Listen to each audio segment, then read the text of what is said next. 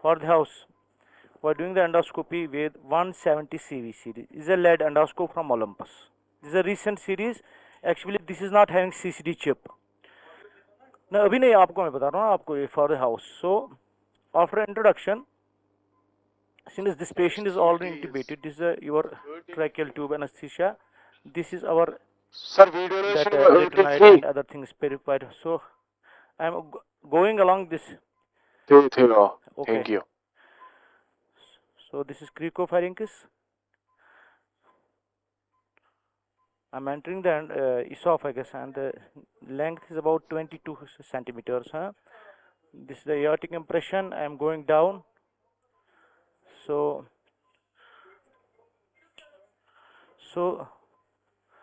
this is the G junction. Check. So two epithelia you can see, the squamous and this. Give me the piece of gauze. Hello, sir. Gauze piece. Sir, you are lying in the auditorium. 40 centimeters there. Yeah. Sir, you are lying in the auditorium. So I am entering the stomach. That is a greater curve. This is the antrum.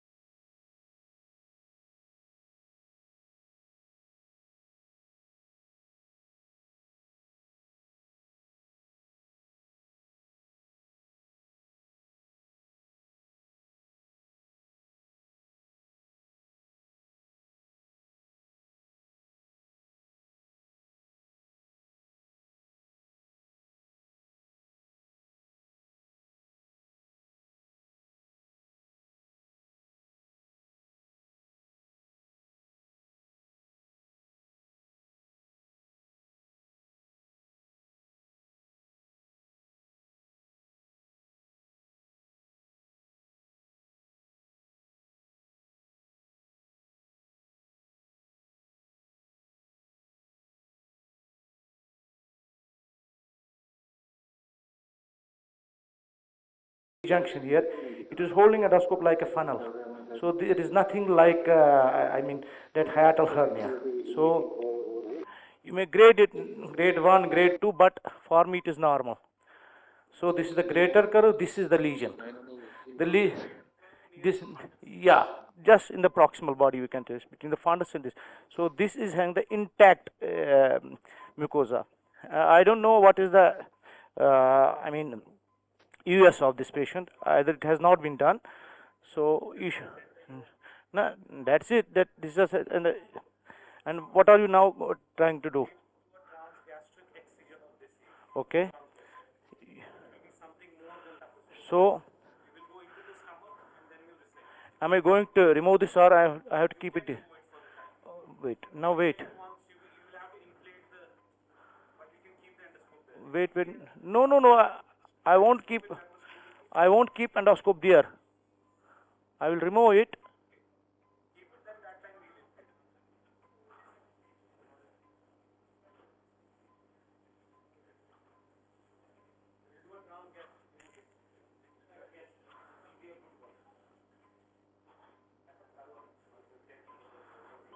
So Dr. Iqbal, should I remove it? Should I remove it now? Should I remove it? So I am coming out, huh? Well, said you may be wipe. Maybe wet gauze.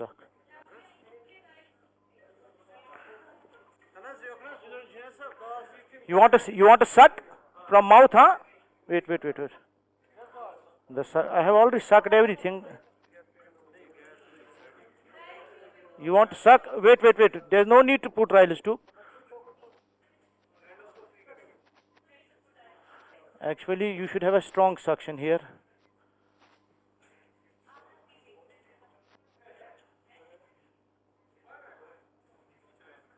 So I will suck, huh? Wait.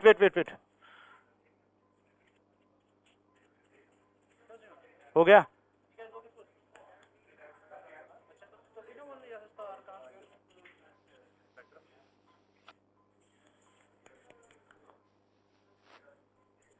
I've collapsed everything. हो गया?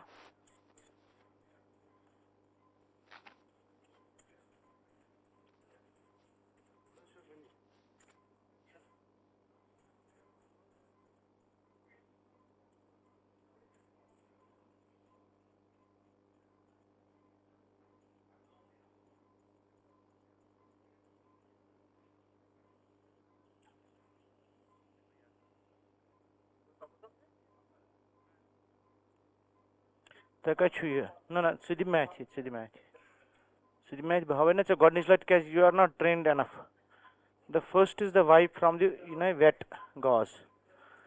Second wipe چھِ آسان نَلکہٕ آب ترٛاوُن کیٛاہ چھُ آسان سُہ چھُنہٕ تۄہہِ کِہیٖنۍ تھٲڈ چھِ آسان سایڈ ایٚکسَس منٛز یہِ تھاوُن 8 مِنٹَن تۄہہِ آوا سَمٕجھ سُہ ما چھُو تۄہہِ کِہیٖنۍ وۄنۍ کَرو أسۍ کٲم وۄنۍ کَرو أسۍ کٲشُر علاج اَتھ وۄنۍ چاوون أسۍ ترٛیشہِ دام اَکھ أمِس چھُ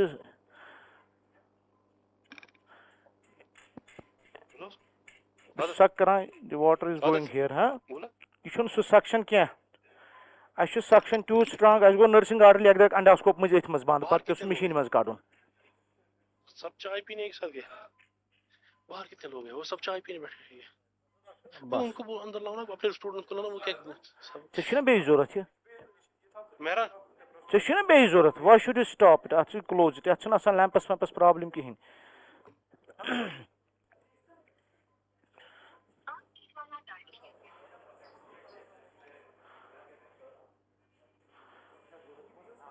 چاے اگر دِیِو تہٕ اَدٕ ہے سَل صٲب ہے سَل صٲب یِم تھیٹر مۄکلے یَتھ کَر نوٚو کینٛہہ کُس بہٕ بیٚہمہٕ I welcome all the delegates چھِی نہٕ to مُجرا یِم this چھِ second day نٔے of live بَناوٕنۍ operative may workshop. I'll be calling chairpersons for this session 1.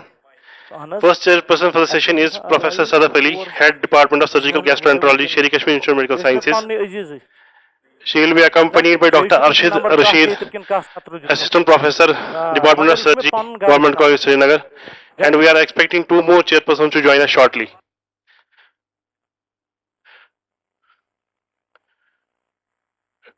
So Dr. Ashik sir, can you please join them?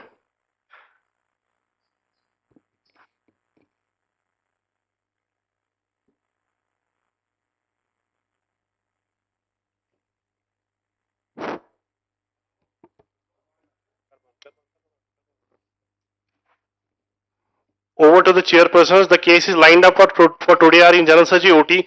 We are going to do ETAP followed by eclasia cardia, and in urology OT, first case is going to be a partial nephrectomy and RIRS. Over to the chairpersons. Hello, OT2. OT2, are we audible? Are we audible in OT? Are we audible in OT? Yeah, Dr. Hamid, I can see your feet, but I can't hear you. Can you hear me now? Yes, yes, please increase your volume. Good morning to all of you. Good morning. Okay. So good morning, Dr. Samun, and I'm Dr. Sada from SKIMS. Assalamualaikum, ma'am. Walaikum salam. And a great congratulations to all of you for doing very good work. Since yesterday, I have been watching it on the Jakasi updates. thank you very much. And probably you are starting with Yes, ma'am. I'm right now in OT2. yeah. Ma'am, we are starting a hernia case. Okay. Our faculty, operating faculty is Professor Pavanendra Lal. He is from MAMC, Delhi. So we'll be starting our first case. This patient, I'll share the details of the patient with you. He's a 72-year-old male. He is non-hypothyroid and hypertensive. He is on treatment for that. And he has complex swelling in the left inguinal region for last 1 year. This swelling gets aggravated on coughing and relieving on lying down. There is no history of any COPD or chronic constipation or lower urinary tract symptoms. He has past surgical history of inguinal hernia repair on the same side in 2019. The repair was done anteriorly, means an open approach was done. And he has history of laparoscopic cholecystectomy in 2017. The patient has again been operated for hemorrhoids in 2010. So there are multiple surgeries in the past. So right now we have diagnosed him as a case of recurrent left inguinal hernia. So since anterior approach is already gone, so anterior space is violated, so our operating faculty will be doing a posterior approach. So most likely he will be starting with E-tap approach, and inshallah I think you will enjoy this procedure. Definitely. Over to the experts in this to give comments, because we are into more of pancreatic surgical areas, and inshallah you are going to do some gist and some more procedures also have understood. Thank you, ma'am, for your nice Okay, comments. so Hello, let Dr. let Hamid, him Salaam let him alaikum. take feedbacks from you as and Dr. when you Hamid. people progress. Okay, ma'am, thank you. Thank you, man. Hello, Dr. Hello. Hamid. Hello. Assalamu alaikum, Dr. Ashik here. Assalamu alaikum, Ashik sir. How are you? Alhamdulillah, fine. Thank you, sir, for joining us. Nice things going around. Hello. Hello, yes. Yes, I am audible to you. Yeah, you are audible. Yes. Nice procedure being now performed to be started. So, what is why we are doing ETAP? Why not tap only? So actually, first is the approach. You have two types of approaches. One is anterior approach, one is the posterior approach. So since anterior space is already violated, so this patient has been subjected to anterior open mesh, anterior open hernioplasty in 2019, and we don't have any records whether mesh has been used or not. So anterior space is gone. So the only option left with us is the posterior approach. So posterior approaches can be different. Like you can start with TAPP. So you go inside, see if there is any problem and then deal with it. Then you have another approach like ETAP or TAP, sir. So since both the approaches are same, ETAP and TAP, you go into the preperitoneal space without entering into the peritoneal cavity. Then where the difference lies is that if you have less space between the pubic symphysis and the umbilicus, if it is less than 14 or 15 centimeter, so the TAP becomes very difficult, cumbersome. So the best approach is E-tap. You place the camera proximally around 3 to 5 centimeters upwards so that you get a better view and a better triangulation. Okay, well taken. But why not TAPP then? What is against that? Actually, this is the surgeon's preference, sir. We can do TAPP, we can do TEP. So this depends upon the surgeon with which he is comfortable enough, sir. Dr. Amun, Sir. Dr. Arshad here. Assalamu alaikum, Arshad sir. Assalamu alaikum, sir. How are you? Alhamdulillah, sir, doing well. I'm good. Please tell us about the body habitus of this patient. Sir, actually this patient, I want the cameraman to zoom into the patient. He is an average build person, he is not obese. Okay. His BMI is absolutely normal.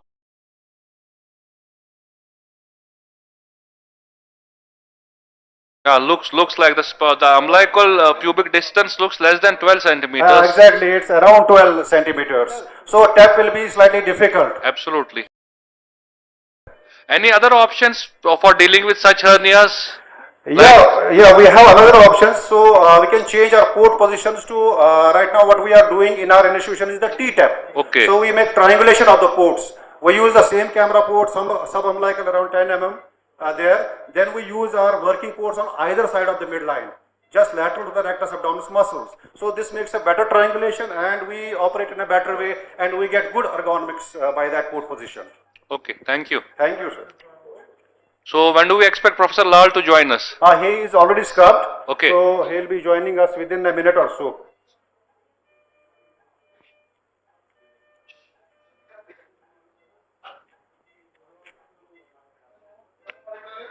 Yeah, can we have OT1 feed? Dr. Samun, I'll go to OT1 for the time being. Okay. Hello. Yeah, Dr. Manzoor, I can hear you. Good morning, Dr. Arshad.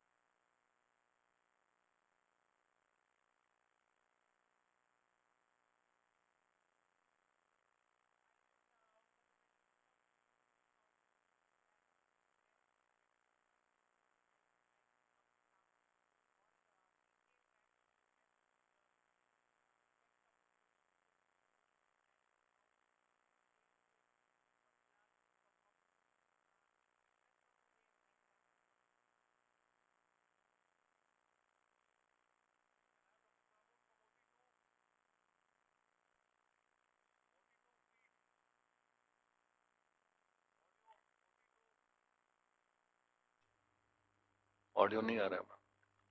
Hello OT2. OT2 audio is off I guess. On कर लो. चल रहा है. OT2 audio please.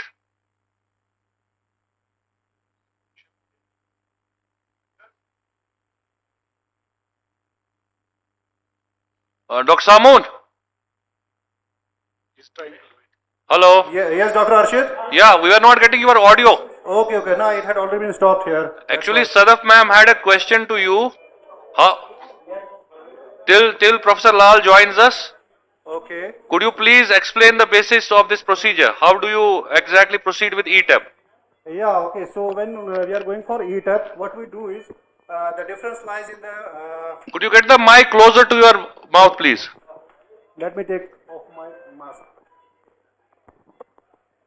So actually, how is ETAP different from normal tap is that the position of the camera port, it's slightly on the higher side. It goes above the umbilicus. That's why it's called as ETAP. So it's extended tap or enhanced view tap, what you like to call it. Okay. So what we do is normally in ETAPs, you make the first camera port proximally around 3 centimeters upwards and 5 centimeters lateral to the midline. So this is our first port. Camera port. Hello? Yeah. You are audible. Yeah, please go ahead. So, okay. So, when you introduce our camera port there, what we do is we go into the left rectus plane first of all, Okay. behind the left rectus muscle. What we do is,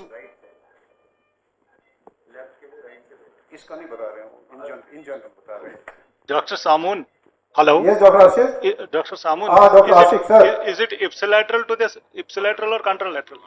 So, it depends upon the side of the hernia actually. So If you are operating on the right side, if the hernia is on the right side, you usually go from the left side. So contralateral. Yeah, it's always contralateral. Okay. Yes, but if you have bilateral hernia, you can go from one side only, from the left side. Okay. I think Professor Lal sir has joined us on the table. I will hand over the mic and you can just hear to his views. Please wire up, sir.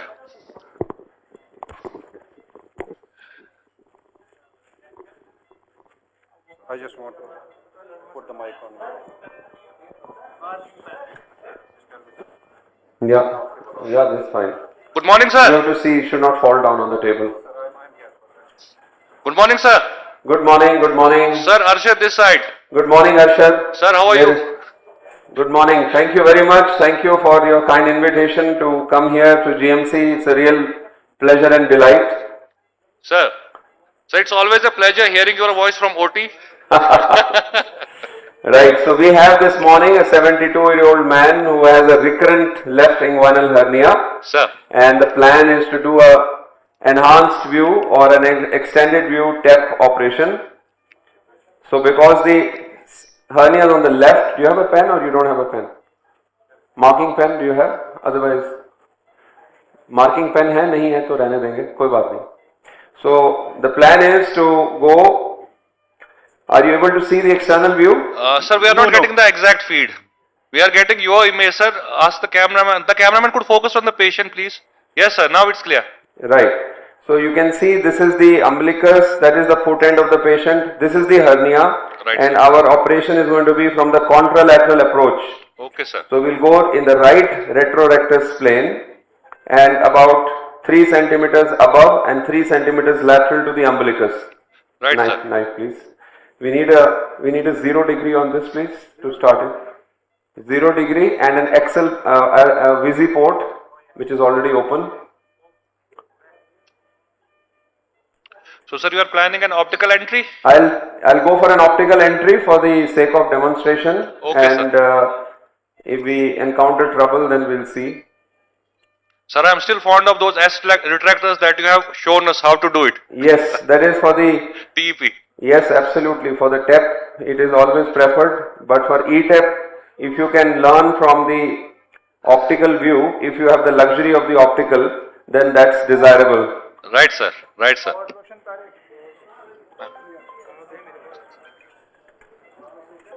Yeah, good morning, Professor Lal. I am Dr. Sadaf Ali, dominant here and open hepatobiliary pancreatic surgeon at SKIMS. And it's an honor to chair a session where you are operating with your vast skill of experience on this recurrent hernia. Thank you very much. Thank you very much, Dr. Ram. It's a pleasure to be here. And so this is our Excel port. We need a 0 degree for that. Are you getting the inside view? Not yet, sir. Is it focused properly? Yeah, it is focused. Yeah, let's see. Let's see again. Yeah, it's focused. Yeah, it's focused. Are you going the inside view, please? Right, sir. Yeah, it's there on the. Okay, so we are going. You can see the fat. Right, sir. Then the anterior rectus sheath has been split open. Right, sir. Then the muscle. Now this is very tricky because if you do not turn and tilt at the right stage, Right, sir. then you will go through the posterior rectus sheath. Right, sir. So all of you need to be cautious and tell me that we have gone through the bulk of the split. Yeah, can you see the end of the split? Right, sir. Can you just see the end of the split? And now I'm turning it caudally. I'm turning my Direction. trocar caudally so that I come in front of the sheath, in front of the posterior sheath. Definitely, sir. You are there. It's difficult. It's difficult. It is very easy to go into the posterior sheath. See, it's already gone into the posterior sheath. This is what I was trying to tell you. Right, sir. See that, see that, see that. This is a frail, elderly, frail man. Yeah. You've got to be very careful. There is no gas. See this, can you see the tear on the posterior side here? Right, Yeah, sir. we can see Yeah. that. So, that's exactly what should not have happened. Not happened. Yeah, we got it. So, that is the sheath. That is the sheath. You see the sheath now? Yeah, no. Right, sir. You have taken an area intact again. Clear, This sir. is the sheath. Now I need the gas on it. Now there is a risk of a pneumo happening. I can't help it now. But we'll see. We'll cross the bridge as it comes. Pneumo is on. Now with the pneumo is on, please. Right. Now you see the rest is happening not only with the visi port, and I'm going forwards, in front, in front, in front, over the posterior sheath. All of you are okay with me? Absolutely, sir. Yeah. Has not gone beyond actually. Still is the skin incision? No, skin is not. The muscle is holding it up. Just okay. This is which OT? Yeah, I think in OT-3, are we connected to the people over there operating? Professor Iqbal Salim is operating over there? Let's take this out for a moment. The audio is not there. Professor Lal will take your leave for some time, and we'll be going to another OT where they are demonstrating a procedure on gastric cyst, laparoscopic resection of gastric cyst. Thank you very much, sir. Audio unka bhi gaya. I want audio OT-3, please. Hello. Yeah. Yeah. Hello. Hi, Rifat. Hello, ma'am. Good morning, ma'am. Good morning. I am Dr. Rifat. Hello. Yeah, hello, you're audible. Please go on. We are eagerly waiting to watch Professor Iqbal Salim operating on the cyst. Okay, ma'am. I will give a short history of this patient. He is 60 years old male patient. He is a known case of hypertension on treatment. He presented to us with a history of pain, upper abdomen and dyspepsia from last 1 year. The symptoms they use it to get aggravated on taking meals. There is no significant past surgical history, but he is a smoker. For this, the patient was evaluated, endoscopy was done, that was showing a submucosal lesion around 2 cm, which was seen in the body of the stomach along greater Cairo, likely suggests to have cyst. To be more sure, what we did today, we did on-table endoscopy by Professor Shaukat Kadla sir. Again, that is showing a growth around 2 cm along greater Cairo. It is submucosal, the overlying mucosa is intact. And even we have done CT enterography also, that is showing the same features. like there is a well-defined round soft tissue density enhancing lesion around 2 centimeter. It is exophytic, arising from the greater curvature of the stomach, predominantly homogeneous, likely suggestive of GIST. Okay, but fine. Yes. Yeah, we watched that endoscopy also. So can you just share the pictures of your CT scan? And please, then you can focus hand this. it over to the operating surgeon to Yeah, give I will hand over. If details of ports you and can all see, ma'am, placement. here is the lesion on the CT scan. If you are able to appreciate this from there. कहाँ वहाँ करेंगे folks? It can be zoomed little bit? थोड़ा zoom कर दीजिए please. Film पीछे कर रही हूँ. Ma'am, are you able to appreciate this? Yeah, we are able to appreciate it. Thank now you it's so almost much. on the body of the stomach. Yeah, ma'am. Yeah. Exactly. So our plan is likely today we will go through transgastric excision of the lesion. Now I am handing over my mic to Professor Iqbal Salim sir so that he can brief us about this procedure. Just 1 minute, ma'am.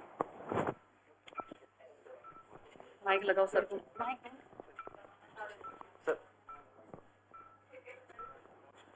Hello. Yeah, assalamu alaikum. Walaikum, Dr. Sadab. Professor Sadab, how are you? I am good. First of all, I need to congratulate you and the whole team, Dr. Javed, Professor Mufti, putting up a wonderful show today.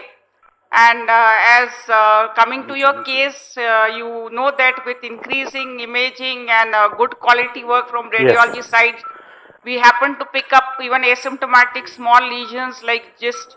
So please let the audiences get enlightened with the details of procedure. How did you put the port and what are your plans? Madam, today we are going to demonstrate something different. Okay? Yeah. So bear with us for 10 minutes. The moment we are inside, then we will surprise you.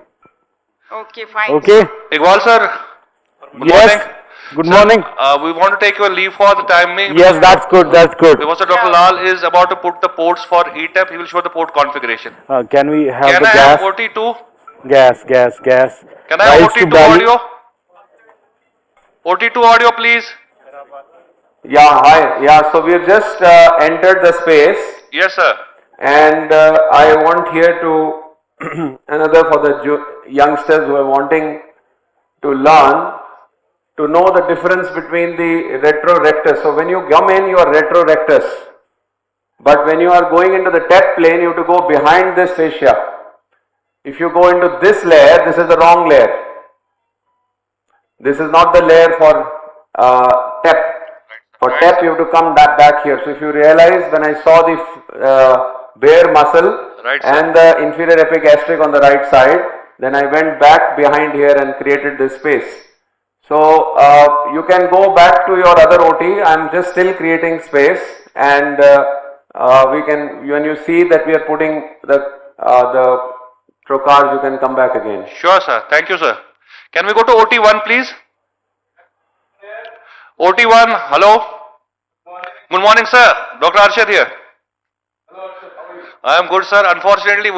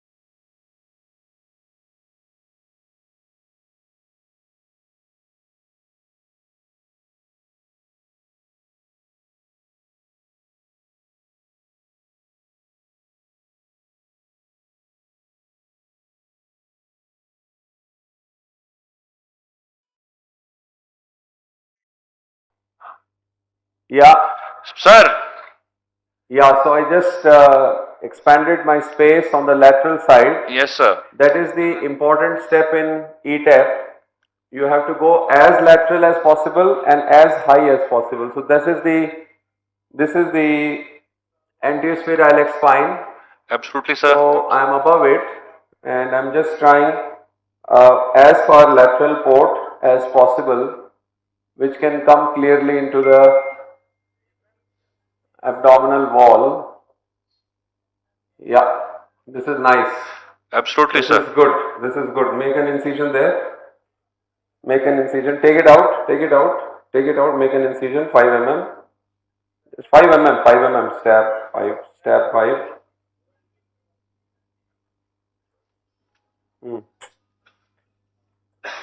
छोड़ो.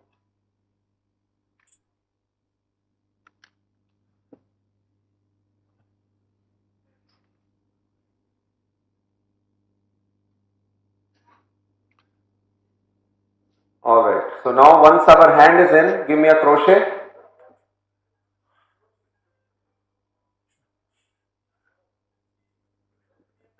That's a significant step in ETEP to have one hand in. Right, sir. And then is the task to make the space at the midline for the second port, which is just below the umbilicus. Also to do the crossover. So you can see here, this is the ipsilateral right-sided inferior epigastric. This is the right rectus. This is the Hasselback's triangle. That is the area of the indirect hernia. That is the superior pubic ramus of the right side. Everything which is nothing to do with us for this particular case. Right, sir. For this case, we have to go to the opposite side. You can see the hernia on the other side there. That's the hernia. And you have to make space on the opposite side. I am holding the camera myself and I am holding the right hand myself. All my assistants are just sitting and enjoying the view, sir. And watching. Right. So this is the place I have just introduced on working with 0 degree. Right, sir. I continue to do 0 degree tap. You all know that. I know, sir. We don't use 30 degree. I made little bit more space. You can see the hernia on the opposite side. So it's a medial recurrence, sir? Well, we'll just see. That bridge is not to be crossed. In ETAP, I want you to learn how to make the space using the higher optic entry. Right, sir. That is the crunch. Now here in the midline, we also have a challenge because this patient has had a lap poly and there is a previous scar in the subumbilical area where we have to go in. So there is a dual challenge. So here again, see what I am doing. We have got the left inferior epigastric. This looks like a direct hernia. You can all see that. Right, sir. And I will just clean it, don't worry.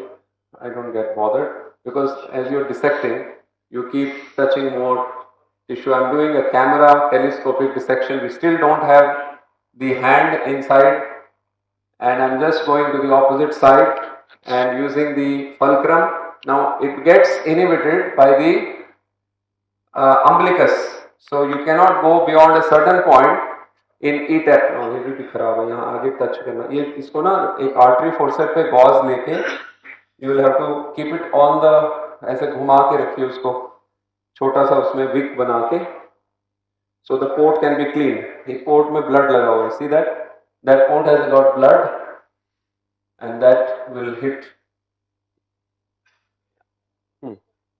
बस ऐसे बना के छोड़ दीजिए उसमें, ऐसे मेरे को दो. ये भी सीखना पड़ेगा. हमेशा के लिए सीख लेंगे, एक बार सीखेंगे, हमेशा के लिए सीखेंगे. Hello. Dr. Yes, Lal, sir. Yes, Dr. sir. Lal, Dr. Ashik from auditorium. इसको ये देखो क्लीन करते हुए देखो. Hello. That's all. See that? That's the blood that comes out. So now the port will go in without any problem. Hello. Yes, sir. Yes, sir. We are audible. Yes. You are audible, sir. Yes, sir. Tell me. I would like to know what are the pressures this time. For the general laparoscopy, we keep 14, 15 mm of mercury. What in the TEP and X, this E-tap, what are the pressures? The pressure and the pneumo. Yes, yes. Same, 12. Sir, It is not to be reduced. sir, we don't keep it beyond 14, 15 in E-tap.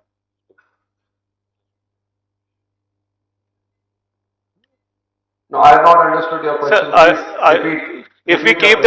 if we keep the pressures on the higher side, maybe 20 or more than 20 for the E-tap. No, it's not needed actually. That I want to say that you don't need to increase pressures.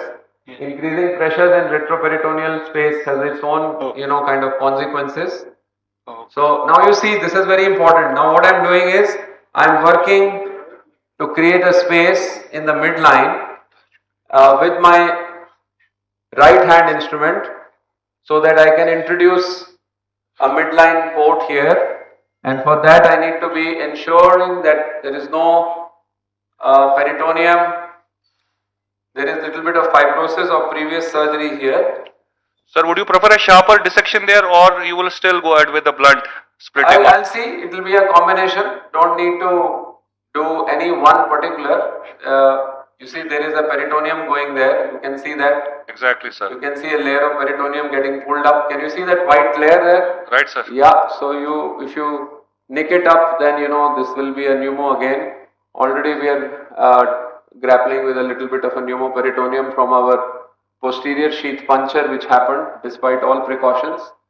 So, but sir, that is the advantage of E-tap, that it hardly seems to bother you, the pneumo that is created. That's right. Now can you keep it here? Can you keep it here? Let me see whether I can go in. Give me a needle again.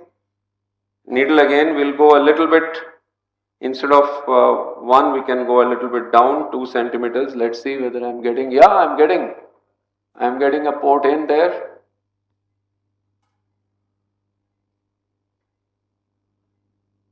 ऊपर रखिए sir इसको, flat दिखाइए.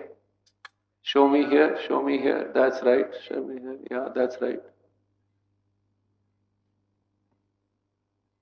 Come in here, yeah.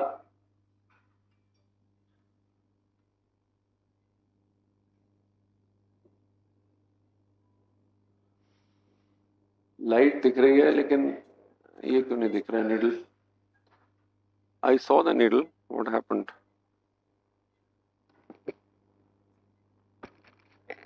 With the permission of the chairperson, I have a small announcement to make.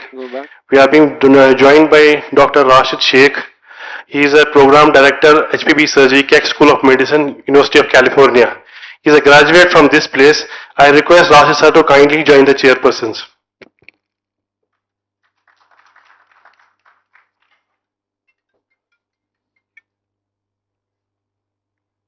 कहाँ जा रही है needle? ओ आगे जा रही है. हाँ ऊपर आओ, फिर आगे. Welcome Dr. Rashid and ये तो ठीक आ गया. there have been lot said about him coming to Valley and demonstrating robotic surgery. So I welcome him on behalf of all chairpersons. This is okay. And hand over the mic if he would like to make some comments and यहाँ दे दो. intro. Actually, thank you all for having me here. It's a pleasure. Last time was here in 2004 when I was intern. And now 20 years forwards, I'm back here. It feels very nice. This auditorium was not like this, but it's great to be here. I hope I can share something with you guys tomorrow and learn from you guys as well. Thank you. Welcome, Dr. Rashid. I have been 2 years junior to you. It was always a pleasure working with you. Transcast. Just come in front of this. I think leaf. they are back into the theater where in OT-3 they are performing gastric gist. So Professor Iqbal, am I audible to you? Hello, can you connect the audio to the OT-3? Can we have audio from OT-3? Left hand please. Let head go a little bit down. है नहीं, left अपनी, head down. OT-3 please.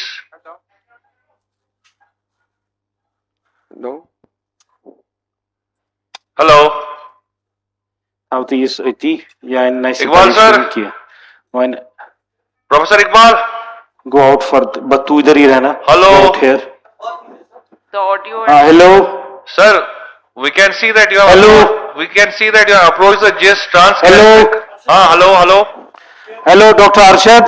Sir, we can see that you have approached the GIST transgastric. Dr. Arshad. Yeah. So the audio is not connecting to each other. Otherwise, Our audio. With. Okay, okay. Check, OT-3 check. So, Gas is now inside, huh? Check. Now I need 2 more boats. That's up. थोड़ा सा मुझे left up कर दीजिए. Left up. hello. Can we have the audio feed? Professor Iqbal, are you? Check on. Check.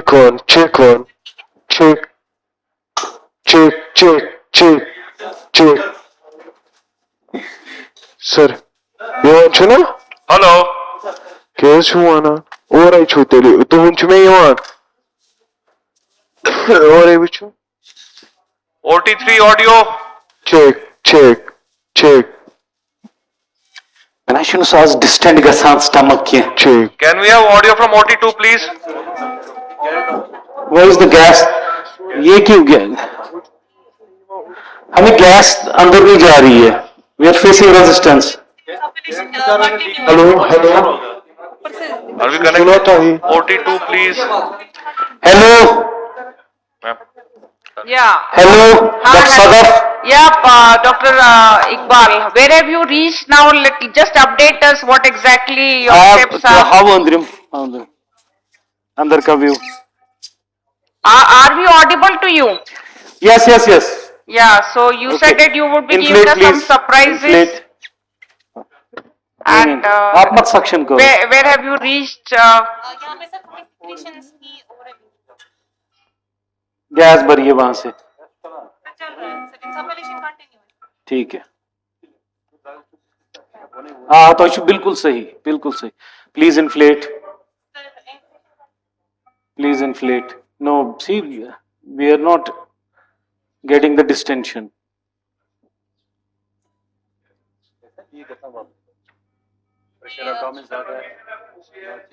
ठहरो. Yeah, please. If we can have some comments from the audiences right now, they should join us and. Professor Iqbal, Dr. Kulwant here. Sir, this is your introduction. Sir. Sir, can we abut the anterior gastric wall with the anterior abdominal wall by hitching those stay sutures? That will increase the gas in the stomach. Sir, I think we have not observed. There are already 2 stay sutures. Hey, you hit it. Yes, already hitched. With the anterior abdominal wall. Yes, already hitched. That will, because air is escaping through that large size wound in which the port is placed. Yes, that is the problem. So you abut the anterior this gastric wall with the posterior abdominal wall. Sir, there was an observation from Professor Mubashir from SKIMS. He wants you that the Ryle tube should be pulled up a bit. That might be causing the air to leak. If you can put it in the esophagus. Please pull the Ryle tube up. Please pull the Ryle tube up. Meanwhile, till you get your bearings right, sir, can we go to OT-2, please? Sure. OT-2 feed. OT-2. Audio from OT-2, please. I think Okay, yeah, so OT2. इसमें cautery देना please. Lal sir, I've shown you the division of the PRS. Yes sir. On the contralateral side, that's one of the important key steps of the space that you have, which you generate with this operation.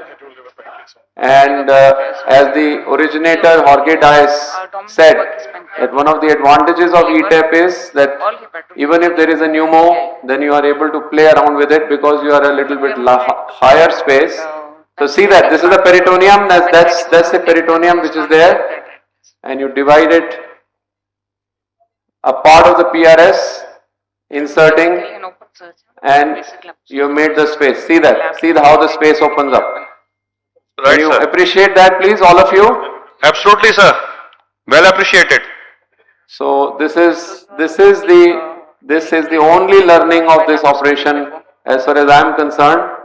Rest is just simple, straightforward TEP. I can hand it over to any faculty member and do it, and you can do it. But that's the only learning point of how. Just go back again. Let me just see the pneumo. I'm pushing the pneumo down with my left hand. Again, see the division of the PRS on the opposite side.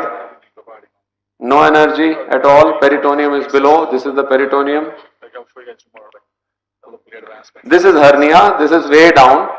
Yes, sir. This is way down. Way down. That's not the problem. Problem is learning E-TEP. Absolutely Learning well the pose demonstrated. position. When we in our AWR-DI meeting, which happened in March, Yes, sir. and I was able to speak in front of Jorge Dias himself and tell him that in his own paper he has given 8 approaches to do. I said if you give in India 8 methods of doing a case, nobody will be able to do a case. So this is the way to do the E-TEP. Right, is sir. to put an ipsilateral port. Just see the ipsilateral port by creating the right side with telescopic dissection, and here with this epigastric port, this port I can even do a bilateral E-TEP. Right, sir. So see the amount of space. The advantage is we are way above. In the TEP, this is the entry of the camera. So the camera will be here. Right, sir. Do you appreciate that? Right, sir. Right, sir. But in TEP, in E-TEP, we are here. So the advantage is I can go there, I can do the division, I can expand the space, I can make it bigger. See the advantage is all happening with a 0 degree. Right. So the trainee surgeons have no problem that the light source has to be kept on one side or the other.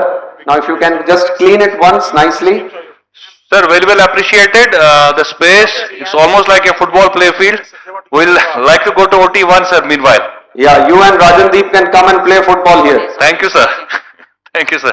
OT-1 audio.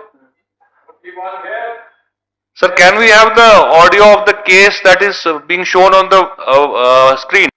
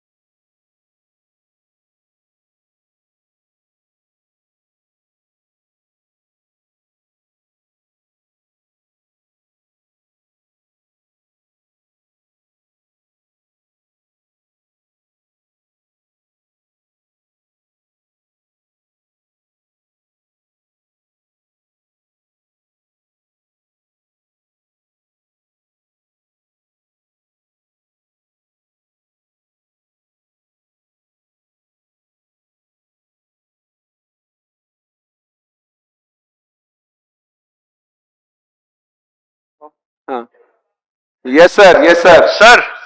So can you see, the first year postgraduates are wanting to reduce this hernia. Okay, sir. and I am just not allowing them to do. Can you see this direct hernia? Right, sir. Right. So now hold this, and you see in the first time in our paper in surgical endoscopy, nobody else before that had described the reverse sac. Yes, sir. The We pseudo described the reverse sac. See, this is the reverse sac. Right, sir. Fascia transversalis, and you just pull it down, and the direct hernia is reduced.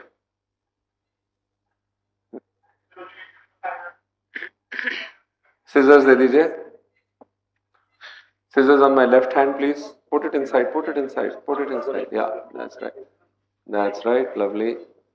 Cold scissors, nothing. Cold scissors, no energy is needed. There's also no energy.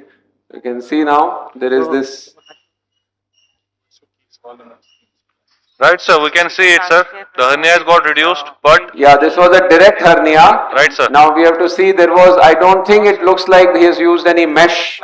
Must be just a Bassini's repair or just some hernia repair. There is no detail available. This is what the residents told me. There is no cost. Come forward here, just go above. Don't touch. नहीं नहीं आगे आओ, ये काटना है, इसको काटेंगे थोड़ा सा, सीजर से काटेंगे, इसको दिखाओ. Dr. Lal? Yes, sir. The moment we started this procedure, we were anterior to this posterior rectus sheath. Isn't Yes, it? sir. So when we crossed this transversalis fascia, I want to know. No, we are behind only, sir.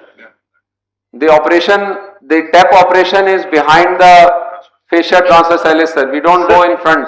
Sir, but once we started it, we entered Yeah. anterior to this. Yeah, that's right. I'll show you. Very good question. See this here. I have kept it for you. This one. This is the one. Right, sir. This is the area. If you continue, you entered here. Yes. After that, I dissected behind this layer which you see. This is And then this was the one which was brought down, which is seen as loose areolar tissue. Thank you, sir. Thank you. Right, sir. Very well demonstrated. The Yeah. fascia transversalis layers. Sir, would you like to do some more dissection? Just trying to free this space here. Yes. Yeah, not too much there, but yeah, the mesh is going to come here, no? Mesh is going to sit. Right, the mesh, sir. the lower border of the mesh is going to sit here.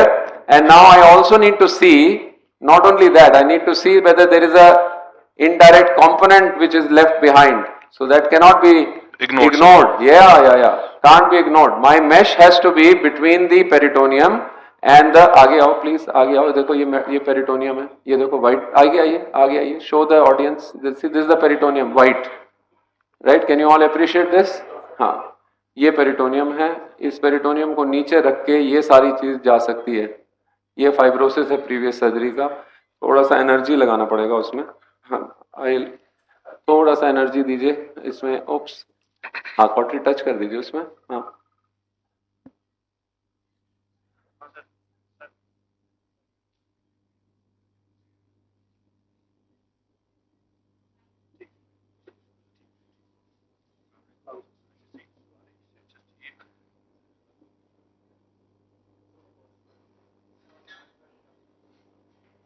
So this has gone down.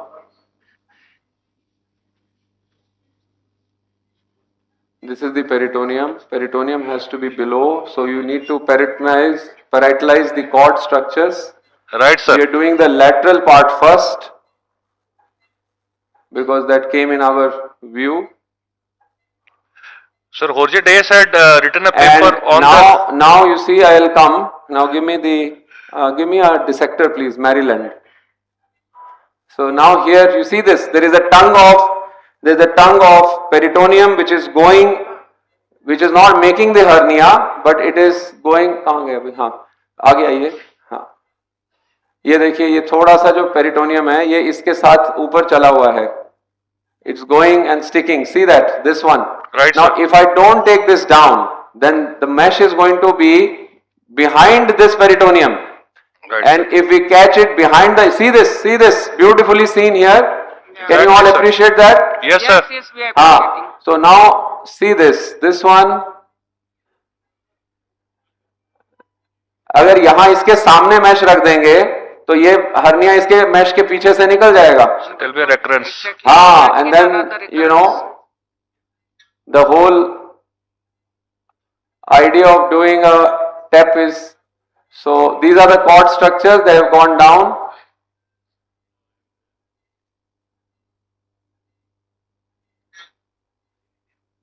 We'll see whether they are coming off and teasing off. You can see there is a very slender kind of a, oops, there is a small, did I make a hole or was it? Looks like a hole in the peritoneum, sir. Scissors please. So we have to bring down the peritoneum, sharp dissections.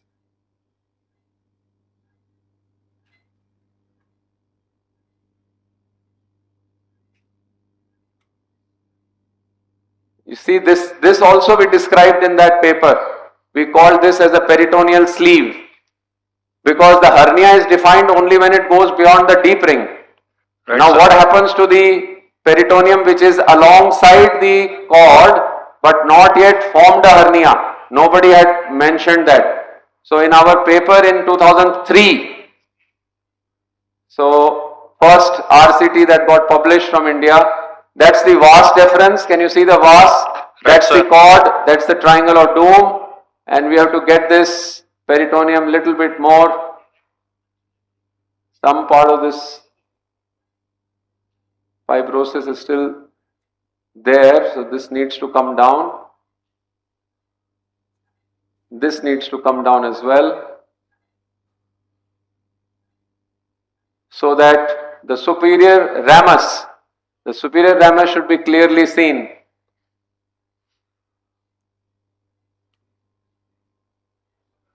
Pottery connected नहीं है boss इसमें left में.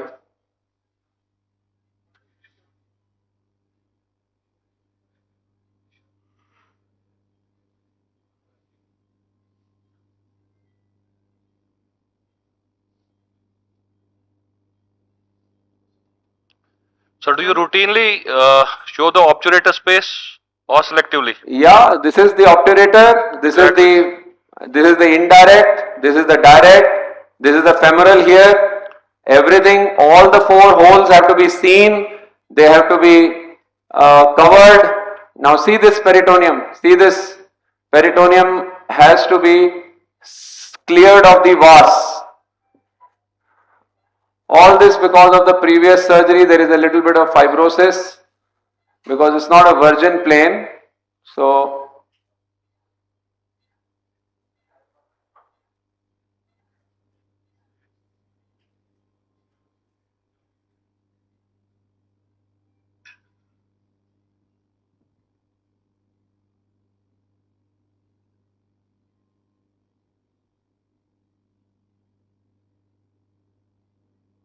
So you can see now that's fallen down. Right, sir. And the wide open triangle of doom and the external iliac vein and artery, that is the reason it is called a doom. And then here medial to the vein is the femoral ring, so that's the femoral hernia. Here is the obturator, so that's the obturator hernia. This is the indirect, that is the indirect inguinal hernia. This is the direct hernia which this person had. So we are all good to go. And this mesh is going to come here. So this must be cleared so that the lower part of the mesh sits nicely. If you make your space nicely, the mesh sits nicely and there is no problem. Sir, the space has been demonstrated beautifully. So meanwhile, till you get the bearing side, we'll go to OT-1, sir. Yes, please do. Please go. Please go. Thank you, sir. OT-1 audio, please. Dr. Javed, please go ahead. No, yes. Loud test style do. Let's explain where you are. Mesh kholo. 16 by 12. Bada. My settings are pointed shoots. Glove दो, दूसरा नया glove दीजिए sir. Yeah, you're audible. Time कितना हुआ है? ठीक है, time में ज्यादा हो गया टाइम। कितने बजे शुरू किया था? 9:45।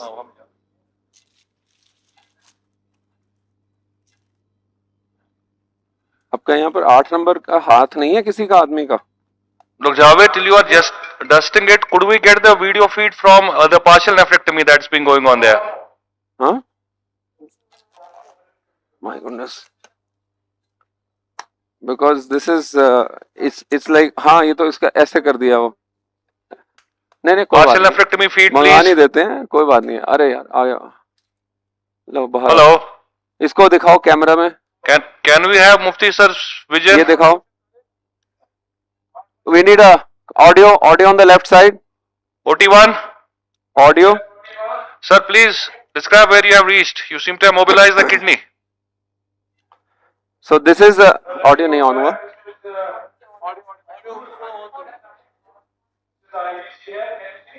Right, sir.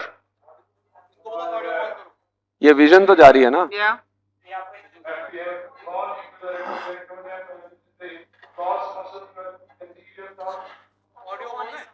All right, या कैमरा।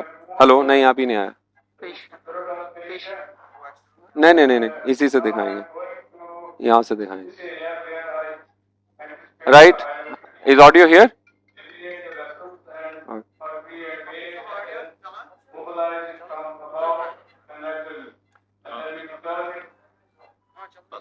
हेलो, या नहीं। Right, sir.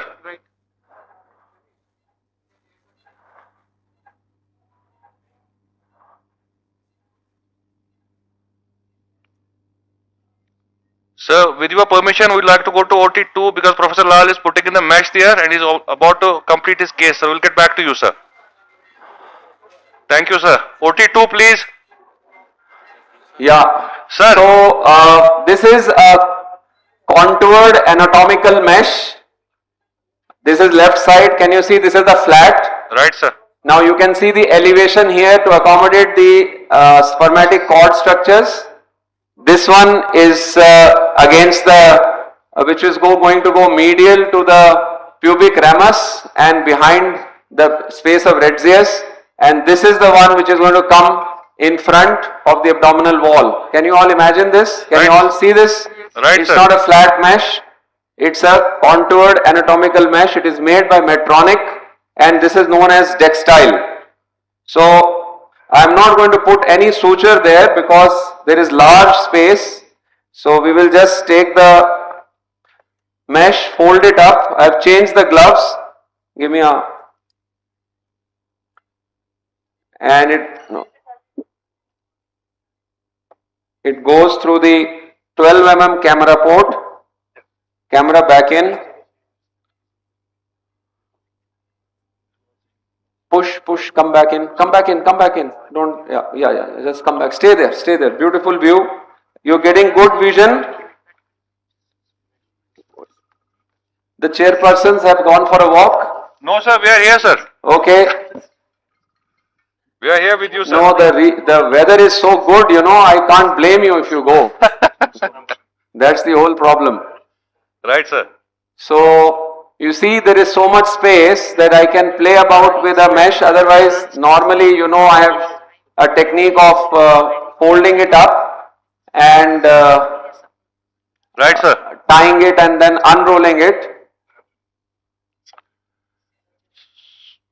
Oh, please, sir. There is a question from audience, sir. Even before the mesh has gone in. Right, sir. There is a question from audience. Sir, this is Akhtar Ganai from Jawaharlal Hospital. Sir, from Jawaharlal Hospital, sir. Jawaharlal Nehru Memorial Hospital. Acha, theek hai ji. Sir, what do you do with this pseudo sac or a reverse sac? Would you like to suture it or? I don't want to suture it. I'll show you what I do. Right, sir. Yeah, there are people who want to fix the pseudo sac and bring it back up on the. Right, sir. On the. So, what is your experience about distal sac seromas? See, we have got just a small series of 10,000 cases. It's a humbling series, sir. So you see now, just we'll talk about seroma. Remember, chairperson should remember to raise that. Let me just show you the deployment of this mesh. Right, sir. And the pros and cons of this mesh, much to the dislike of the Medtronic people.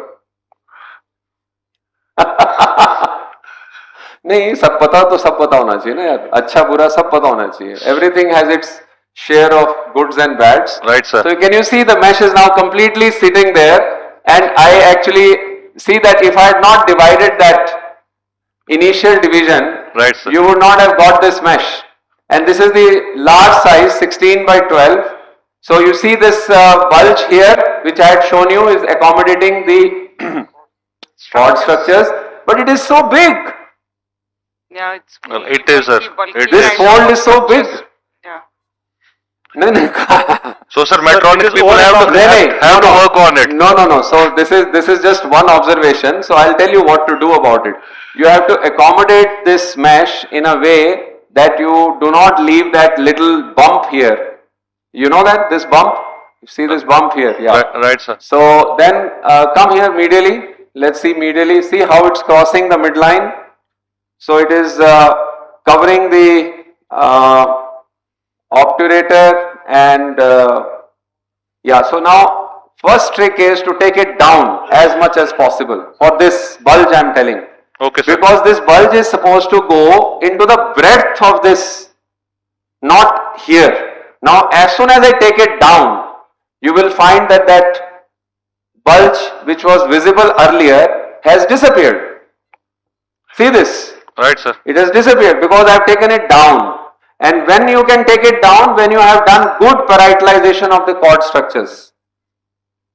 Right, sir. So this is the Cooper, this is the femoral, this is the direct, this is the indirect. All the 5 holes of myopectineal orifice have been attended to. Absolutely, sir. Right? Peritoneum clearly come down, and we are working with 0 degree.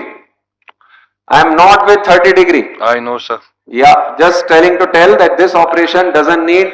30 So degree. see how I have kept this flat. Right, sir. And come here, it crosses nicely to the other side. Now the question about seroma. Now this is a newer technique of pulling the thing down from here, pulling it and stapling it. We don't do that. You know what we do. We use a pressure on the anterior part using a gauze roll for 24 hours, and that serves the purpose. But every person should do what is good in his or her hands. In our hands, that pressure is working very well, so I don't need to change that plan. And now most importantly, right, sir. Most importantly, when you desufflate, now this operation is over here. You want any more questions? No, sir. No, this was wonderfully demonstrated. Sir, everyone is in awe and you can hear the applause, sir. All orifices are properly fixed. Thank you so much, ma'am. Now see, this is the thing. The most important part of this operation is desufflation under vision. See what I have taken on my left hand. My right hand is still there because I am operating myself. I have closed the gas myself. So gas entry I have stopped. No, don't come back. Don't come back. Don't come back. I am just showing this, what is to be done. Now I am opening myself, my one port. Come forwards. Come forward. Camera to come forward. Come forwards. Come forwards. Yeah. My pressure is still there. There is no curvature. It will stay where I leave. It will stay where I leave. Right, See sir. this. Okay. Right, sir. Right. See this. Very good. Excellent. Very nicely done. Very nicely. Thank you so much. Thank you, sir. I think the organizers are saying that Professor Senthilnathan is available for OT-3 surgery where they are planning a distal pancreatectomy. पीछे वाला जो छेद है ना. Can we have the audio visual of OT-3 in a more appropriate way so that somebody coordinates with that from the other end? Can we have the feed from the GEM Chennai? Can we have that feed? From GEM Hospital Chennai. Yeah, they're This is a case of distal pancreatectomy with splenectomy. We are planning, this is a case of a solid pseudopapillary tumor in a 19-year-old girl. We are planning to do a robotic distal pancreatectomy with splenectomy. This patient, the imaging features are suggestive of a solid pseudopapillary tumor of the pancreas, which is typical in this age group. And the options regarding spleen preservations were discussed pre-operatively based on the imaging features. But the tumor size is slightly bigger, around How 8 big is the centimeters. lesion on imaging? This is Dr. Sadaf here, Dr. Senthilnathan from SKIMS, Srinagar. Hello, madam. Hi. Can we have some details about the size of the lesion and, of course, this subset of patient, I would opt for a splenectomy as well. Yeah. The size of the lesion is 8.5 by 7.5 centimeters, arising from the body and tail of the pancreas, and it is in close proximity to the splenic artery and the splenic vein as per the imaging. So, though we would attempt to do a spleen preservation in such cases, in this case, we had our options open. That's either we can do a spleen preserving or a distal pancreas with splenectomy. So the plan was to go ahead with the robotic procedure. We have docked a Da Vinci SI system.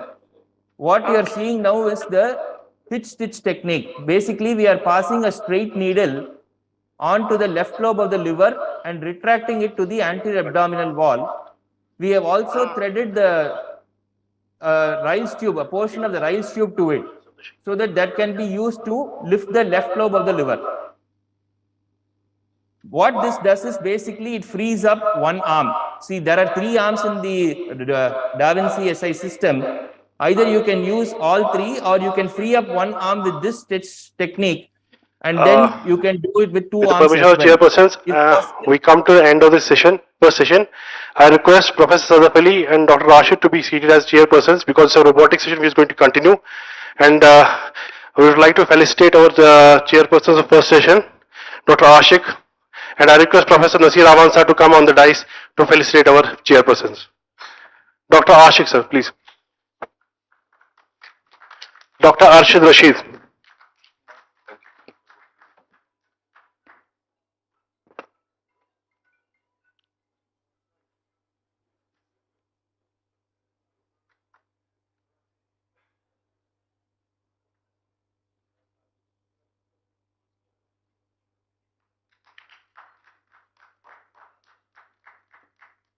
Dr. Arshid.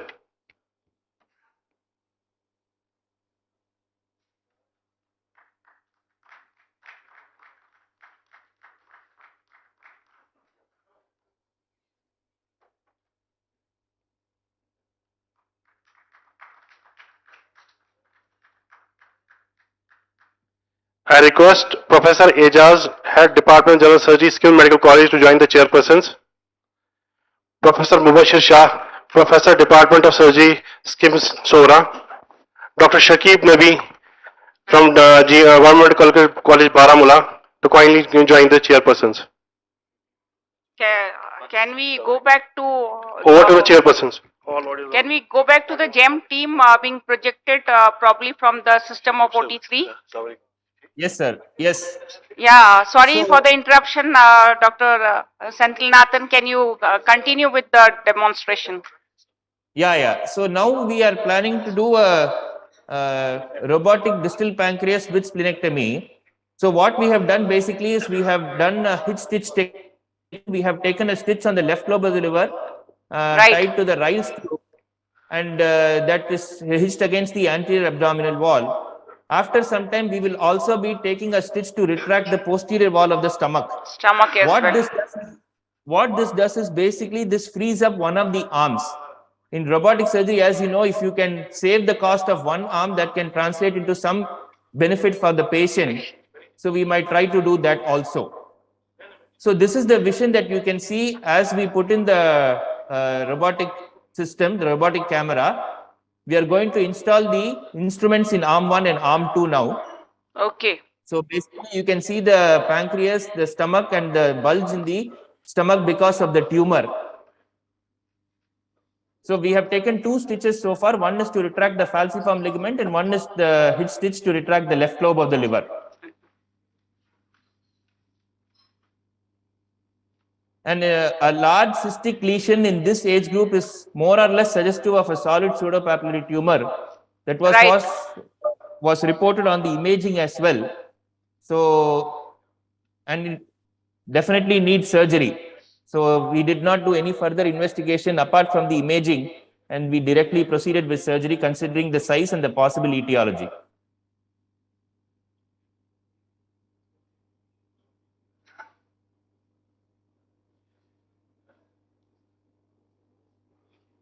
Large pancreatic lesion in 19 year has to be a spen only. So, yes, madam, yes. Yeah. With some peculiar features on imaging.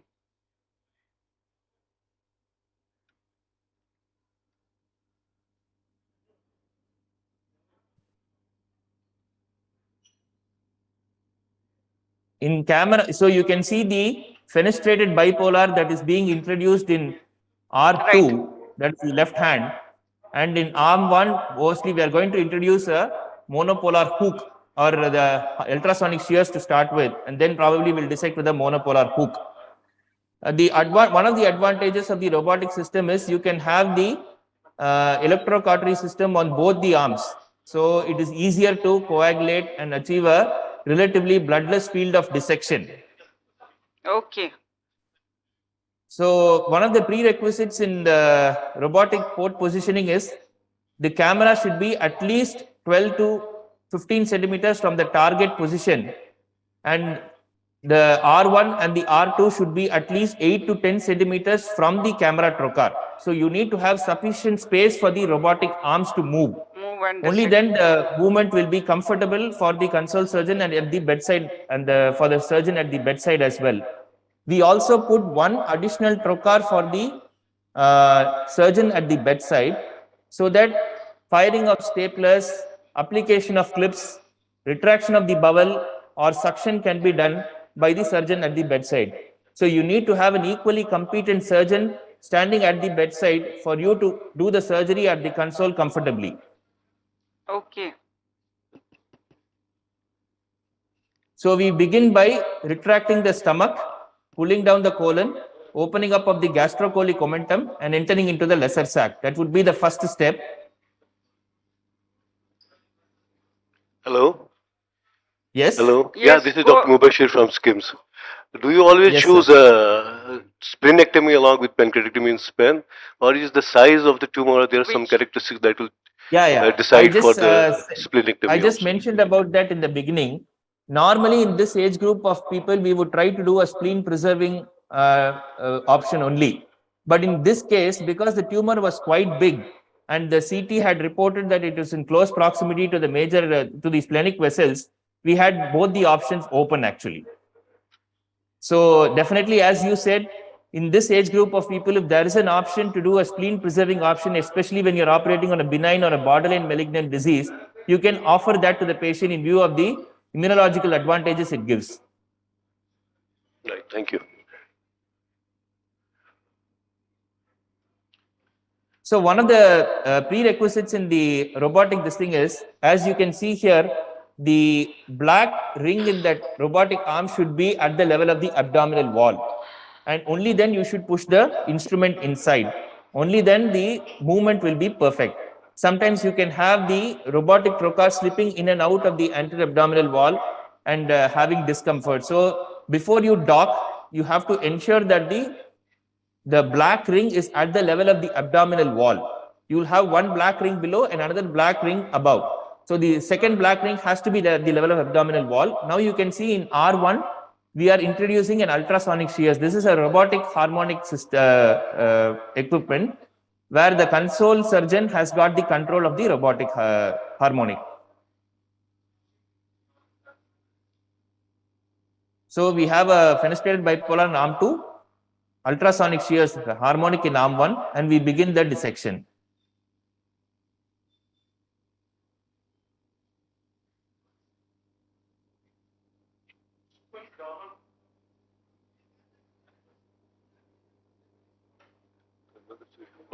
So this is what I was saying.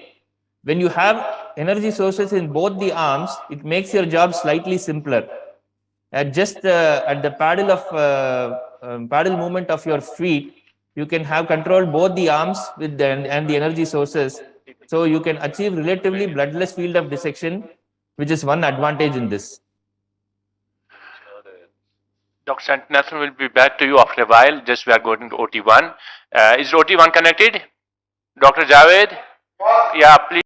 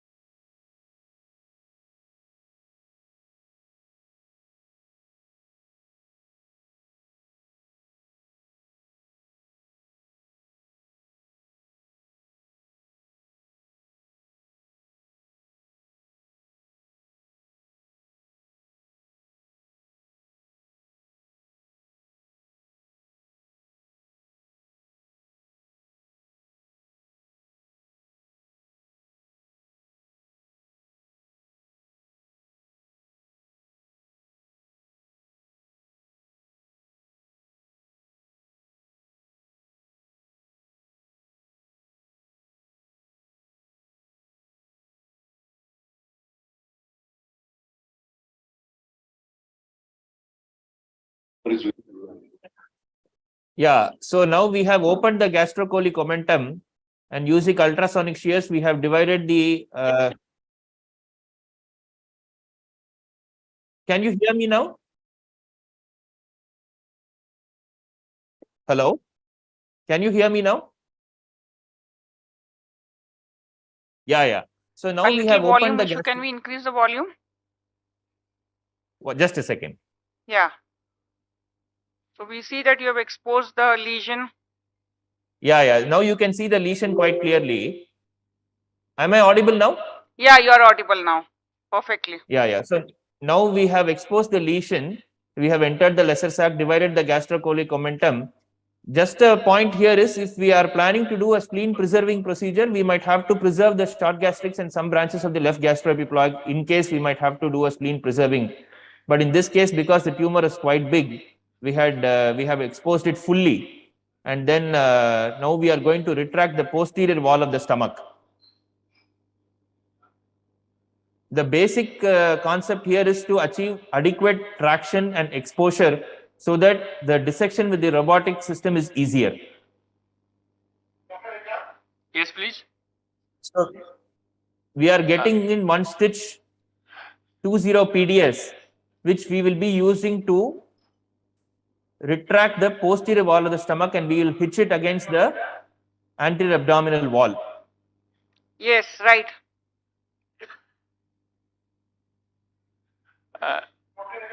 Yes, please. Excuse me, Dr. Sentinel, just we are going to OT1. Just there's something they have to. Yeah. Yeah. Yes, Dr. Javed. Yeah.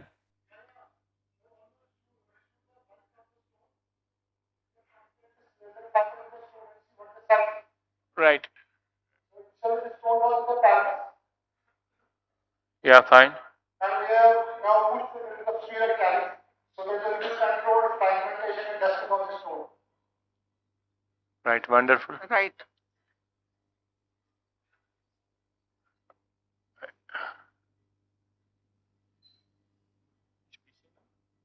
Fever and other complications. Additionally, if there is something wrong with the drainage pathway of a kidney, for example, if there is a stone and there is some maybe a huge obstruction.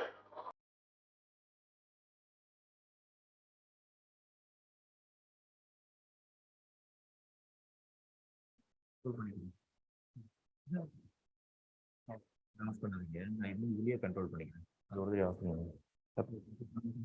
இந்த mute option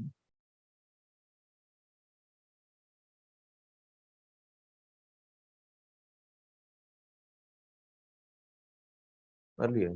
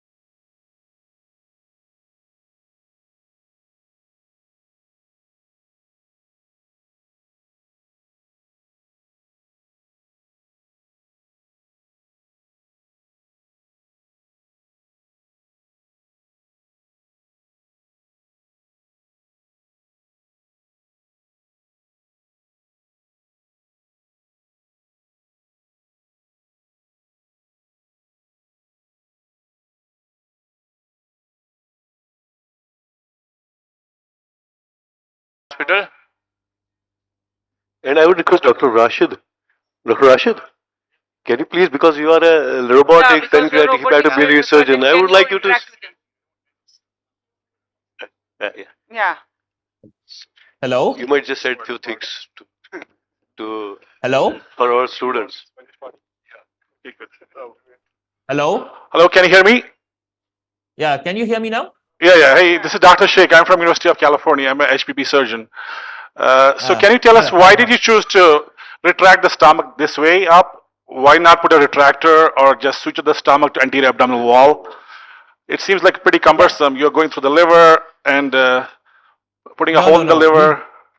We already have a stitch there. So we are just. Can you be louder? Sorry, can you be louder? Can you hear me now? It's very, volume is low. Can we increase the volume in the?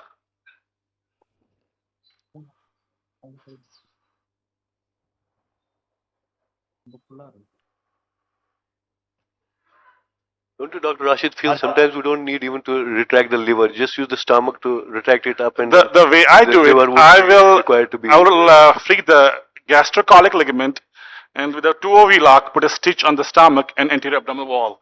And the whole left lobe of liver and the stomach is out of your way. Yeah. That's how John Martini does. That's how I do. That's all the people in the States are doing it now. Initially, when I started, I used to use a retractor, which is called Nathanson. I used to put Nathanson and retract it. But even Nathanson is also very sharp. Sometimes you can poke into the left lobe of liver and cause a hematoma. So then we devised this is the better way, just mobilize it. And I don't know why Dr. Senthil Nathan is also using a harmonic scalpel, because clearly harmonic is not a robotic instrument, even though they have the robotic, they have made it for a robot, but because it doesn't bend, so it doesn't give you advantage of the whole robotic system. Can you comment on that also? Why are you using harmonic, not synchro seal or not wrestle sealant? Yeah. Hi. Yeah, we don't have that actually. We only have the harmonic at present. Oh. And as you said, the harmonic has got this inherent disadvantage, especially the robotic harmonic, that it does not bend. So I would totally agree with you. A hook, as you see, as we can get it here, is much better. But for the initial division of the gastrocolic omentum, the bulk of the omentum, we use the ultrasonic shears, that's all. And then we proceed with the final dissection with the hook. And a point well taken. It's a very valid point that the harmonic tip doesn't bend in the robotic system. So that is one inherent disadvantage with that. You know, also for the stomach, like you did, I used to do the, initially I used to do the, like I said, I used to do Nathanson and all those things. Then, you know, John Martini is a friend. I don't know whether you know John or not, Caroline. So he was like, why do you do this? Just put it up and use a 2OV lock. I do the same thing. And then I started doing that, and my life got so easier. In 2 seconds, even my fellow can do it. Mobilize the left, this gastrocolic ligament, put a 2OV lock, put 2 stitches on the anterior abdominal wall, and you're done. You don't need to worry about anything else. And I will appreciate if you can show us your port positioning also, if you have an outside camera. Thank you. I just mentioned about the port positions earlier as we had started. The port position, one is at the robotic camera is at the level of the umbilicus, and then the R1 and the R2 are about at the level of the mid-clavicular lines, about 8 to 10 centimeters from the camera position. And we have an assistant trocar just placed below the robotic trocars, about a few centimeters below that on the left side, so that the assistant can do the retraction, the clip application, and the stapler firing if necessary.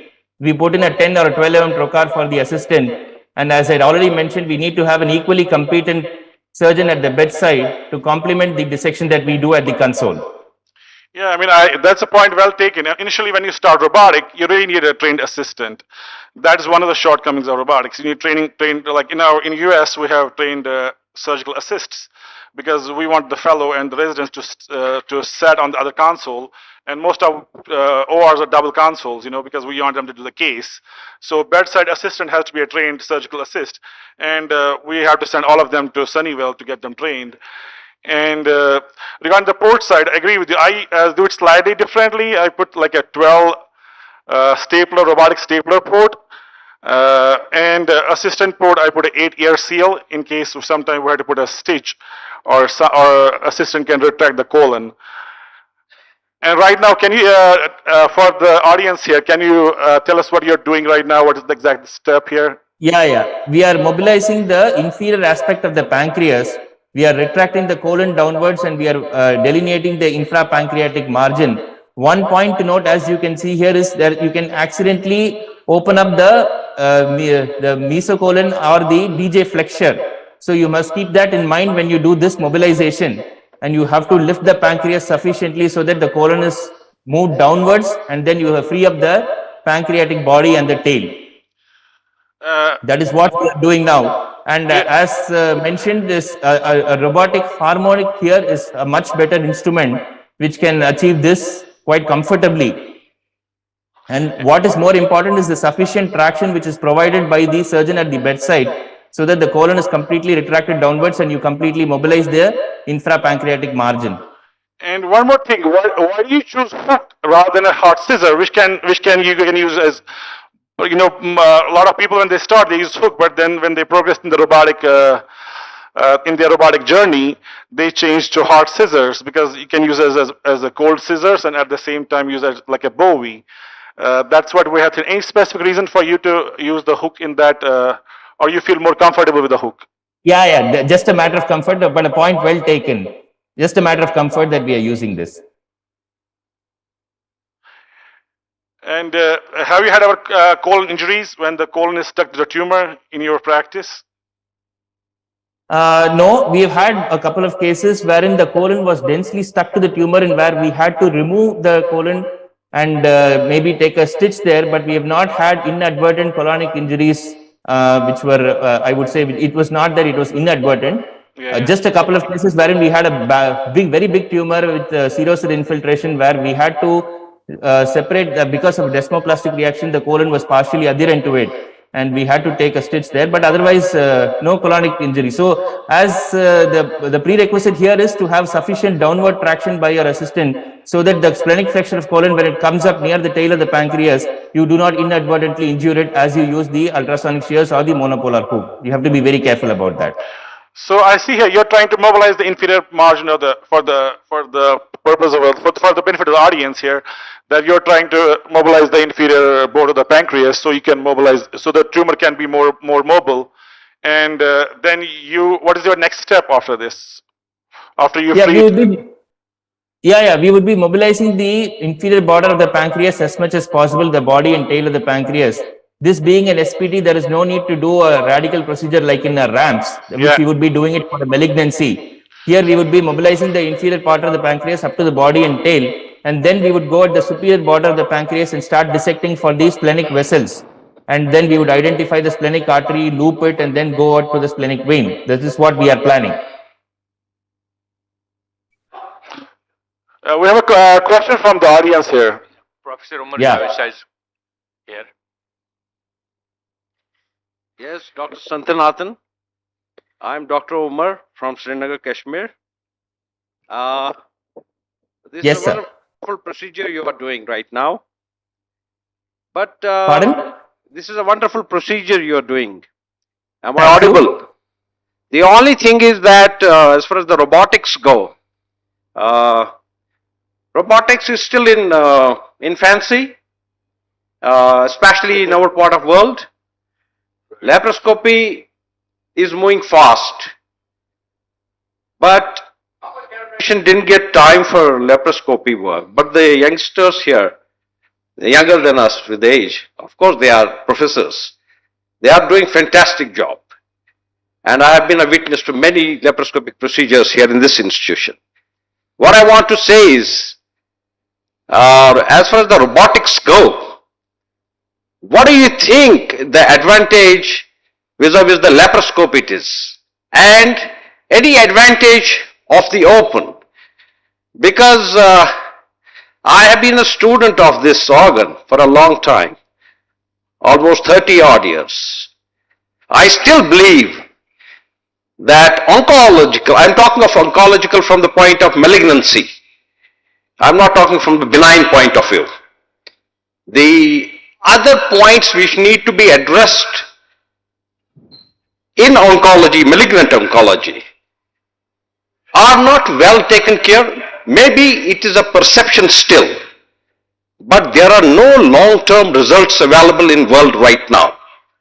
And I'm sure there are not, I don't think there are randomized trials yet between open, laparoscopy and robotics. I hope you understand my point.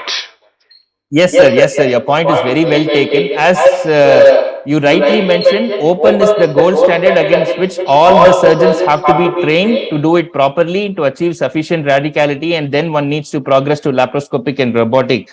With regards to the advantages of robotic, I would just like to mention a few points. As you know, Jim, we specialize in doing laparoscopy for more than about 2-3 decades since our chairman had started.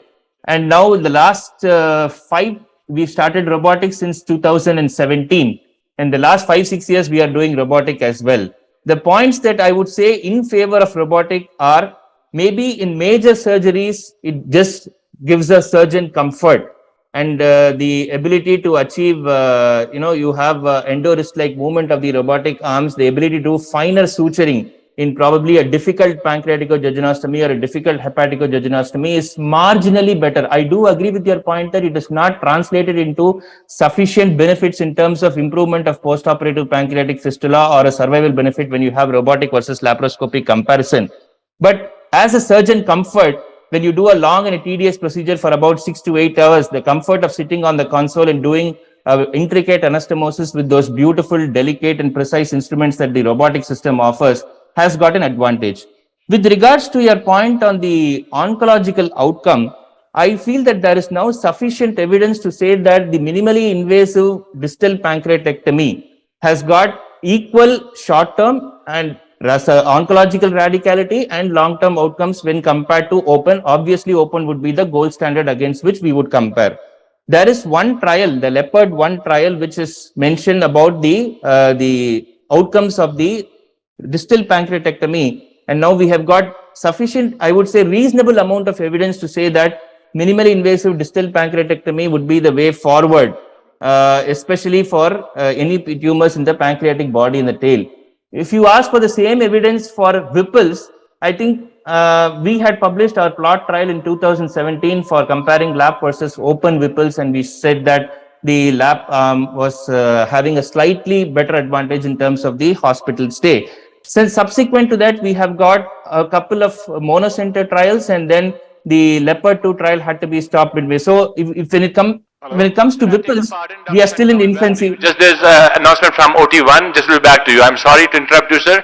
Dr. Javed, just please go ahead. You want to say something?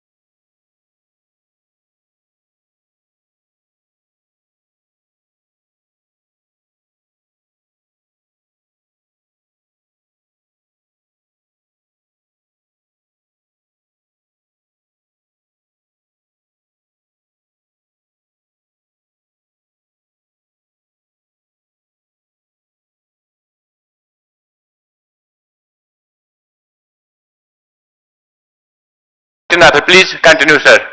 Can I make a comment for Dr. Shah's laparoscopic and robotic surgery comparing? There is like Dr. Senthilnathan said, there's a international consensus group called Miami Guidelines now, and before that it was the pancreatic surgery group, and like nearly 660 papers right now. Out of those 270 papers, ultimately the guidelines came out. For distal pancreatectomy right now, if you have resources, it should be minimally invasive. Doesn't depend laparoscopic or robotic. If you have robot, better, because spleen preservation rate is higher in robot. It's easier because there's ambidextrous, so you can operate with your left hand, right hand, any angle, multiple degrees of freedom, and it is far more easier than the laparoscopic. But if you're skilled laparoscopically and you can do it comfortably, no need to change. But world is heading towards the robotics. Right now, 80% of surgeons in the world are doing minimally invasive distal pancreatectomy, 80%. Only 30% are doing minimally invasive robotic Whipple, which includes robotic, laparoscopic as robotic. But I'll show you the data tomorrow, hopefully you will be there in the talk, how it is progressing towards the robotic. In next 10 years, most of the surgery will be robotic. And regarding the oncological outcomes, you know, in medicine always we say non-inferiority. Now nothing is superior. Right now the most trials are showing the oncological outcomes, if not superior, or at least at par with the open surgery. Lymph node yield is better actually robotically, and the margin status is better. But if you are not well trained in robotic, you can actually hurt the patient in robotic Whipple. But robotic distal pancreatectomy is a good procedure to start with your journey in the robotic surgery. I think the discussion between whether we should do laparoscopy and robotic should be sometimes else, because we are this time witnessing a procedure. Surgery. I think we should focus on the procedure. I'll show you tomorrow. Hopefully you're here. I'll show you what are the indications of open surgery in 2023. Yeah, we can have some doctor, input from. we are well aware with all international data. You see, understand what we are saying. We know what's happening right now in whole United States as well as in Japan. Maybe in Pacific Islands, I don't know. As far as robotics is concerned, the major advantage, what we see in Whipples, would be vascular anastomosis. Vascular anastomosis? Yes. It will be once you are resecting the vein or the artery, then the anastomosis will have an advantage on the robotic side. Understand what I am saying. As far as robotics goes right now, this is a huge country and a poor country. Time constraints certainly are here, not in the United States. You have enough of funds, you have enough of OTs. I think time is on your side, not on our side. If you have to finish up the case and you have a huge queue of patients waiting, we're going to die otherwise. Understand what I am saying. Then you are going to miss the people not to operate. That doesn't close the case here. Understand. Finally, as you rightly said, robotics is going to rule, but that will be telerobotics what you are talking. And the only advantage what we have with robotics as far as the laparoscopy is concerned, at present what we are talking, maybe tomorrow it will be different. Possibly the learning curve is easier in robotics than the laparoscopy. And manipulation, the tumor effect will not be there. That's what I said, the vascular anastomosis will be more fruitful than in open laparoscopic surgery. And as far as the tumor yield of nodes, these are all lymphatic tumors, understand. The lymph node status is the main factor in majority of the cancers in that region. The tumor yield, the ratio of what are the tumors are involved, and finally, I think it is settled. Tumor ratio, nodal ratio is one of the most important prognostic factors of survival. I don't bother whether I have a robotics or laparoscopic or open. What I am bothered about is my survival rate. Understand? The morbidity is still high with open. I don't think we have been able to control the open morbidity. Mortality, yes, certainly. It has come down because of multidisciplinary teams, the centralization of this procedure. I mean, 100%. Well taken point, as it matters the geographic distribution, and if you have masters like Dr. Senthilnathan, then it's the way he is doing it's an appropriate procedure, and still the open surgery remains to be a gold standard for all these patients, considering the oncological aspect of the disease, unless you have that kind of mastery on the laparoscopic and robotic. I agree with your point 100%. This is not a localized disease. This pancreatic cancer is a systemic disease. Always understand it. Surgery is still a palliative operation here. We can say whatever we can say about Whipple. I do 100 Whipples a year. I do 2 a week. But that doesn't make it better. Ultimately, patient, what survives? We still have 15% 5-year survival only. And that has only gotten better because of the better chemotherapy. Not because Dr. Sheikh does it robotic. Somebody else does it upside down. It doesn't really matter. Ultimate answer is going to be immunotherapy. Regarding your other thing, you said telerobotics. AI is going to be the next step, but it's going to be super expensive. In the United States, AI it is a lot of come in a money. very, very, very big way. So AI is going to come in a big way. But AI is going to be more for radiology and the medicine things. But surgery, no AI yet, because patients will not trust. Certainly, I'll interrupt you here before we lose the thought. Yes, sir. Both of us. We are talking about pancreatic adenocarcinoma, what you are talking about. Yeah. Don't talk about ampullary. No. Understand what I said. I have a huge series from the region of India. among the top ranked 5 series, individual series in India. I consider that point. I have crossed around 300 Whipples in my lifetime. In this region, I have a follow-up which is dating back to almost 23 years with me right now in my mobile. That's what I was looking for. I have follow-up patients are living for more than 15 years, but they are ampullary tumors. So, agree. Yeah, that's Understand what I said. Why that's happening, biological behavior, other things will come up futuristically. The only thing what you are saying correctly is pancreatic adenocarcinoma. This is a systemic disease. Absolutely correct. Because the nervous plexus there, Takahashi's and Wakashiba's plexus is there. It disseminates into that. I think you and me need to have a lunch together so we can talk that. Thank you, let's focus on the interaction. Can we go back to Professor Mufti Mahmood, OT1? Sir? Yes, please, go ahead, sir.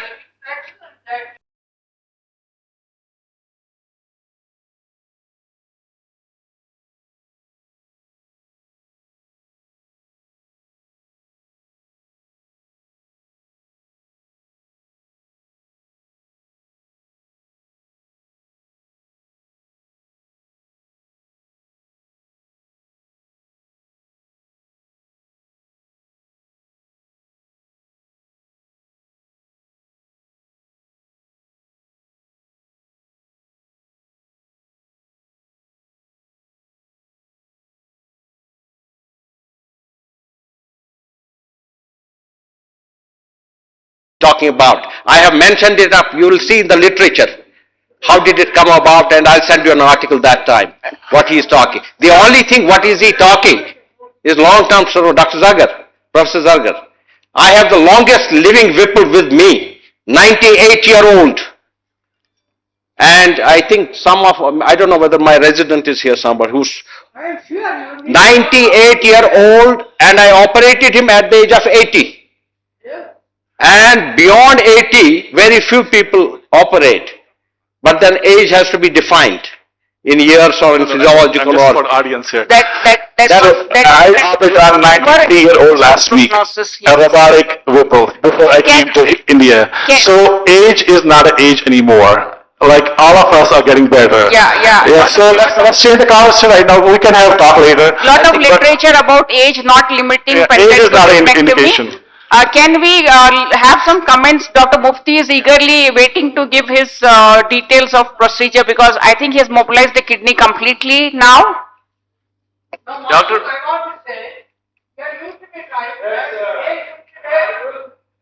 just hold for a second. Professor Zargi is saying something. Just Dr. Mufti, excuse me.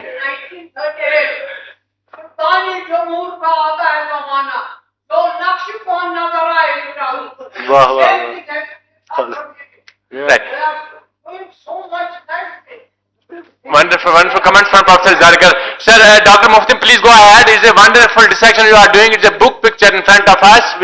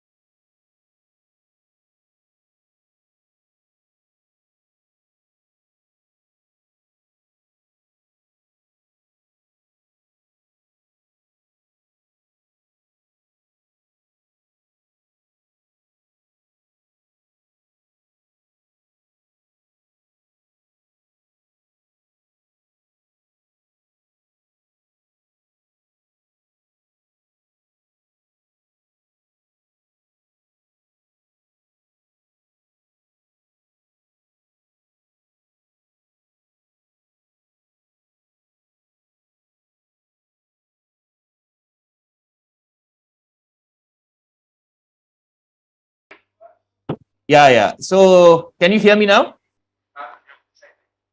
Hello? Can you hear me now? Yeah, yeah. Is it, Yeah, yeah. yes, sir. Please go ahead. So there was a Yeah, yeah, debate we are. going on between the laparoscopic, robotic and open surgery and it can be discussed, taken up later on. What we feel is that if you have mastered a procedure and you know the significance of lymphatics and the nodes, then the procedure you can do best and deliver rightly is a choice as we are seeing you doing it very, very beautifully with very Yeah, little ma'am. time taken comparatively. So, Dr. Yeah, ma'am. Nathan, you're taking the splenic artery right now? Yeah, yeah. We are dissecting at the superior border of the pancreas. We have identified, we took a bit of time for identifying the splenic artery. And now we have found out that, and now we have used a robotic clip applicator and applied a hemolock on the proximal aspect. Yeah. And the two distal clips will be applied, being applied by our surgical colleague on the bedside. And we use a routine titanium clips for that. Can you tell for the postgraduates here, how do you make sure that you are not around celiac artery or hepatic artery in proximal tumors? Yeah, yeah, that's a very, very valid point that you mentioned. It's one of the most important points that you need to have in mind when you do this dissection. Always, when you dissect out the vessel at this place, there could be a possibility that you are hooking up the common hepatic as well. So whenever you're doing this, you take your time, dissect out this portion particularly, ensure that the vessel that you're looping is dipping into the pancreas. You can take a couple of more time for this, and then after confirming that the vessel that you are looping is dipping into the pancreas and you can identify the other vessels, then only you should clip this. It's a very, very valid point that you mentioned. You can accidentally hook up the common hepatic as well at this step. Does the left gastric vein have any association with it? Does it? Does left gastric vein delineate splenic or let's go back to the ligation of splenic artery. Should I speak? Dr. Santhanathan. Yeah, please. Splenic artery is a long branch. I don't think we confuse it with common hepatic. When do we confuse? I don't think so. In distal pancreatectomy, never. If you know celiac axis, unless there is an anomaly, understand. If you have proximal tumors, my question was if you have proximal tumors and you really have to get a lymph node dissection, celiac artery can be confused. You see, it is very simple for a hepatic surgeon or a hepatobiliary surgeon to palpate the vessel with his left index finger. You can straight away find out. We are talking about laparoscopy here. We're here on robotic surgery right now. Right. But then again, preoperatively you define it. Yes. On a CT, on an MRI. And then finally what about you see, you have the Michael's classification. You have huge number of radiologists, huge number of data available in the world. Yeah, you have data. So you can see the space here. There is no space to identify where the splenic artery and the hepatic artery is. Just look at the field. No, Mubashir, don't talk like you talk like a surgeon.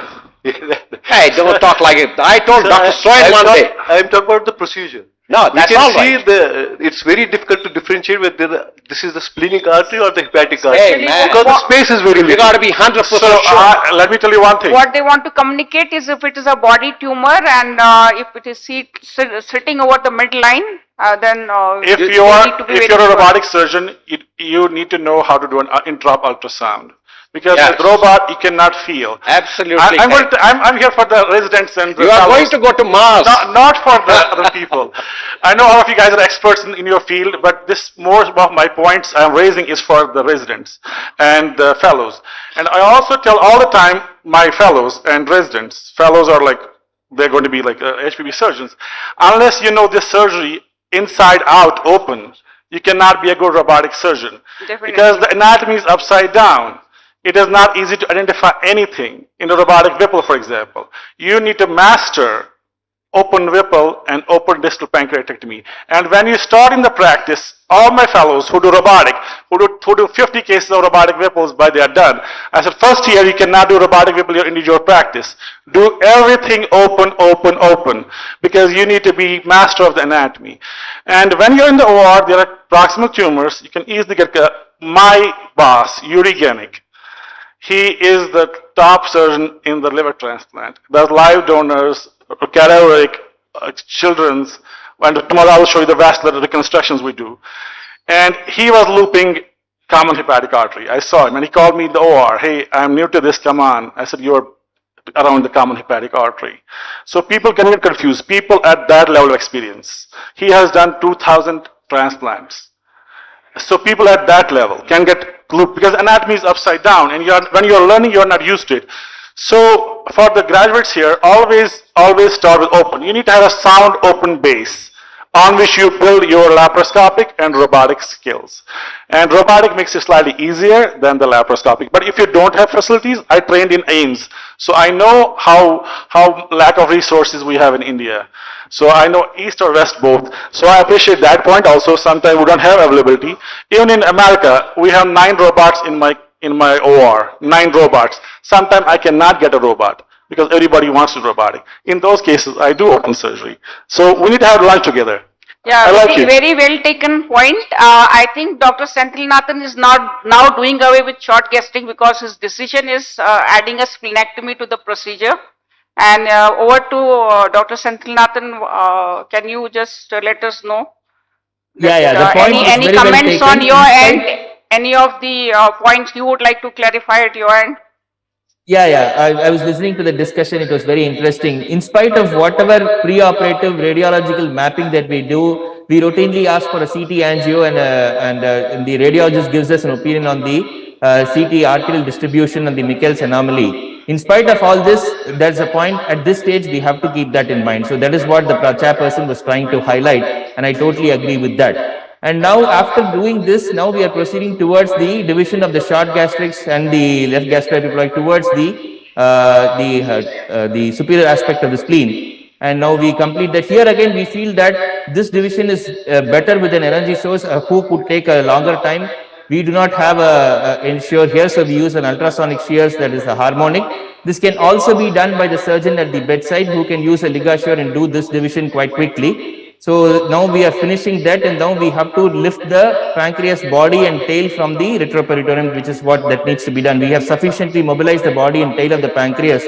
What remains to be done is the identification, isolation of the splenic vein. We have only clipped the splenic artery so far. Next, we would be identifying the splenic vein and then doing the splenic vein division. And after that, we will have the lifting up of the pancreas body and tail. Hello, anybody there? Yes, sir. Good morning. Is it morning still, or I have gone into the afternoon or evening? This is afternoon, sir. Hello. Okay. Assalamu alaikum, everybody. Assalamu alaikum, Dr. Iqbal, Dr. Ejaz here. Nice to hear your voice. Yeah. Okay, so what we had, the diagnosis was it's a 2 by 2 centimeter gastric cyst, but I think you being wise people can understand what is the size. Sir, can you appreciate the size? More than that, yeah. It's quite bigger and it demands an proper, full thickness excision.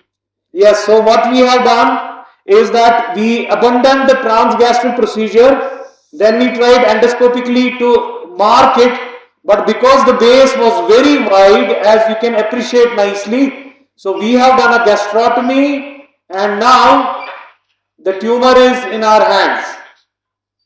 Yes, so there is a lesson for surgeons that you should have an endoscope by your side when you are doing small tumors in stomach or colon. Is it so?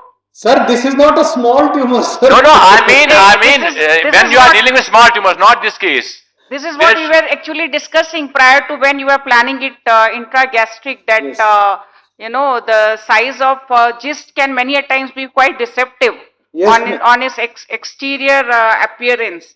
And all cysts have with due regards that they are not to be taken as adenoma, because there is much more to come from immunohistochemistry and your mitotic index, and you have taken a good decision to take it into a proper formal resection.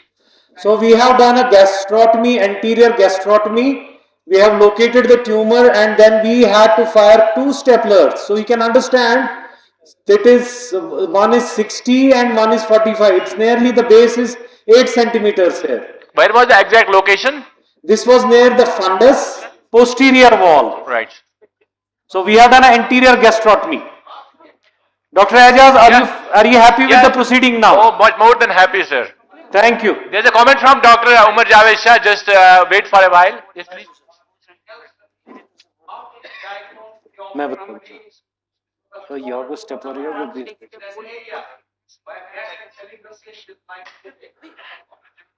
clip नहीं harmonic Yeah. okay even now Dr. Salim, just there's a comment from Dr. OJ Shah. He wants us to know that regarding this, what was the first question, sir? Yeah, how did you know pre-operative that the gist? Did you go for any study? yes sir, there is a CT scan in front of me. But he wants to know tissue diagnosis. Tissue diagnosis is not possible in a gist because it is a submucosal tumor. They cannot penetrate the mucosa. Right. So what is the option with you? He is giving an important point, I think, Professor Umar, that we need to take it with proper concepts of excising the gist. Yeah. Okay. Dr. Salim, be ready for the bombardment of questions. No. He is doing a fantastic He has job. answered all the questions. Salim is We have a both star. also Let here, me- sir. He is S star. He is doing a fantastic job. I You have have made observed the it, discussion live, sir. Let us. and I want to encourage him. Yeah, number that's- one. Number doing point fantastic is, job. Salim, Ji sir. we are in an area of endemicity of carcinoma stomach. Yes. I don't think any family or distant family of ours has not suffered from carcinoma stomach. True sir. I My am two one of family the- members suffered from carcinoma stomach. Okay, that's separate. Now, if you are getting this stromal tumor, this is all invasion of the radiology. In past, let's say 20 odd years, we have been able to enhance these diagnosis and get the immunohistochemistry and find out these tumors. Previously, we never knew. Now, if you preoperatively diagnose it as a stromal tumor and CT and MRI are not sufficient, You answer clear, this. You answer this. then you gotta have an endo ultrasound. They are submucosal tumors, as you rightly said. Very right. You cannot have a biopsy deeper down. But endo ultrasonographic biopsy. कहना Shaukat sir. Suchuk no bozai nahi goindet. Sir, सुन रहा हूँ sir. Why didn't you have an endo ultrasound here? Yes sir, we have done the Dr. Shaukat, Professor Shaukat Kalla is by my side. Okay. Because this patient has been referred from his department. Sir, I would like him to answer this. Yeah, we'd like to hear that. That would be fantastic. Yes, Morning, Dr. sir. Shaukat. Morning, Good morning, sir. Good morning, everybody. Actually, this patient was endoscoped in our gastroenterology lab. It is not only the case of radiologists that who are now in picking up these tumors increasingly, but it's a good endoscopic technique and availability of the better endoscopes. That is why we are picking these tumors. However, one thing has not been done in this patient was the endo ultrasound and US guided biopsy. I don't know why it has not been done. However, intraluminal the tumor seemed to be 1 into 2 centimeters, but it had possibly the extramural extension, that is, it was quite big. So whatever decision Professor Iqbal Saab took on table, that was excellent, because we tried to loop it out during endoscopy, during surgery only, but we could not loop it out. This is because it has a wide base, we could not catch it. So I still feel that this patient should have undergone an endoscopic ultrasound with US guided biopsy. It is on a convenient area in the stomach, and a staple resection could have been another option with proper this thing. But anyways, now he has a bigger area to repair, and he's almost done with the procedure. And I think most of the procedures are almost near conclusion. Professor Mufti as well as Dr. Senthilnathan. So we come back with endo ultrasound is a very important area which Dr. Saab has rightly pointed out in such patients, and that's the area which has to be picked up quite more than it is being used at present in the valley. So can we Dr. go Salim, to... you are lucky to have Dr. Shaukat by your side. Sir, he is your classmate also. Either of the... Don't forget that. We are lucky enough that the department has been able to procure 2 towers, endoscopic towers, so we have this much Can we leniency have that we can do There are some more comments on the same procedure from audience. Professor Makhdumi wants to make a comment. Wonderful job, my dear. You are doing a very good job, and gist has been removed. I don't want because there is a learned panel here where I feel very little very in front of them. Very little, very small. Anyway, the questions about gists is this: every surgeon who doesn't have a diagnosis and is working on gastrointestinal tract, gist is the utmost histological diagnosis which has come as a surprise to you, to the operating surgeon. But anyway, if you try your level best, if you can place a most tentative diagnosis on a gist, you proceed well, but keep an option open that this may be even entered as a gist, and you give a happy news to the patient that you are better off because I was operating for something else, but you are better off, you are just because one of the famous men who was working with me, and he is a friend of all of our colleagues, his gist was found in a very big institute incidentally when everything was and I felt nothing. But you are not at fault, nobody has felt. You have done a very good job and tried your level best to come to a conclusion of most probably a gist, and it has come true. Thank you very much. You are doing a wonderful job. Thank you. Thank you, Dr. Salim. Either of the two OTs, whatever is the choice of viewers, we can move on to. I think Dr. Senthilnathan is almost completing his procedure. So can we go to GEM Hospital? Hello, Dr. Sadaf. Yeah. Okay, now since we have made an gastrectomy, I will have to use intracorporeal suturing to close it. Okay. Sadaf ma'am, good afternoon. Good afternoon. Ma'am, no word about the team. I'm being crowded by Rajan and Abid. Okay. Least expected from OJ sir. He's always about a team now.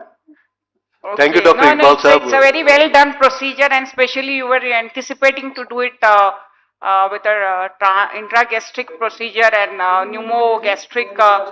It's a good beginning and a good decision made. Thank you. With your permission, can you move on to OT-1 and see how Professor Mahmood is doing a partial nephrectomy? OT-1, please.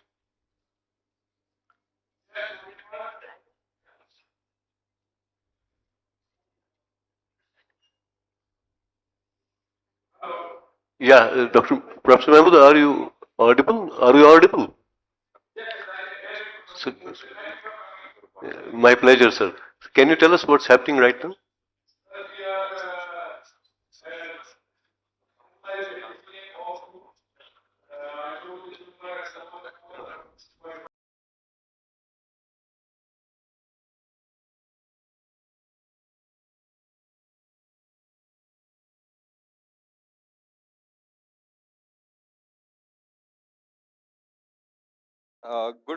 Good afternoon, everyone. I am Dr. Hanif Mohammed. Okay. I am an assistant professor in the Department of Surgery. Doing those the section under the control, and we'll ask you questions about the time period you. Am I audible in the auditorium? The control while you are resecting. So, any more? Thank you, sir. 20 to 30 minutes. Okay. Can we have some more comments from with Professor Mufti from the audiences, because I think the urological participation has to be there. Hello. Okay. Hello. I think you are doing it very excellently, and they all don't have too many controversial points over here. Good afternoon, as compared everyone. to gastric gist and the distal pancreatectomy. I am Dr. Hanif Mohammed. I am an It's assistant very cleanly professor. done and very nicely done. So, thank you. So we are going to back to the GEM team, and if they are we are audible to them, then we can take some feedbacks from them. Dr. Mubashir, would you like to interact or? Professor Senthilnathan, am I audible, sir? Yeah, you're audible. Hello? Can you connect the audio of the GEM hospital, please? Good afternoon, everyone. I am Dr. Hanif. We are from OT-2. I am an assistant professor in the Department of General Surgery in Surgical Unit 6. Hello? We have a patient, 30-year-old female, who presented to us with a history of symptoms of dysphagia and burning sensation in upper abdomen off and on since last 2 years. Dysphagia was initially to the liquids and then gradually progressed to the solids. Patient also complained of regurgitation of sour contents into the mouth. There is history of intake of drugs for prolapsed intervertebral disc for last 1 year and recently stopped. There is history of 3 LSCS previous and last childbirth is 3 years back. We investigated this patient and upper GI endoscopy and barium swallow. Upper GI endoscopy showed dilated esophagus and there were residual food contents in the esophagus and tight lower esophageal sphincter, and there was resistance in passing scope across lower esophageal sphincter. Barium swallow esophagogram was suggestive of dilated esophagus and bird beak appearance. And can you show this? Yeah, can you share the radiology? So that Yeah. And this is the barium esophagogram which shows typical bird beak appearance. And diagnosis of achalasia cardia was made, and we are planning for laparoscopic Haller's myotomy, and operating surgeon is Dr. Pavanendra Lal, who is the professor at MAMC, Delhi. I will hand over this mic to the professor for he can brief us about the case. And hope Dr. Shaukat is around and he doesn't want to do a poem over there. So a one-stop correction of achalasia, we would all love to see that. If you have some inputs from beginning of the procedure, kindly let us know. Shaukat? Can I put the mic? Yeah, sure. Yeah, till when you guys start with your details of procedure, can we move to Gem, please? Can you please add the audio to Gem because they are a guest who have joined across the state. Hello? And they are doing a procedure for us. Hello? Yes, sir. Yeah, can you hear me, madam? Yeah. Yeah. So we have completed the delineation of the splenic vein. Right. And then we use one hemolock application on the proximal aspect and a few clips on the distal aspect.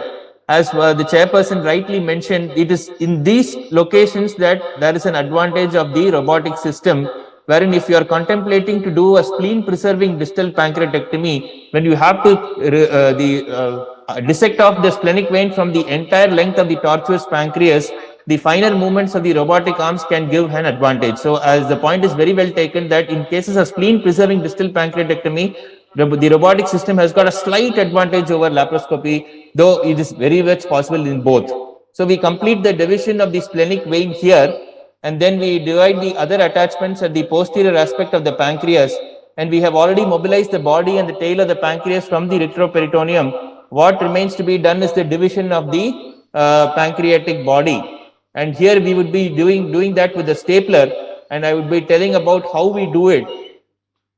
Sir, Professor Santhinathan, sir, do you routinely after spleen preserving distal pancreatectomy, do you use a post-operative Doppler or ICG to check for the blood supply to the spleen? Do you routinely use it, or it's just your experience over the course of time that you don't need any objective measure to see that?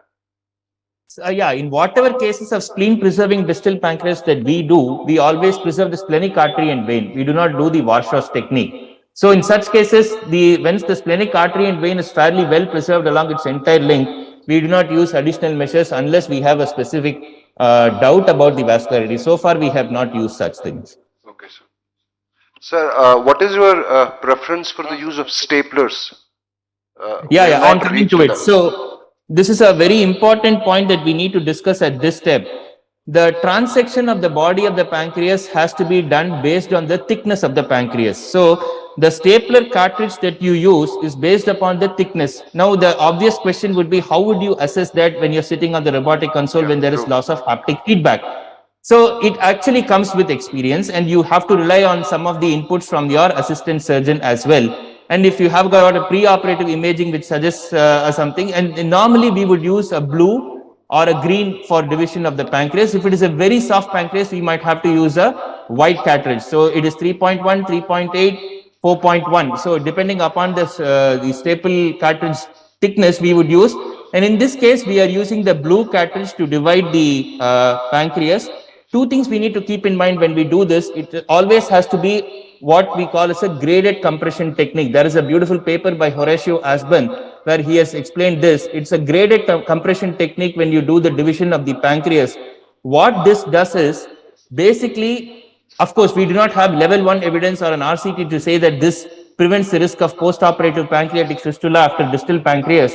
But a graded compression technique, at least in our results, has shown to reduce the incidence of post-operative pancreatic fistula. And whatever results, whatever cases we have had, it is only a biochemical this thing and never a clinically significant one.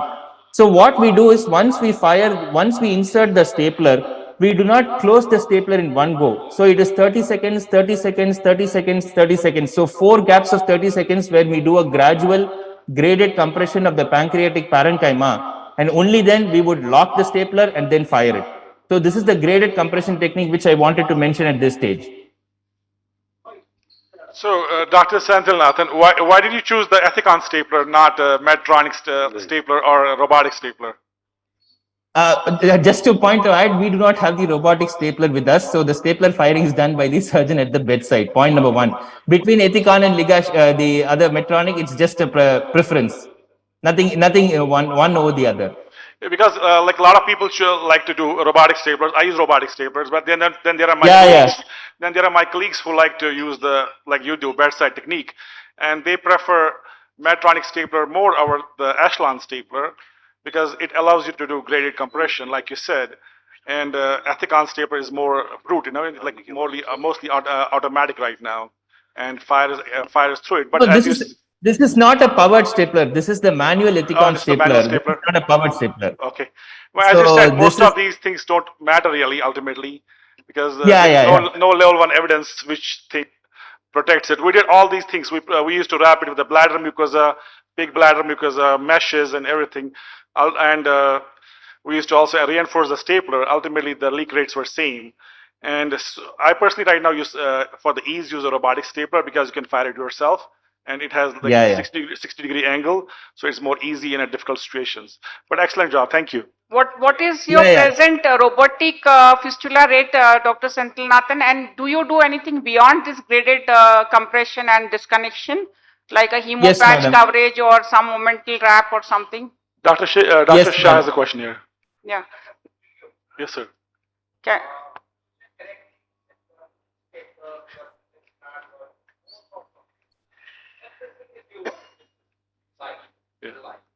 In the meantime, can you go to OT-2 to see?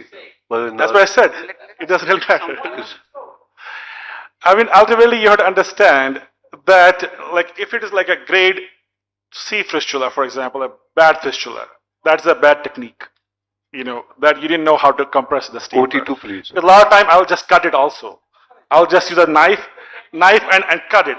And then I'll use a stitch. A robotic allows you to stitch properly. You can put a stitch which pledgets.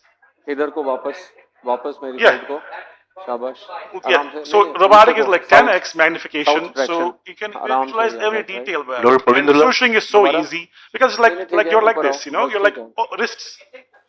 समझ आ गई बात इधर से उधर Fistula rate with robot with better experience will come down, but there's a learning curve right now because people are learning. Like when I started in Whipples, I had double the leak rate as open. I was like, what I'm doing wrong? It was nothing I'm doing wrong. I'm just learning that technique. With time, I think the direction with the robot is that leak rate will come down, number 1, and oncologically outcomes will be more superior. Like you earlier mentioned, that it has a role in the vascular anastomosis because vision is 10x. It's like operating like microscope, and I'm so close to anatomy like this. Now I don't like laparoscopic surgery because I am so used to seeing things so close and no shaking of the system, no autofocus. All those things are not in laparoscopy. And then I have to constantly yell at my assistant, don't move the camera, clean the camera. Here everything happens automatically. So you get spoiled, you get spoiled.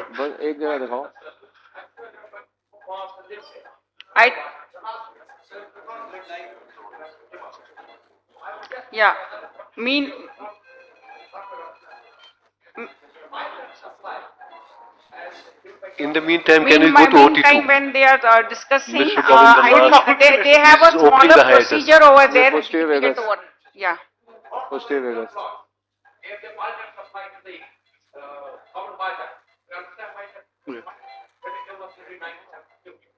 थोड़ा सा अभी तो मैंने उठाना है ना to pick up.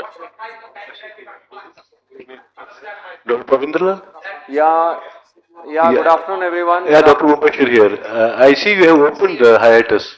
Can you just tell us where you have reached? Robotic is the future, so we have to all agree. Lot of open pancreatic Mera hand resections. hai na, We have that crochet. liberty of looking into the duct, the smallest one, and closing it with a non-absorbable suture. Yeah, That's what he wants to make a point, But- but it has to come more clear in your robotics and laparoscopic. With lot of experience, we have very And little also, fistula rate. you have to understand, So it all even depends if on you the use microscope, experience and- your vision is not more than And 3.5x. what they are into a procedure which is relatively short in origin, and we will have to give them two because they have come all the way operating on eclasia cardia, तो सिखाया था मैंने इसीलिए फिर and they would be doing an incision. It would be done. So we are there with you, Professor Lal. Yeah. Can we have some inputs from you? Yeah, tell me what inputs I can give. Yeah, so where exactly you are, and when are you planning to give an incision?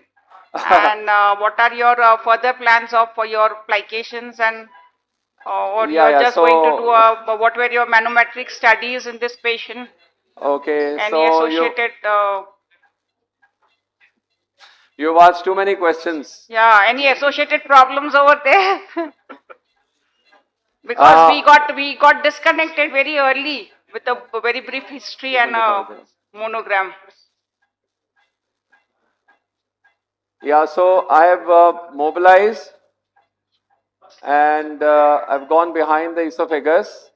I divided the peritoneum on the right side between the right crus and the esophagus, then went across in front. That's the anterior vagus there. I've tried to go behind the posterior vagus, which I showed, and I divided the peritoneum on the left side with the division of the pleural extension here, which is the important division to open up this space. And now I need the corrugated drain or a Foley's. कुछ भी दे दो. Corrugated drain मिल गया. Corrugated drain मिल गया. हाँ, give it to him. So we'll just put the esophagus on traction. You can see the dilated esophagus coming up there. Yes. And that's the possibly the mega esophagus cranial to the this is the constricted zone. You can see that, and we will be doing that division once we have reached that level. Should be there in a few minutes. So these are the initial steps which we do for any kind of a fundoplication also for everybody, especially the trainee surgeons who are there, can see the steps of mobilization. Now the important division that we do now in my practice, I do not do a Nissen's, I do a Rossetti modification. That's one difference. Second difference, if you would have seen, I do not make a large opening. I have kept the vagus branches. See, this is the vagus branches to the liver. I do not divide them unless and until I am forced to. So people usually divide from the pars flaccida across here. I try to make a smaller window. And so my preferred technique of taking the esophagus is using a corrugated drain, small piece of the corrugated drain. To my mind, this causes least trauma to the esophagus when it is placed at a... With this, we come to the end of this session number 2 today. I thank all the chairpersons for their valuable time. I request Professor Shaukat Jilani sir to come on the dais and felicitate our chairpersons. Professor Sadaf Ali, please.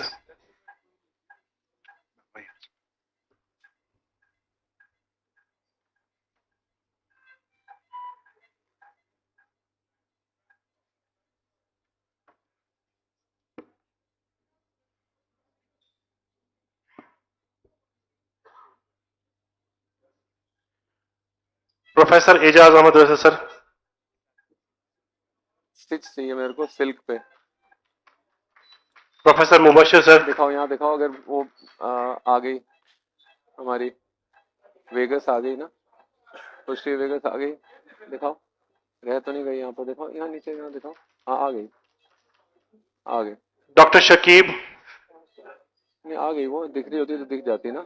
and Dr. Rashid, I यहाँ think he देखो, has यहाँ left. देखो ना, यहाँ तो नहीं रह गई, ये रह गई यहाँ पर, पुष्टि वेगस रह गई, दिखाओ ये रह गई यहाँ पर, है ना.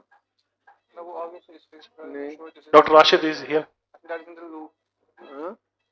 ये कौन सी है फिर? नहीं ये नहीं है, तो ऐसे ही है, फेशिया है ये तो. हाँ ये तो फेशिया है. Dr. Rashid Sheikh. ना दिस इज नॉट वेगस, है ना. ये तो Sir, one, आ sir, चुकी है. one more chairperson needs to be felicitated, sir. Window. Dr. Rashid is coming.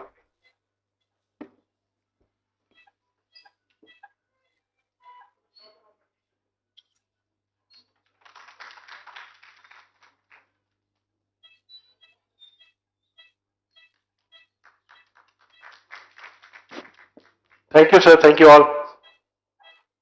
तालियों के हिसाब से तो 10-15 आदमी हैं बैठे हुए. We are going to start the third session for day 2. बाकी वाजवान खाने I चले गए. request Professor Shaukat Jilani, sir, to chair the sessions.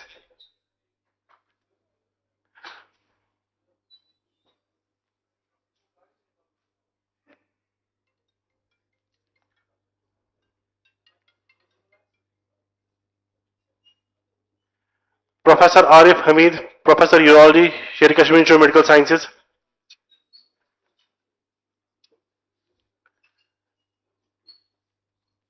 Dr. Akhtar Ganai, Consultant, JLM Hospital. Good morning, everybody. Dr. Mohammad Yunus, Consultant Surgical Gastroenterology, Sher Kashmir Institute of Medical Sciences. Dr. Abid Hussain, Consultant General Surgery, GMC Baramulla. Seniors who are here, and all of us are proud of the performance of this department, its growth, exponential growth, and with the cooperation of departments of other departments, and wonderful work is being done by the Department of Surgery in Government Medical College, Srinagar. Sir, Professor Shaukat sir, I think you are responsible for opening the laparoscopy in our hospital. It was in projected things. We were not able to do anything, and now once you took over, there was a boom of laparoscopy which was further accentuated by Professor Mufti Mahmood. I hope that the audience claps for both of you for allowing us to do everything. That's right. In the ultimate analysis, there is a teamwork, it's input from everybody, and everybody work together hand in hand, and they have brought this department to this level. And this is a journey only, and we will continue going more and more with the passage of time, and juniors will take a cue. And they also put in their efforts tirelessly into demonstrate the blade ensure that this department is one of the best departments in the country, and possibly in the world too. I must congratulate Dr. Mufti and Dr. Iqbal and all other members of the Department of Surgery for their hard work. You really deserve an applause.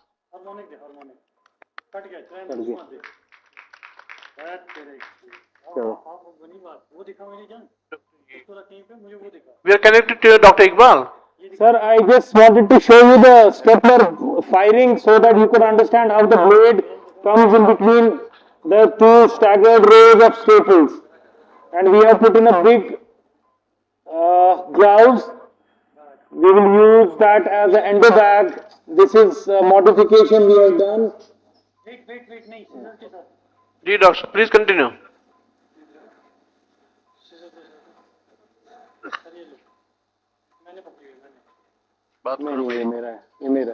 This is mine.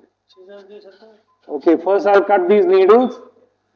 We use them as traction, if you could appreciate. Yeah. And after we have fired the staplers, now we have to remove them. Okay.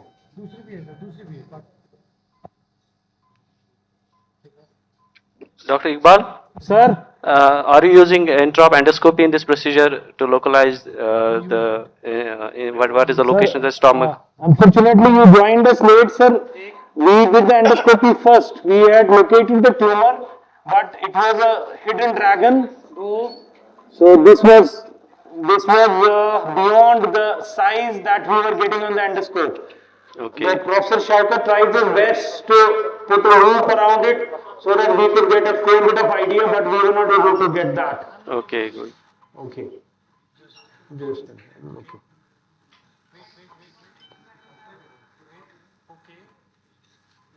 It's a very big tumor. It's around 6 centimeters. Even the CT had given a diagnosis of around 4 centimeter tumor. Suction. I will remove this tumor, Dr. Iqbal. Sir, we will make a small incision in the suprapubic area so that it cannot be seen, and we will remove it piecemeal. Now we will first check the stapler line. We have already a rise tube in place. We can even do a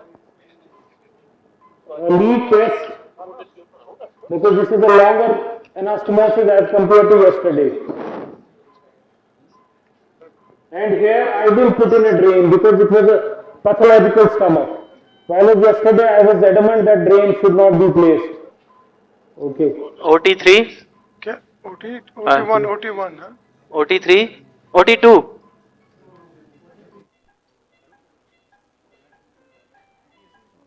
इसको पकड़ लो Professor Iqbal.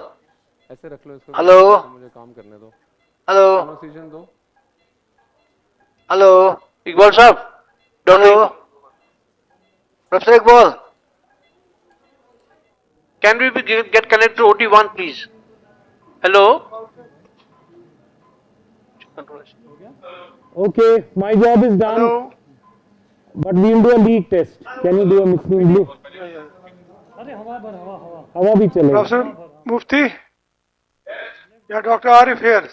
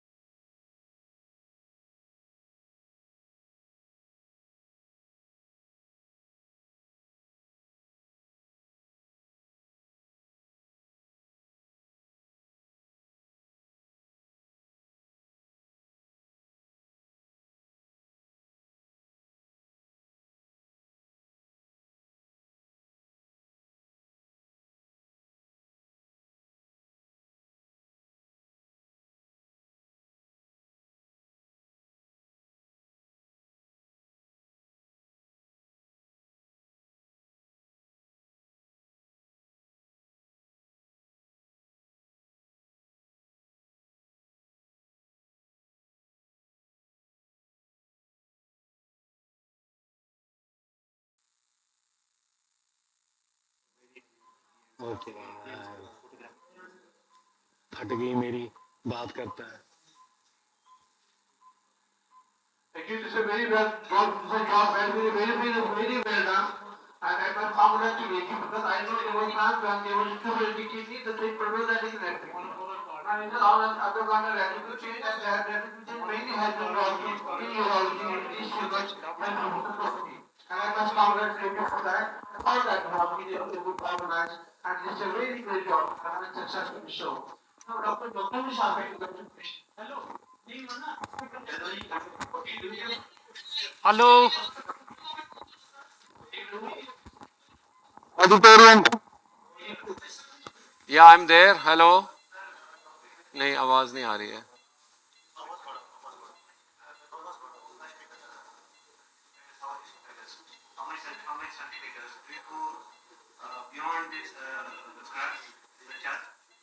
uh, 6 centimeters for sure.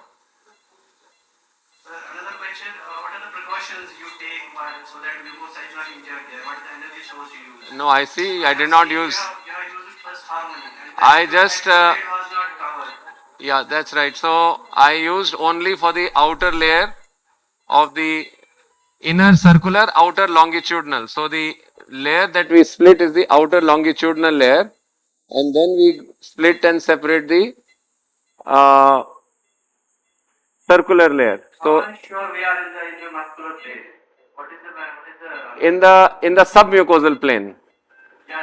We have to get into the submucosal plane. So the color of the mucosa, the tearing of the muscle, the feel that you get in the two sides with constant traction are all together responsible for giving you that feel, and then you see the mucosa starts popping out. I hope you are able to see. Yeah. Do you use cautery sometimes? No. Minimize energy source because transmitted heat damage is very poorly seen on the, as its effect is not known now. So try not to use. And you can see now here the circular fibers, you can see the resistance of the circular fiber. You can see that? Yeah. The circular fibers are getting seen there. Longitudinal are easier to disrupt. That is the circular. Can you see the circular coming up here very nicely? Yeah. Actually, there was not much here. This is the area of the actual problem. I need a gauze piece, please. What are the your tips and tricks for juniors to prevent injury there? So, yeah, आवाज बहुत है यहाँ पर. I am trying to show all of them, all the tricks here. I won't take any trick back with me to my home. Idea is to go slow, be very clear about the anatomy. See, I mobilized a good length into the thorax. I've got the entire dilated portion seen on all sides, and then I cleared the Belsey's pad of fat. Show below, niche dikhao. Belsey's pad of fat was cleared here, and then we started very slowly. Do we need to identify the vagi? Sorry? Do you need to identify the vagus first? Yeah, I showed the vagus coming, anterior vagus was coming like that here on the left. The posterior vagus I have already taken with my wrap. How to identify that vagi anterior? Anterior vagus is, you've got to be lucky to see as a strand. Do you need to go to look for the vagus, or it can be left there? Well, normally if you don't see a structure, you would not bother looking for it, anterior vagus. Posterior definitely you have to be very careful about because that's a big supply, and you have to ensure that it remains intact. So, constant, gentle work. Now I am getting a little bit of attraction there. So this is the submucosa. You can see that is the submucosa. So I will take harmonic here. We got started. Hi, sir. No worries, sir. No worries. I'll take your feed for Sure, sir. दिखाना पीछे. ये मेरा hand instrument कहाँ चला गया? Okay. Hello, auditorium. Auditorium. जी professor Iqbal. Assalamu alaikum, sir. वालेकुम अस्सलाम. Sir, I am looking at you from here. It's wonderful to see you there. So finally, we were able to change the decision on table because we found out that the tumor was quite big. So initially, we had thought of going transgastric. We would have put the telescope as well as the two ports into the stomach, distended it, and then we would have found it very easy to manipulate the tumor inside and perform the excision. But once we went inside, the stomach did not get distended, and it was a good thing it didn't get distended. So we had to convert the procedure.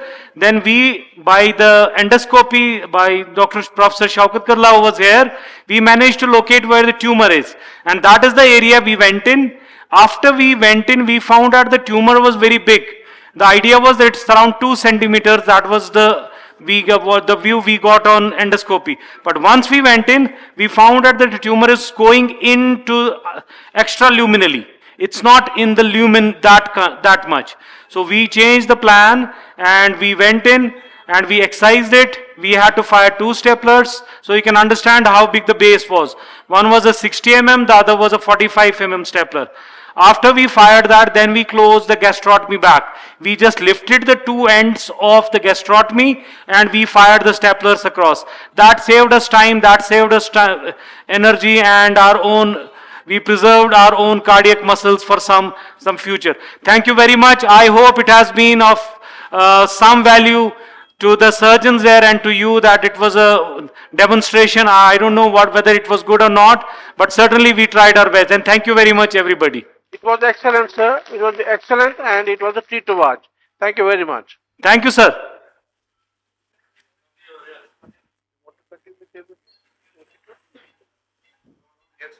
OT2?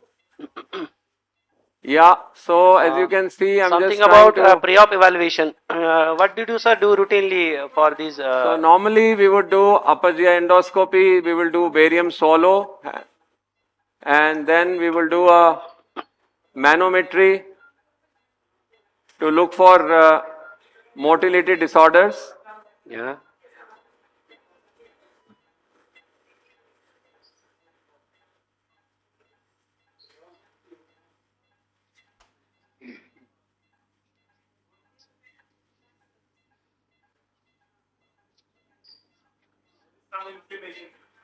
हाँ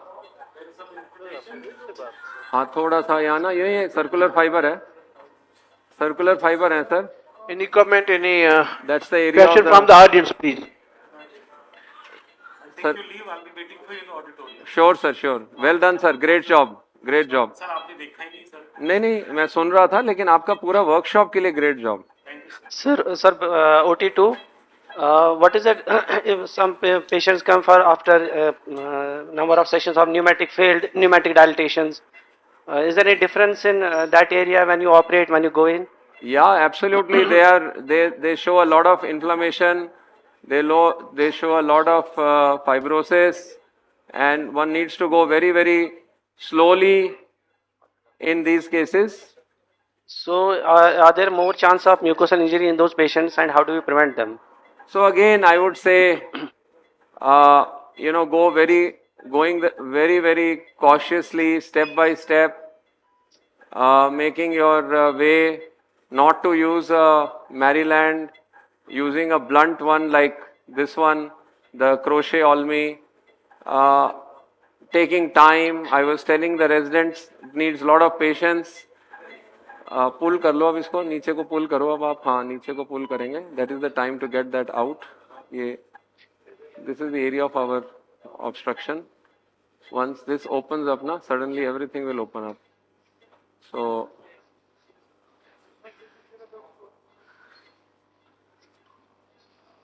can you connect to OT1, please? OT1.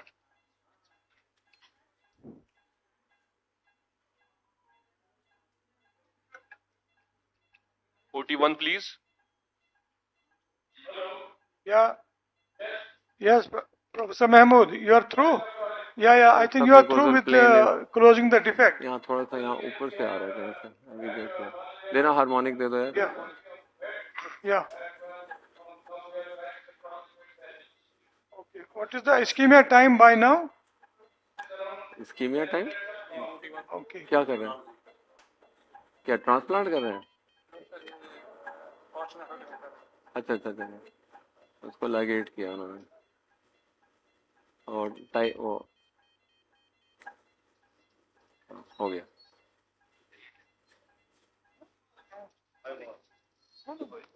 Hook ready करो Good afternoon, Professor Mahmood sir, Dr. Abid from GMC Baramulla. Sir, how are you? Fine, sir, Alhamdulillah. Sir, you are doing a very wonderful job. There is very nice hemostasis we can see, and you have removed the tumor basically. ready रखो So, what about placement of a drain, sir? You will place a drain or no? Okay, sir. Okay, sir. Okay. देना मेरे को वो दोबारा दो crochet दो क्या हो गया यार यहाँ पर क्या कर रहे हैं नीचे क्या कर रहे हैं अच्छा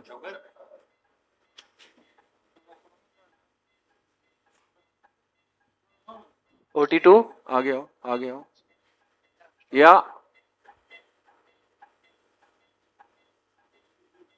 How do you know the grade of tumor in OT2 yes we are listening to you sir if God forbid there is a sometimes mucosal injury how will you identify that sorry if sometimes there is a mucosal injury yeah how can we identify that firstly is to prevent then is to see and then is to close it so doctor मैं आपसे पूछा best is to do a on table endoscopy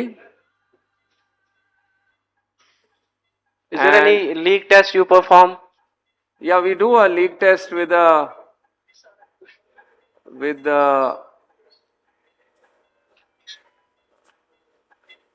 through a bougie that we use लाओ दो जरा सा harmonic दो यार इसको काटे कटेगा नहीं है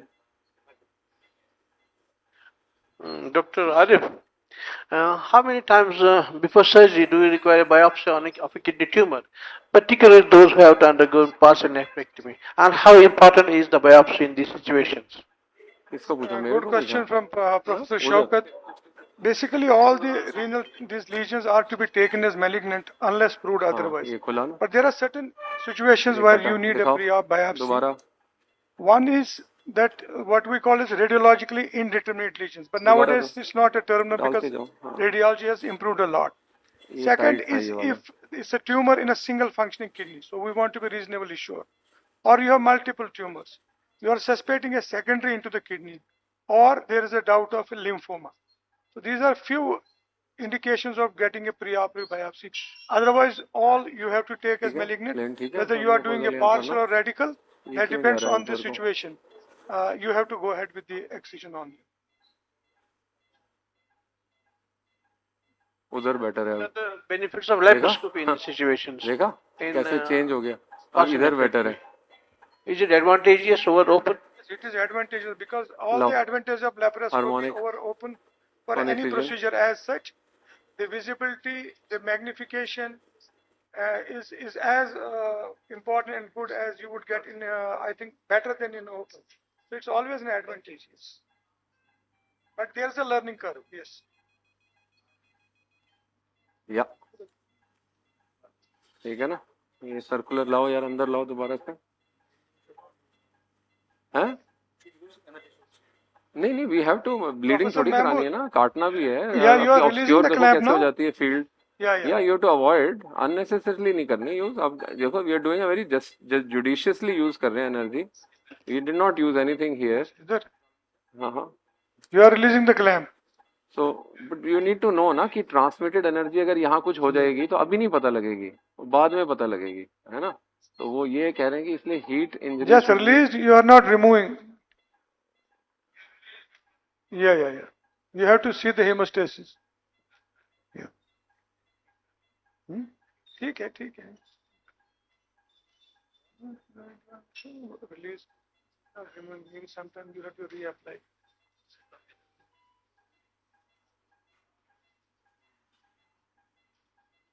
Chronic जो case हैं, जैसे Professor Mahmood, have you patient ever come after reapplied the several years, clamp? What is your they are experience problem in such a situation?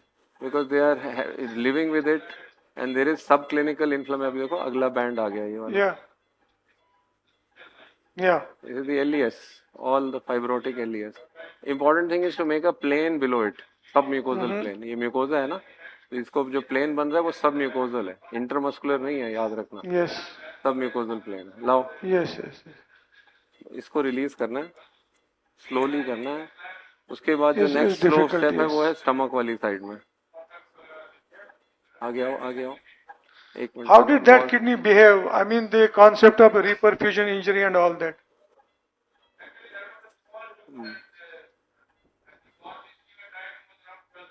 Okay.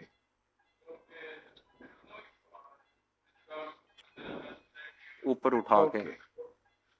और Right. active blade ऊपर है मेरा. Do you ever mark the tumor, these lines before applying the clamp? You sort of mark the tumor around, all around. ठीक Do है? you use the? Divide हो गया. Yeah. See, now we have gone up to there.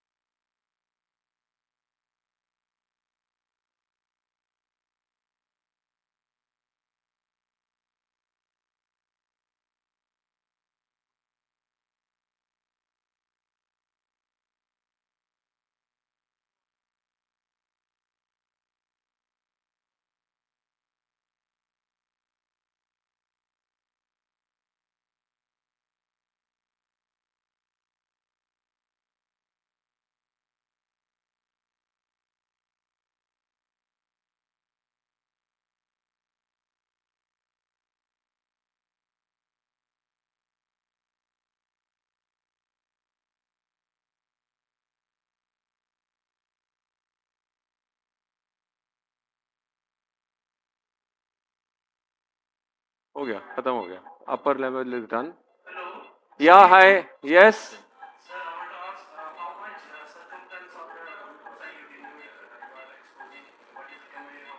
Normally, yeah, we should have about minimum 100 degree, 120 degree, not 180. So, can you see now, did you see the fibrotic layer which was the upper end? Yeah. See this? Can you come Yeah. camera close? Can you see this one? Yeah. This one, can you all see this? Yeah. So this is the normal circular layer which we have reached now.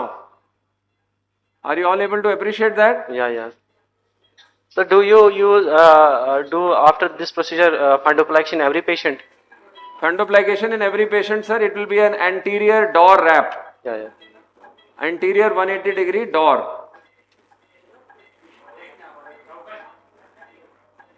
Do you apply stitches to the lateral pillars which are formed for eversion and? Yes. With the permission of chairpersons, can I ask a question? Hello, Lal sir. Ji sir. Sir, what is the proximal extent of myotomy? See, normally 7 to 8, 6 to 7 centimeters. Here I have gone a little bit longer. Yes, sir. That's why I'm asking that. Yeah, because you see, you just see why I wanted to show you. This was the thicker part of the sphincter. See that? Yes, sir.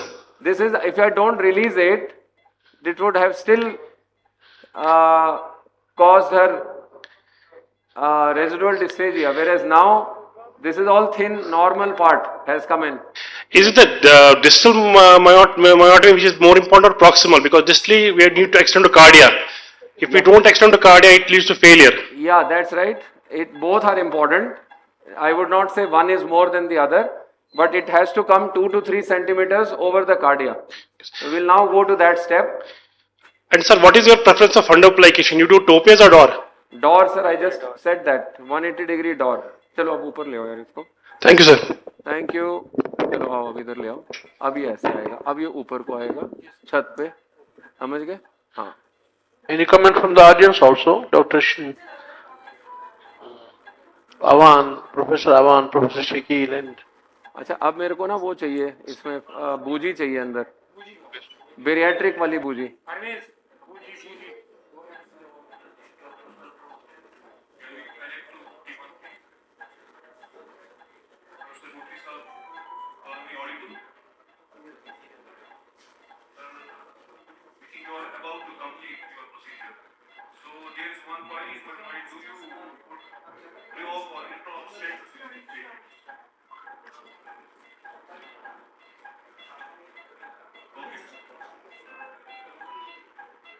यार ये भी बड़ी problem है तुम्हारी, ये सारे जो धागे निकलते हैं ना.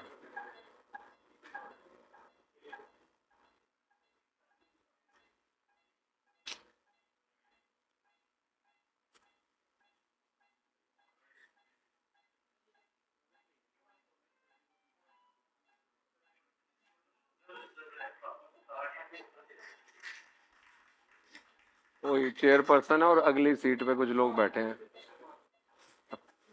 हैं? ठीक है ना?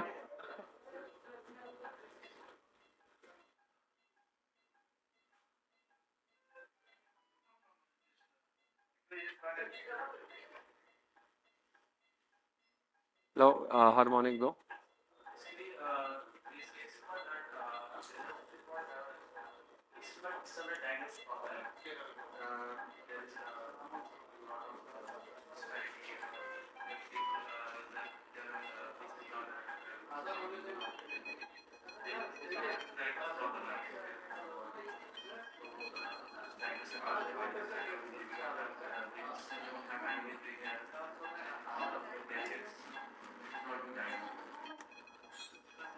Stand up.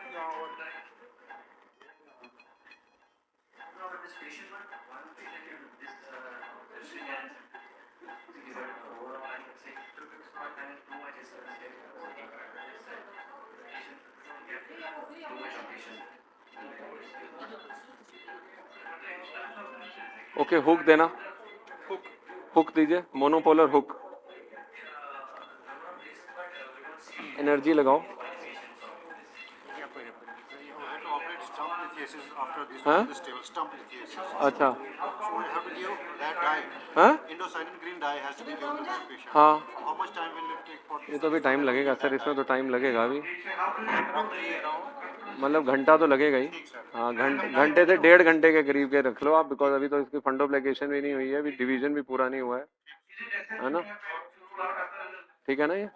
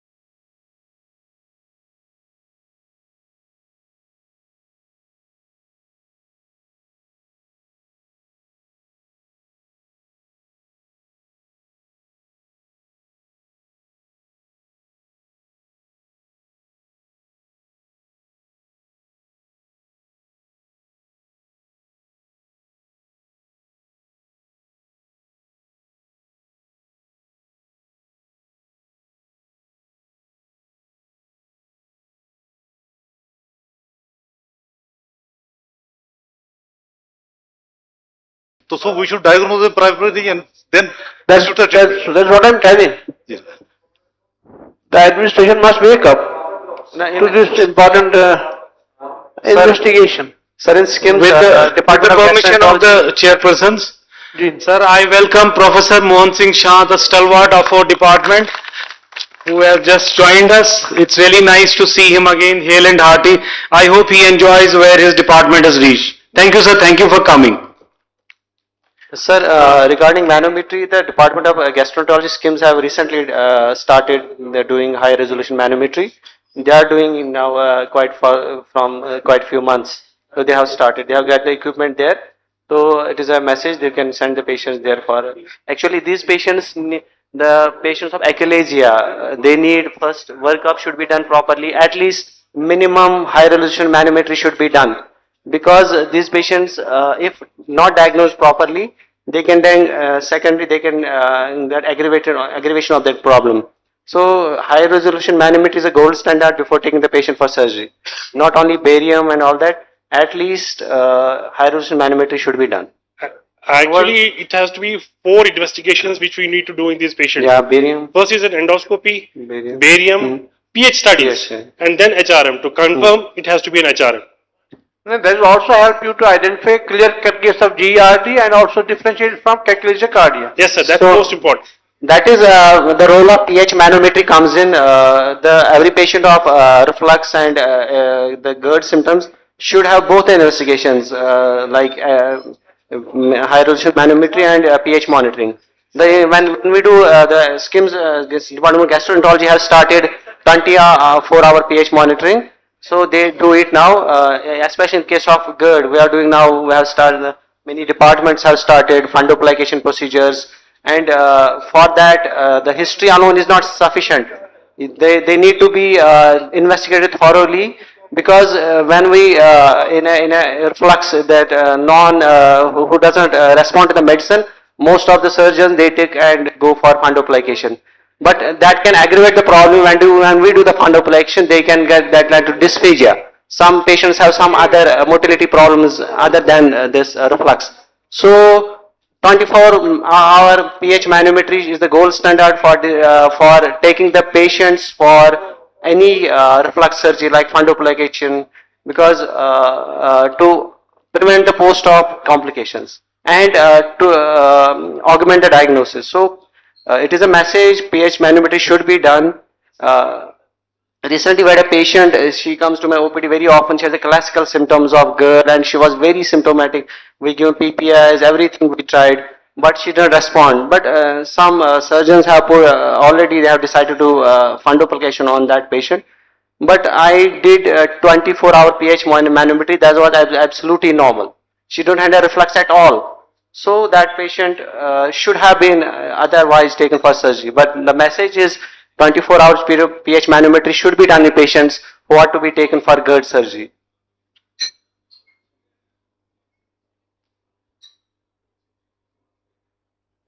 So how do you follow up these patients after you're done a esophageal myotomy and fundoplication? How do you follow up these patients? And what do they require in follow-up?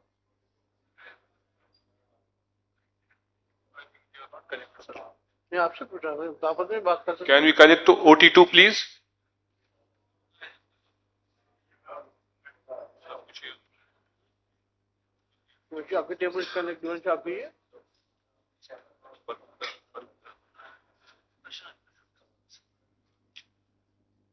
No problem.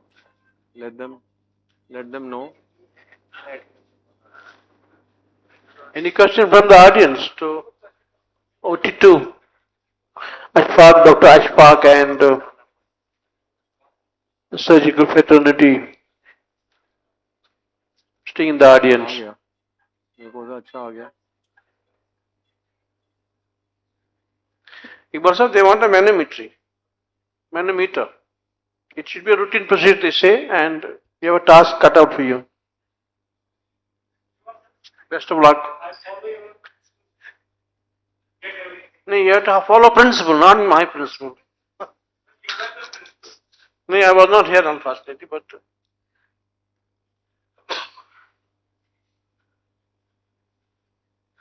Sir, OT2?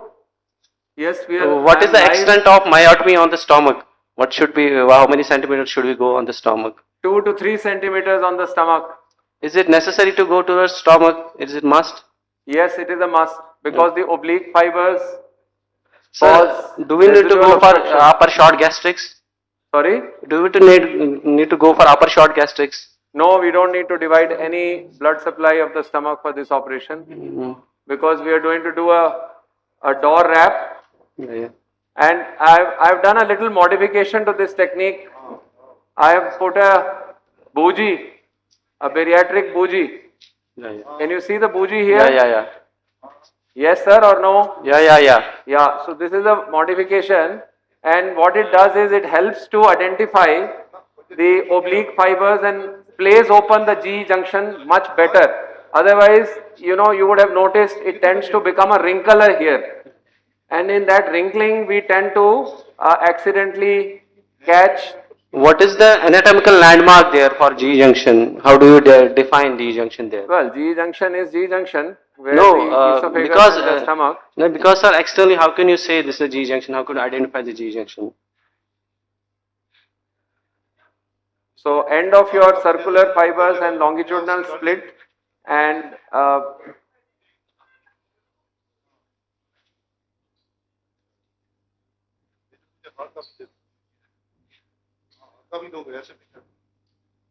what is this? OT2. Means muscles, hai na? Professor Lal. Yes, sir. Please tell me, sir. I'm Dr. Shokat. I would like to know how do you follow up these patients and for how long? Fundoplication patients, GRD patients are patients who will chase you if you don't do the work well.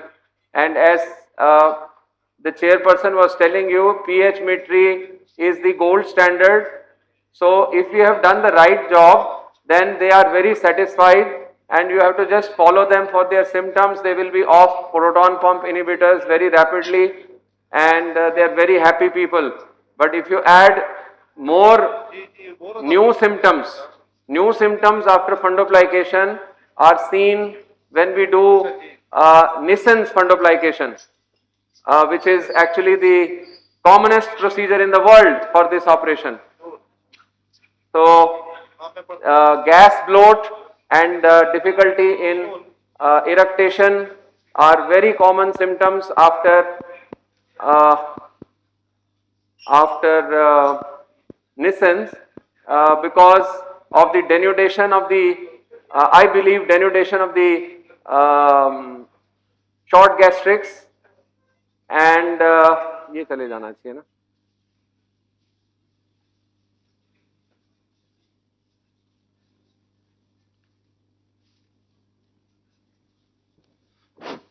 With the permission of the chair. Professor Pavinder Lal. Sir. Dr. Iqbal this side. Sir. Sir, I hope you're finding the theatre and the students and other assistants up to level. We have tried our best to give you the best possible team. Sir, you have done an amazing job. I am completely impressed with your, the OR, the residents and the faculty members are excellent. Your team in the OT is excellent, and it couldn't be a better situation for a live operative workshop. And kudos to you and the entire team. It's always a teamwork, we all know it, and but it needs a team leader. So that leadership you have provided, and great work. Thank you, sir. It's all because of Professor Mufti Mahmood that our department has reached this level. He basically allowed the juniors to flourish under his command, and thank God all of us gave him the support that he required, and certainly things are looking more rosy now. I hope you will enjoy the rose that I have kept for you along with the strawberries. Huh? Yes, I agree absolutely, and he superannuates this month with a very satisfied feeling of having taken GMC Srinagar Surgery Department to this height. Sir, we are watching your surgery very keenly. The patience that you are demonstrating is exemplary. Really, it's wonderful. For an impatient surgeon like me, I am really getting now jitters what I do. I was telling your residents here one thing that minimal access surgery taught me is to not lose patience. It's a test of surgeons' patience at some times, and I think that is the greatest takeaway. So I hope you are all happy now. Thank you, sir. Thank you. Wonderfully demonstrated. Are you all convinced that we have gone enough into the stomach? Exactly, yes, sir. I think the chairpersons are quite impressed now. Yes, sir. Okay. And the oblique fibers have not been disturbed, and you can do a. You have you have a gastroenterologist here waiting for upper GI. Does he want to do it? Doctor साहब बैठे हुए थे सुबह से इसी वक्त के लिए आप सूचर रेडी करो बॉस एथी बॉन्ड रेडी करिए please Thank you very much, Dr. Saab.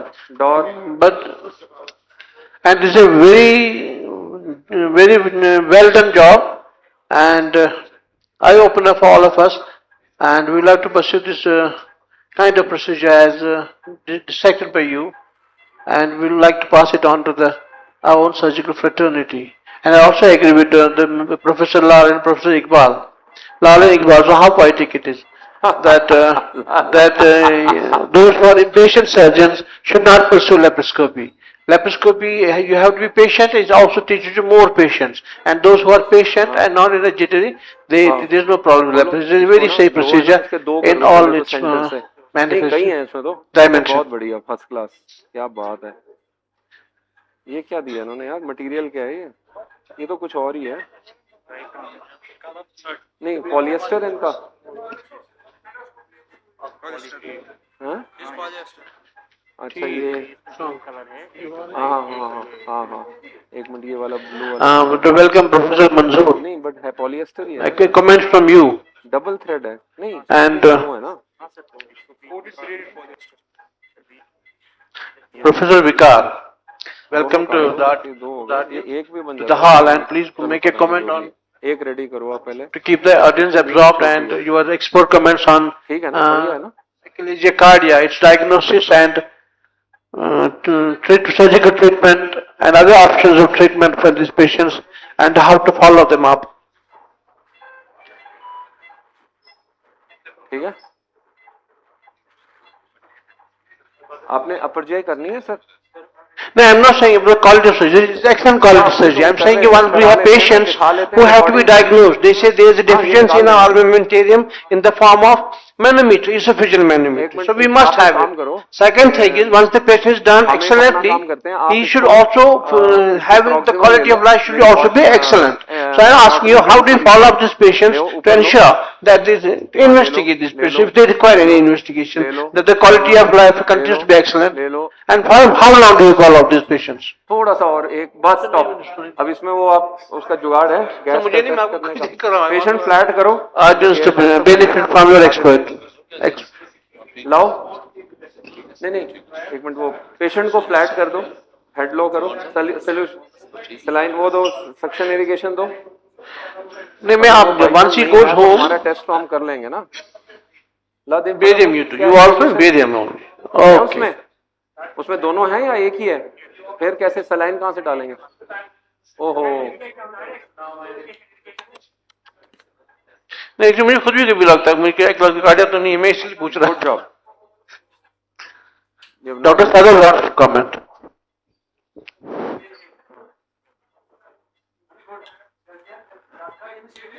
This is just a little comment that you have the guidelines laid for all these diseases. There's nothing new that the diagnosis is not made appropriately because of so much of overlap of symptoms. So many people coming up with pickup of hiatus hernia, and then you have to grade it how much it is herniating, to so many diseases of the sphincter disorder, to so many diseases of the motility. A cardinal case like this, which has a typical peaking and dilatation, is at one end, and other diseases are the other end of the, when you also start suspecting whether I have some amount of eclasia, whether I have a lax sphincter, a tight sphincter, dysphagia and GERD. So best is if all the centers have the facility of manometric study and 24-hour pH monitoring. See the episodes of reflux, the time period of reflux, and then take, these are all multidisciplinary with your gastroenterology, your radiology and your surgeon on board to take final calls of who or patient deserves what kind of surgery. As far as follow-up is concerned, you have eclasia to such a grade that sometimes the atonicity does not settle with all these procedures, and you end up in some specific subset of patient where the motility doesn't occur into esophagectomy decisions also. And the other end, the disease can be as simple as a pneumatic dilatation would take care once it is picked up timely. So there's so much of, you have to have an esophageal or a GE junction specific group. I might not be the right person to give the final comments, and I learned that Dr. Iqbal is seeing many more patients as compared to what we are seeing at SKIMS, because we being a HPP unit. But this subject actually deserves lots and lots of insight. That is very important. Thank you. Thank you, Dr. Sabi. See, one of the purposes of these workshops is to exchange idea, and so that the level of knowledge of all of us who participate in the workshops increases, and we it percolates down the whole faculty and students in particular. बस अब क्या करो? हो गया? बस वो हो गया? Dr. Lal. You can see the air bubble test. We have done the leak test with the esophageal bougie pushed proximal to the proximal end of myotomy, and you all saw the distension just now. Yes or no? Sir, do you routinely do endoscopy after the procedure? Well, I in my theatre unfortunately don't have the luxury of this as of now, but it is desirable. Sorry, yaar. Yeah.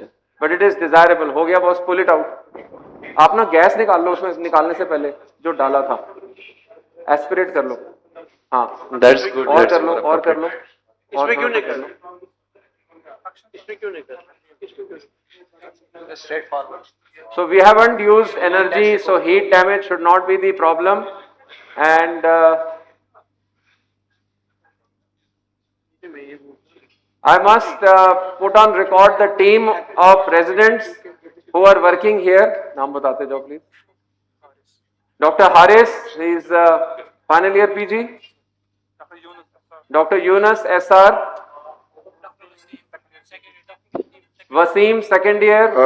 With the permission of the chair, the discussion was about the leak test or the endoscopy. And at the head end, I would ask the experts, I don't know, I'm not an expert, it's all Greek to me what's happening there. So I just want to know, how would the endoscopy be procedure of choice, knowing whether there is a leak or not. Because if you have done the leak test and if it is not demonstrating any leak, and when we do endoscopy, say cystoscopies, we do not necessarily find a tumor at times, and leak ki baat hi nahi hai. But is it endoscopy would be better modality than a leak test? मेरे से पूछा आपने? Sir, I'll answer. Okay, okay. Sir, first of all, we have to understand what happens once we do an endoscopy in achalasia. The sphincter is tight. क्या हो गया? Your endoscope doesn't go down. करिए sir. That's why on barium you can see that the proximal esophagus is dilated, and at that area you have an area which doesn't dilate. So this is your first thing. Then once you are doing the procedure, immediately you find that this strictured segment starts opening up. Once it opens up, then you are sure that once you go to 3 centimeters below the cardia, that is your lower extent. After you have done this, why do we do the leak test? Because we should not harm the mucosa. If we have harmed the mucosa, that means we will have a leak, and that means that patient can have mediastinitis, patient can have peritonitis, which is not good, because there is a lot of reflux of acid as well as. Why do we do leak test and why do we do endoscopy? If we have endoscopy available, that's a better thing, because once you have kept the endoscope there and you open these fibers up, your endoscope drops down into the stomach. Till that time it doesn't go. Then you can push in air through the endoscope and your leak test can be done even by that. You can use a 36 French bougie that we use for bariatric, same one we used yesterday, and even that can give you the idea whether your mucosa is intact. Mucosa you cannot breach. Mucosa if you breach, you have to close it there. So that is why we do it after the surgery. That's exactly what Dr. Saab said, that why do you require another endoscope for leak only? That was his point. Endoscopy is done to show adequacy of the procedure. It is basically to see the adequacy of the procedure, adequacy or myotomy. Left right hand दे दो. That's right. Gauss piece की जरूरत नहीं है, तो ऐसे ही trickle पड़ा हुआ है उसके ऊपर. हाँ. Left right hand दे दो. Professor Lal. Yes sir. Is the myopy complete, sir? Yeah, the procedure is complete. The endoscopy is being done to ensure that the obstruction at the lower end is over. There should be no resistance at all. And leak test we have already done, but the endoscopy will also further kind of confirm it. I think I am adequately on the stomach side. Sorry? Can we see the endoscopic view?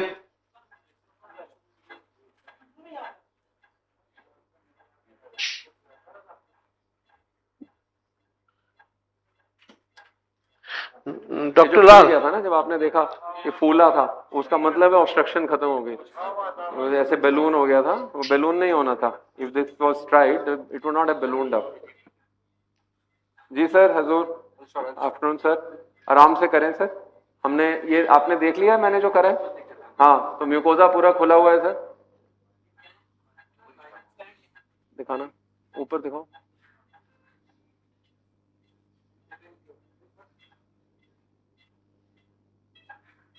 Can we see the endoscopic view also?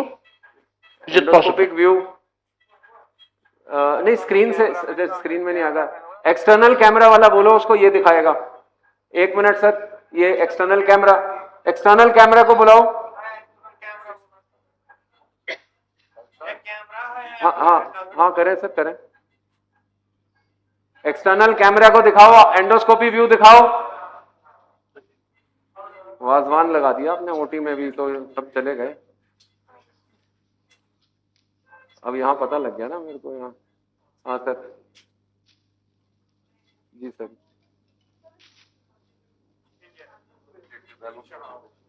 हाँ, endotracheal वाला, endotracheal tube वाला, ET tube का balloon.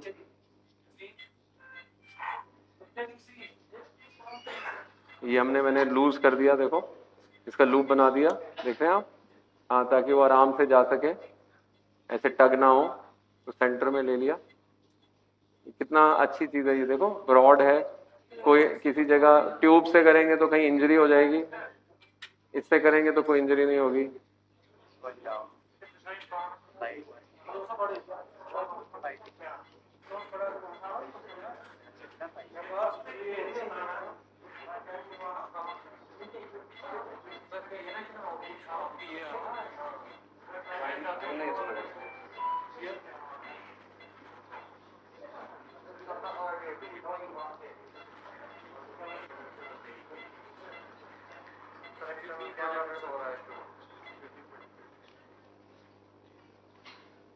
Endoscope is coming inside now.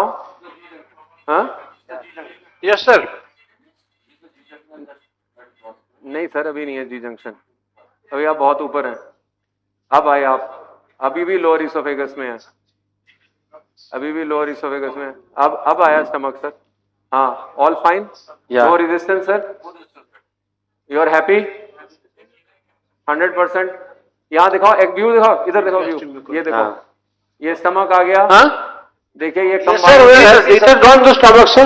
हाँ, we are in the stomach sir. Yeah, we are seeing the gastric reports. The gastroenterologist is very happy. That's right. We are also happy, sir. The audience is happy. एक बार तालियां हो जाए फिर सब dog gastroenterology के लिए।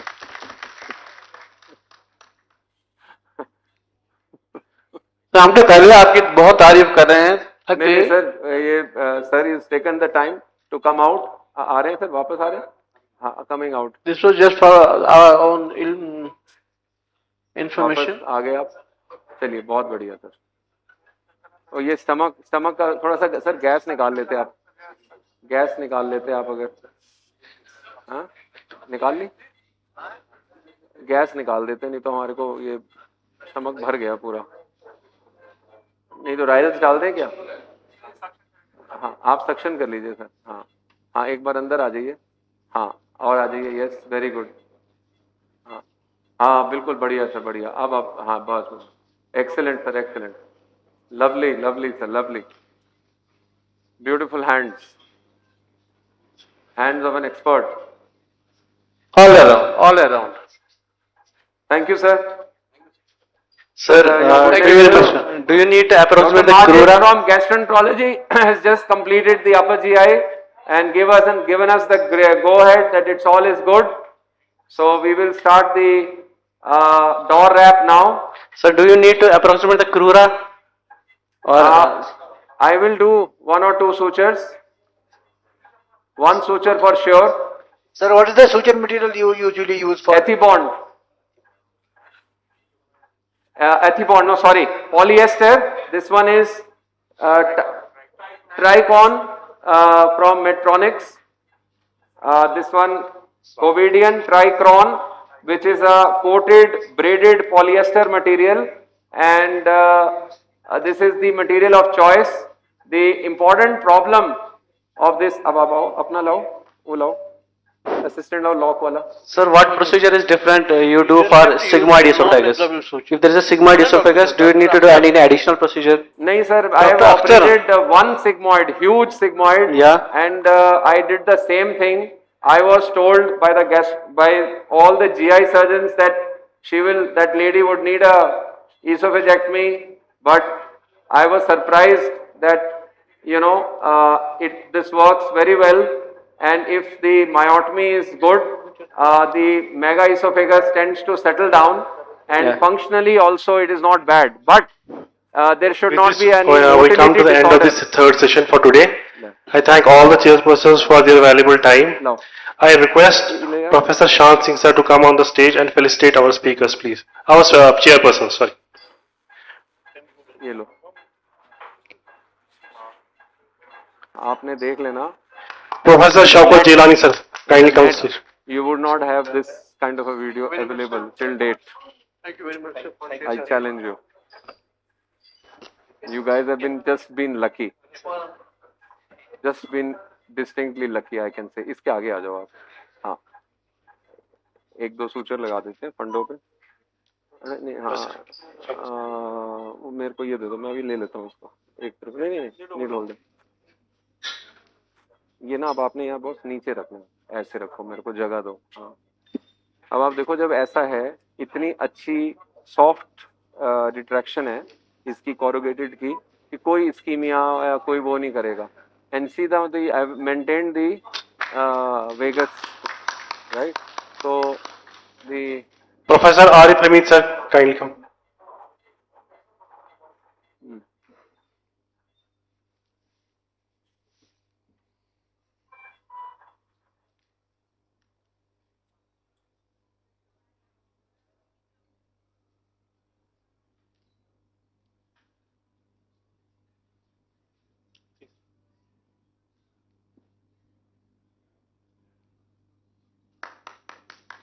Dr. Akhtar Ganai sir.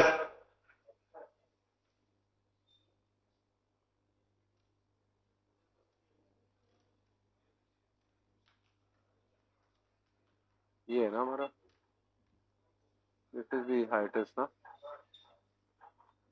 Dr. Muhammad Yunus. ये है ना left trap.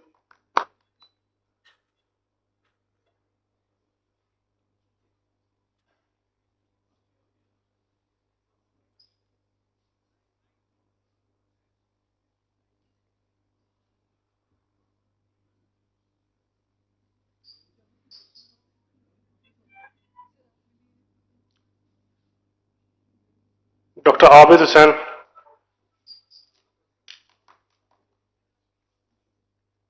टाइम क्या हुआ है, वक्त क्या हुआ है?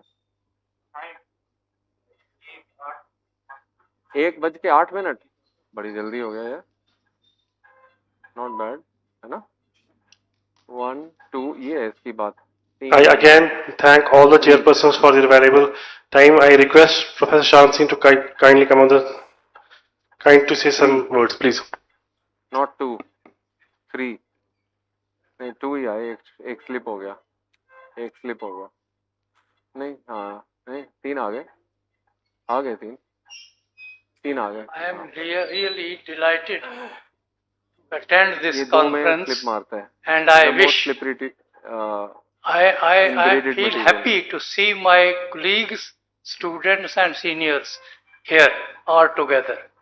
And I wish everybody a brilliant career and advise and request them to treat the patient as the most important person in their life and render all available facilities Crossing the hand. to the patients. Thank you very Crossing much. the hand. See God that? bless you all. C loop, reverse C loop. Doesn't take time. See how fast it is happening. C loop, reverse C loop. See that? It just happens so fast. जे कोई पूछे So then मैनू only there will be square knot. बच्चा जम बन जा Otherwise बादशाह. it will not be square knot. जे कोई पूछे मैनू बच्चा जम बन जा बादशाह, बिना पूछे बन जावा बच्चा.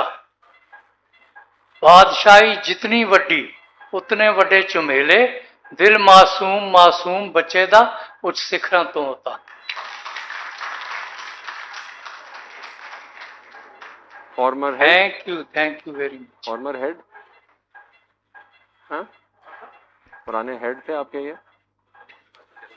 Dr. Balbir Singh. We'll be continuing with the live operative workshop. We have 2 more surgeries in line. One is a stump lithiasis and one is a hydrated laparoscopic liver hydrated plus cholecystectomy. For the next session, I am going to call the chairpersons. Professor Shan Singh sir, kindly chair the session. ढीला छोड़ दो. हाँ? क्या? Dr. Rishi Raj Sharma. नहीं अभी चाहिए अभी drain अभी चाहिए. अभी ये सारा ये काम कौन करेगा? अभी इसका ऐसे ले जाना है, यहाँ सूचर करने हैं, फिर इधर ले जाना है. ये अभी रहेगा, लास्ट में निकालूंगा मैं. समझ गए? लास्ट में अभी मैं बताऊंगा आपको. एलएससी देखते जाओ. Dr. Saeed Kiptia. लो भाई इधर आ जाओ. बस अब एक्चुअली निकालने का टाइम आ ही जाएगा इसका. I don't need too much. इसको सक्शन दो मेरे को, निकाल देते हैं. सक्शन.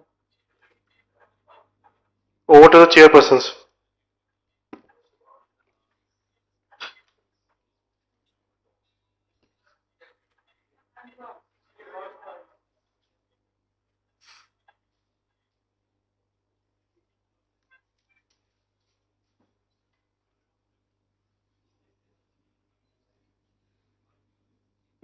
निकाल देता हूँ मैं इसको यार, ये फंसेगी अब हमारी ना।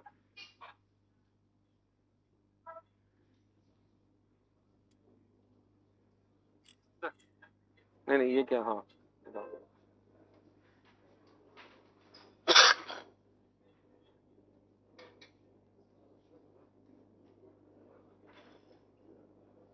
Hello?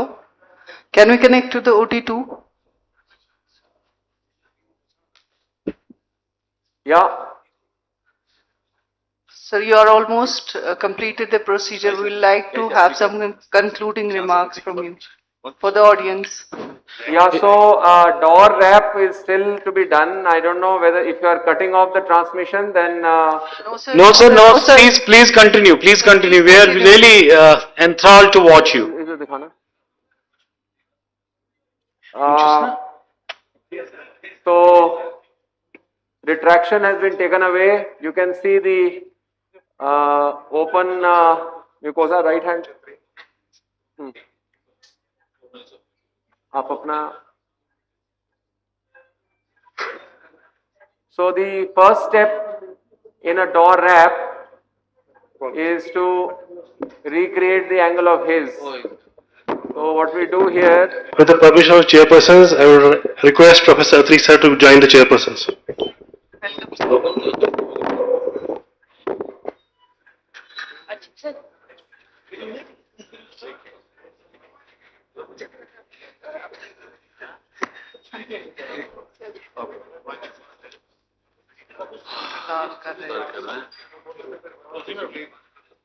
Professor Pavinder sir.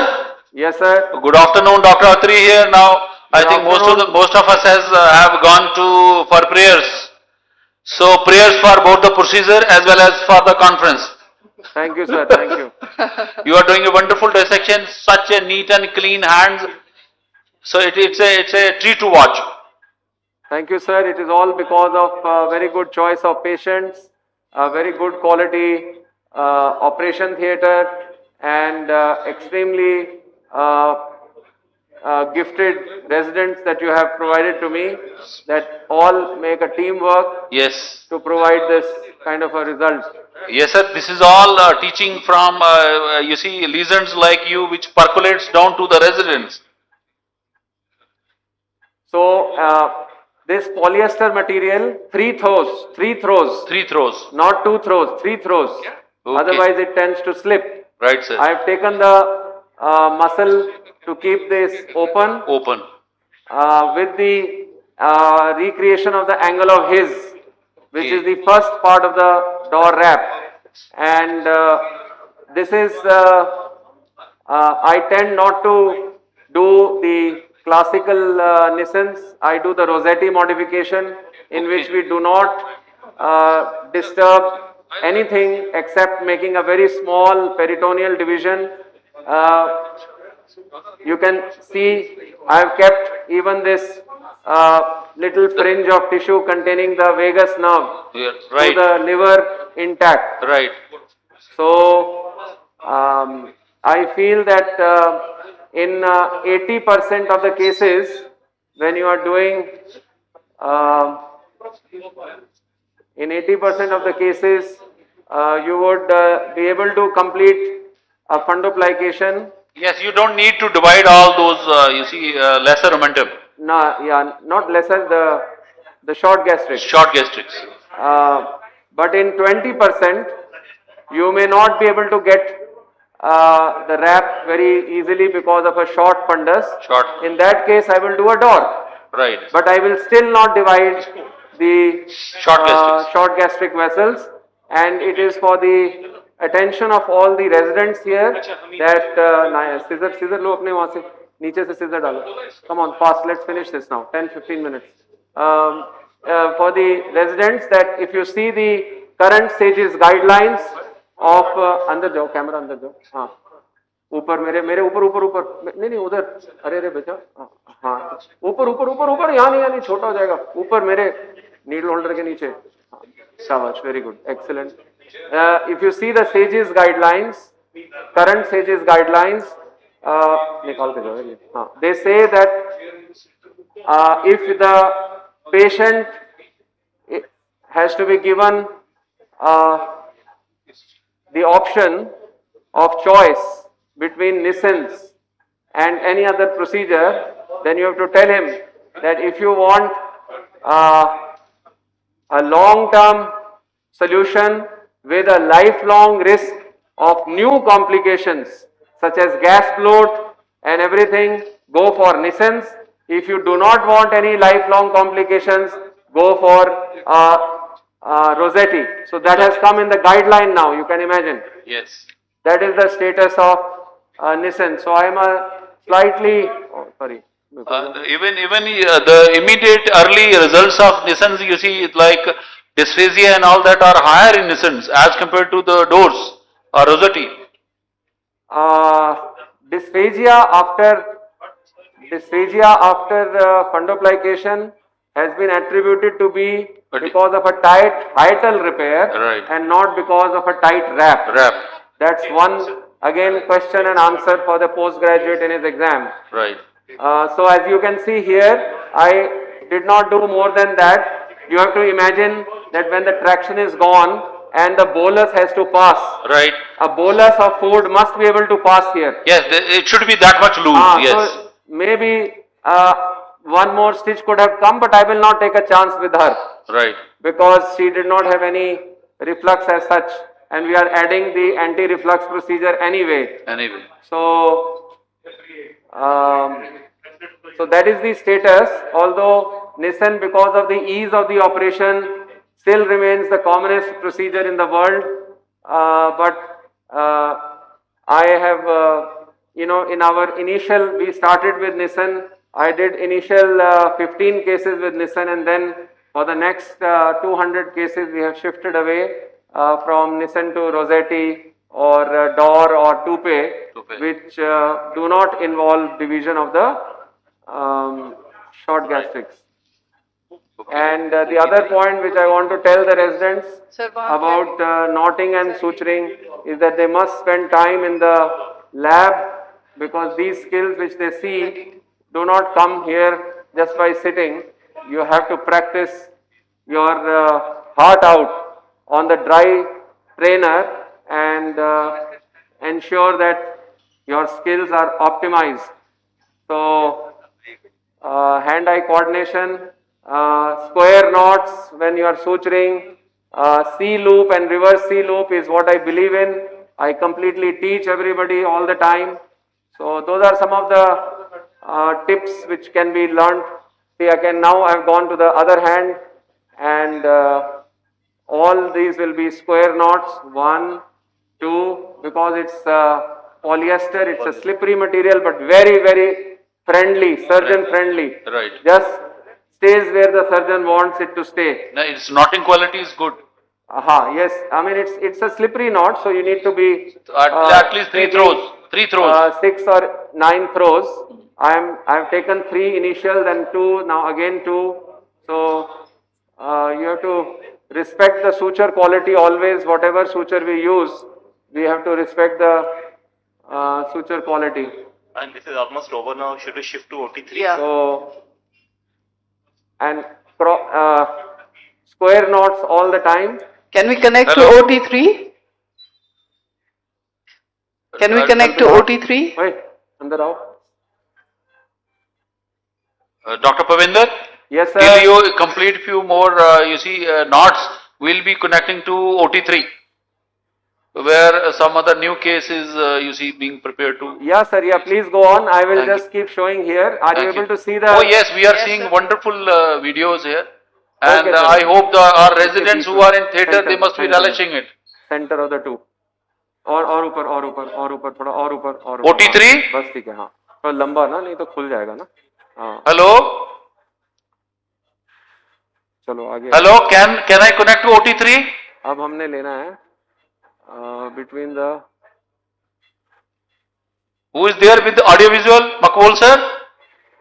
Plasma connect to OT-3 OT-3 plasma है ना तो ये जो आपका एथीबॉन्ड बाकी का बचेगा ना इसके छोटे छोटे कई सारे पैकेट बना लेना कितने सारे हैं कई केसेस में यूज होगा मेरे को तो एक ही पैक चाहिए होता है 2 नीडल वाला इसी में हो जाएगा काम जो आपने डिवाइड की ना हाँ अब ये देखो यहाँ पर क्या है यहाँ पर we will take it between the Hello? OT-3? and the and the Personship crus, पूछो. Who's operating this? left crus. Who is operating in OT-3? Left crus दिखाना यार. Kindly connect to OT-3. एक मिनट ठहरो मेरे को ये निकालना था. नीडल निकाल लेंगे. Anybody there? Needle OT-3. निकाल के अब दिखाओ. ये लेफ्ट क्रस ये आया. ठीक है. Left crus. We have been told very interesting left cases crus आ coming गया. there in OT-3. अब आ गया आपका स्टमक. इधर आ गया स्टमक आ गया.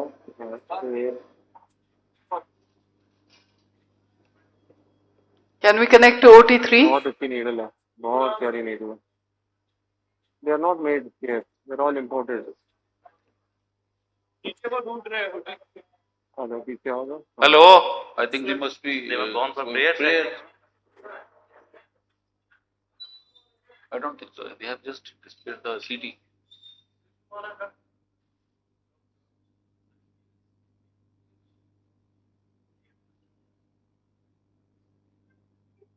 Dr. Lal? Yes, sir. Till we are connected to OT3. Sir, you have taken this suture through crus. Yes, sir. Hello? Will you be taking on the right crus also one suture? हाँ अभी मैं आता हूँ sir. अभी door में सारा करना है ना. Right, sir. On this side also. Door is going to come from one side of the thing over this wrap. Over this wrap. And then to the other crust. And one suture to the right crust. हाँ ये देखिए अब वहाँ गया. Oh yes, it has been ये hitched देखिए up. वहाँ Yes. पहुँचा है ये. Yes. तो ये जो इसका है मैं आपको दिखा देता हूँ. How Right, it sir. is going to come. मैं एक मिनट ये वाला I'll just finish this suture. Hello. तो ये Am I audible? Yes, sir, you are audible, sir. A very good afternoon to everyone in the hall. Right, Dr. Ajaz sir. Yes, What is the history of this case and how you are proceeding with that? he is a young person, 23 years old, who is having cholelithiasis and a hydrated cyst in liver. Okay. So we are going to operate on him. His titers are also very high. He is a young man. We are going to do a cholecystectomy first, followed by hydrated liver. Okay, okay, okay. So can we have a picture of the CT scan? Yes, you can have a look to the CT.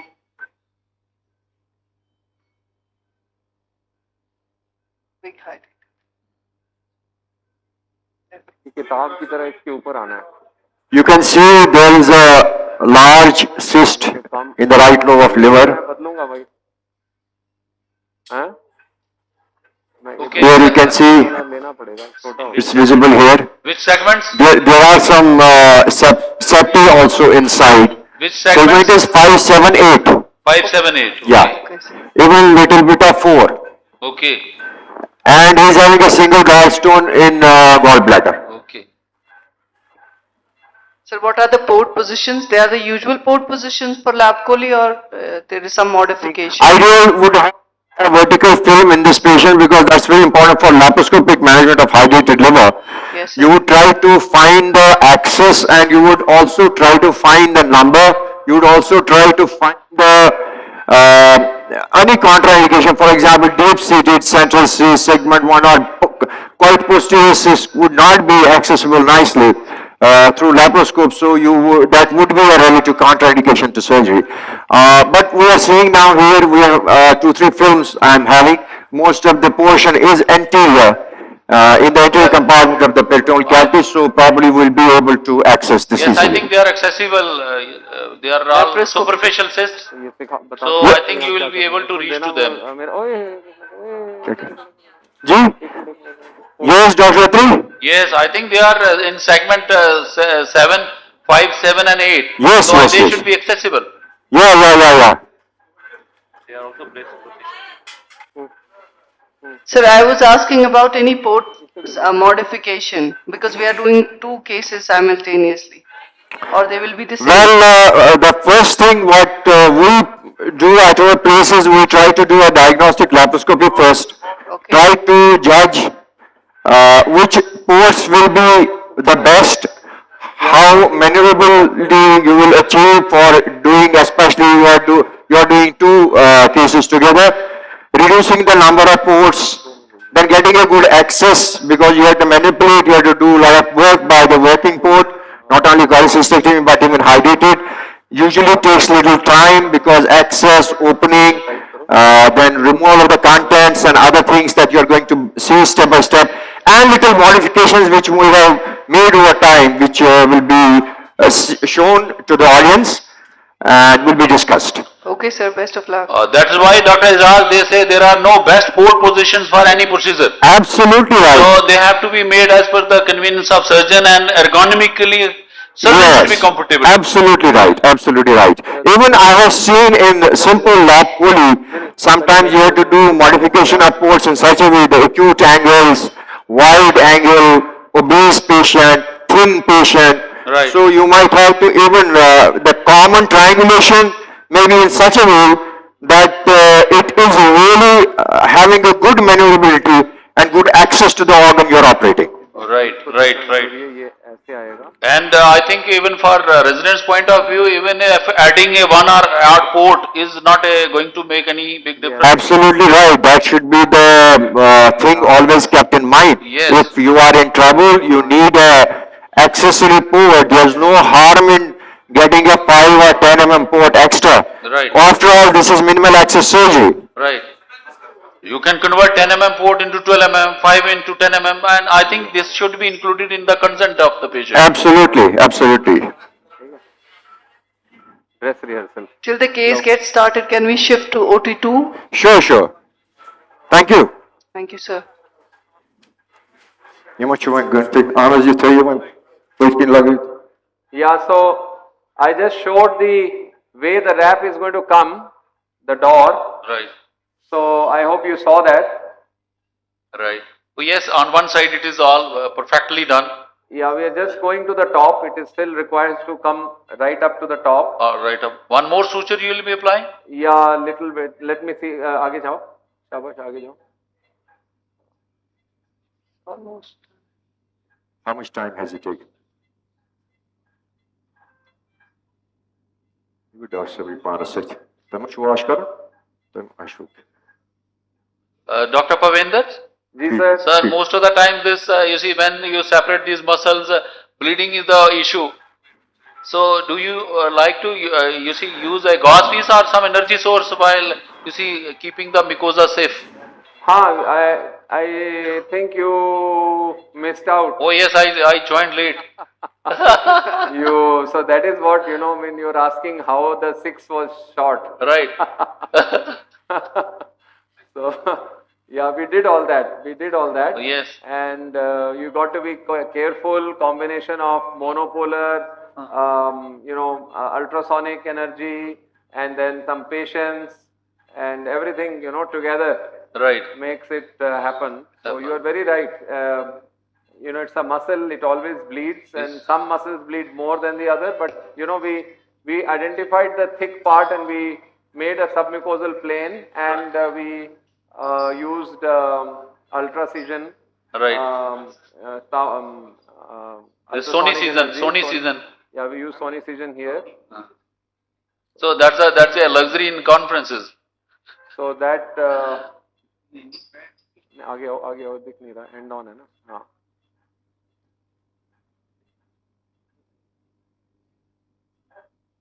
तीन. ये जाना बहुत जरूरी है क्योंकि इसके बाद वो किताब बनेगी ना, तो each stitch will have to be measured. This has to go step by step over the next. You cannot, otherwise there will be a wrinkling. And then, or there will be undue traction. Everything has to be, kind of seen accordingly. So, this is a typical, you want to give it a typical book picture. Well, there is no reason not to be as close as to the ideal. But, let's hope and pray that everything works well for her. Yes. आगे आ जाइए. So any special precautions in the post-op period? So I would say, I go very slow on them. Right. We prefer, I don't know how you follow your bariatric, but we go for clear liquids I call it stage 1A diet. Right. Liquid only, liquid and coconut water for the first 1 week. All right. And then go non-clear liquids added to that clear thing for the next 1 week. 1 week.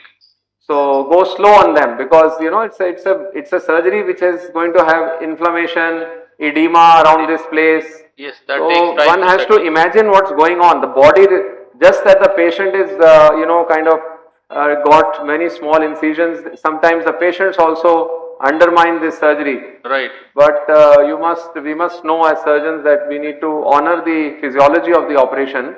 Right. So then so that is 2 weeks, 1A, 1B. Then is the stage 2, which is soup, slightly more turbid and thicker than the dal ka pani which she was taking in the 1B diet. Right. And that goes on for another 2 weeks. Right. Then it is pourable thick liquid, Right. like a thick khichdi or a smoothie Right. in the current understanding of residents. Right. Then is Semi-solids. काटो यार, थोड़ा loose हो गया हुआ पहले वाला, चलो काटो, कोई बात नहीं, काटो 1 सेंटीमीटर काट दो, काटो 1 सेंटीमीटर नीचे लो, हाँ, right, good. So then pourable khichdi. Okay. Pourable khichdi, which can be dalia khichdi, which is pourable, and then normal diet in 6 weeks to 8 weeks. Right, 6 to So 8 go weeks. slow, very slow. Very I go very slow on them. I go very slow on them. But you must have come across many patients who cheat on you. No, they don't cheat, because we have a very stringent system of follow-up. So somebody had asked question about follow-up. Okay. So follow-up for bariatric patients and GRD patients is Almost same. almost similar, because they're all high-test surgeries. Right. So one has to kind of go slow in them. Go slow, because these are all I don't want any last thing you want in this as a part of management post-operatively is vomiting. Vomiting. Zero vomiting. Right. The patient will have zero vomiting. This is your management also. Yes. Perinom 8 hourly and MSET and whatever, at whatever cost, patient will not have meal, but patient will not vomit. You don't want to put your sutures under a threat of being exploded out here. Yes, given way. So I think the pre-op counseling for these patients is most important. yeah, so they are all prepared accordingly. Yes. They will need to be prepared. So see, now the book has started coming up. Right, sir. This book will start coming up like that. Right. Beautifully, sir. Beautifully done. And so it's a typical book picture we are witnessing.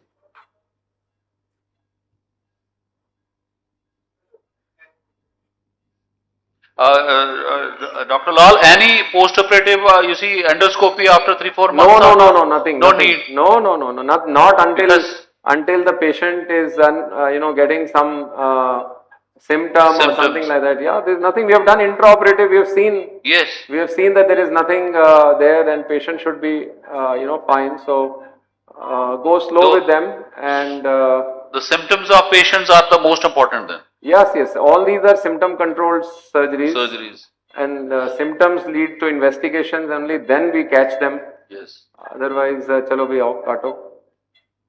Cut 1 centimeter above the knot. Yeah. Good. So then suddenly the whole this view is going to get obscured. Right. Because as the wrap comes on the top. Right. So this whole exposed mucosa is going to be covered. Yeah, this whole thing. So this is the important component where we need to measure up how the wrap is going to sit there, and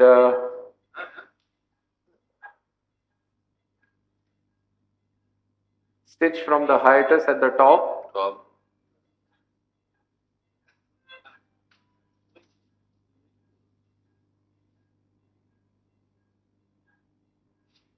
you're doing it very easily.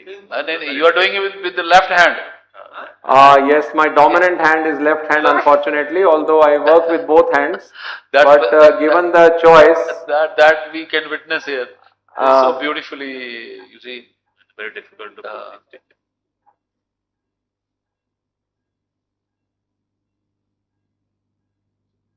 and the sutures on the stomach have to be submucosal. They should not be full thickness. Full thickness. That's another thing. ये red कहाँ से आया अभी? Muscle जो हमने अभी थोड़ा सा They have started in OT-3. should settle down.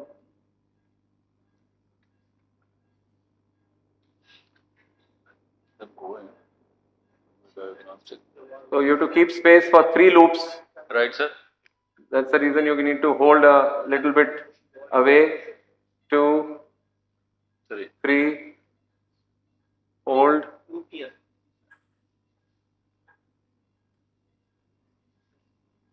And the book is started to close now. Right, sir. So this is much more tedious than a Nissan's, na? That is why people don't do it. Yes, People it want to put just 2 stitches and run away. Run away, yes. Yeah, so this is very, surgery, minimal access surgery, all surgeries are not runaway surgeries. Runaway surgery. So this is a very tedious procedure. Yes, that's the reason people don't prefer. Yeah, that's the reason they No, don't. but data, you see, sports this. All the data sports this. It may be half an hour more, but it's worth. That's the And reason. then you know it is a great if you train your resident. Right. Then it's a great exercise for them. For them, yes. To you know take these sutures and do knotting. Knotting. Senior fellows and senior residents who have been in the unit for a long time, and if this is a high volume surgery, then you know they get to do a lot of suturing work here. Yes, this is the, you see, the final phase of their suturing. And you can see I'm respecting the quality of the thread, because this thread is known to open up. Open up. So you know you need to be respecting the quality of the polyester here.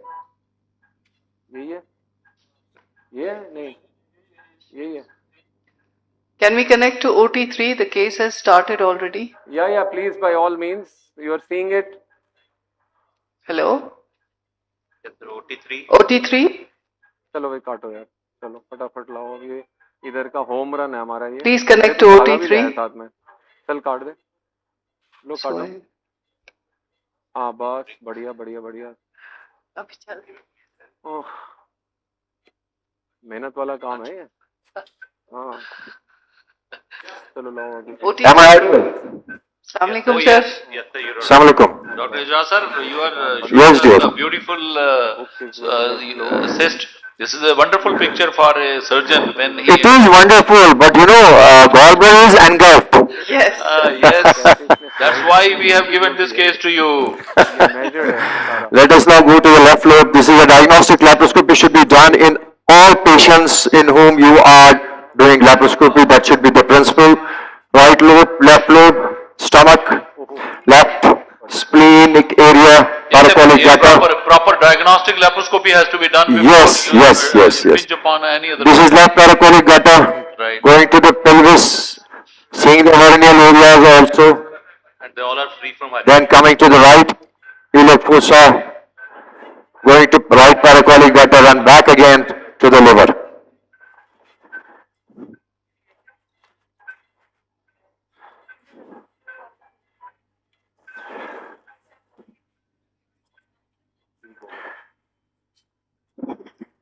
Now we cannot attempt cholecystectomy in this patient straight away.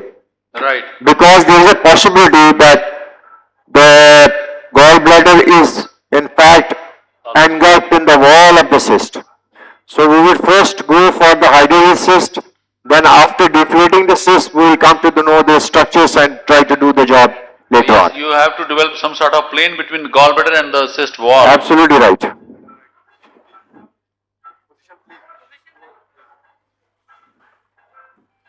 So you will be using some planivalus cannula or some aspiration with suction only? ये I'll just first go in, have a triangulation approach, and then we'll see. Okay. Thread ready करना भाई, अगला thread काट के ready रखना, 2 में कर दो उसको. This is the working port here. Stomach दिखाओ. Stomach. Yes, it is deflated, not fully.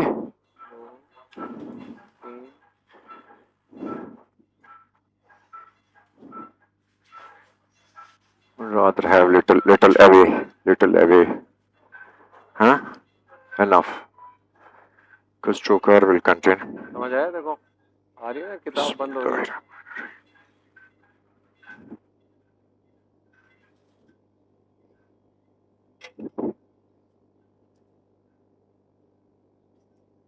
This is the 5 mm trocar here.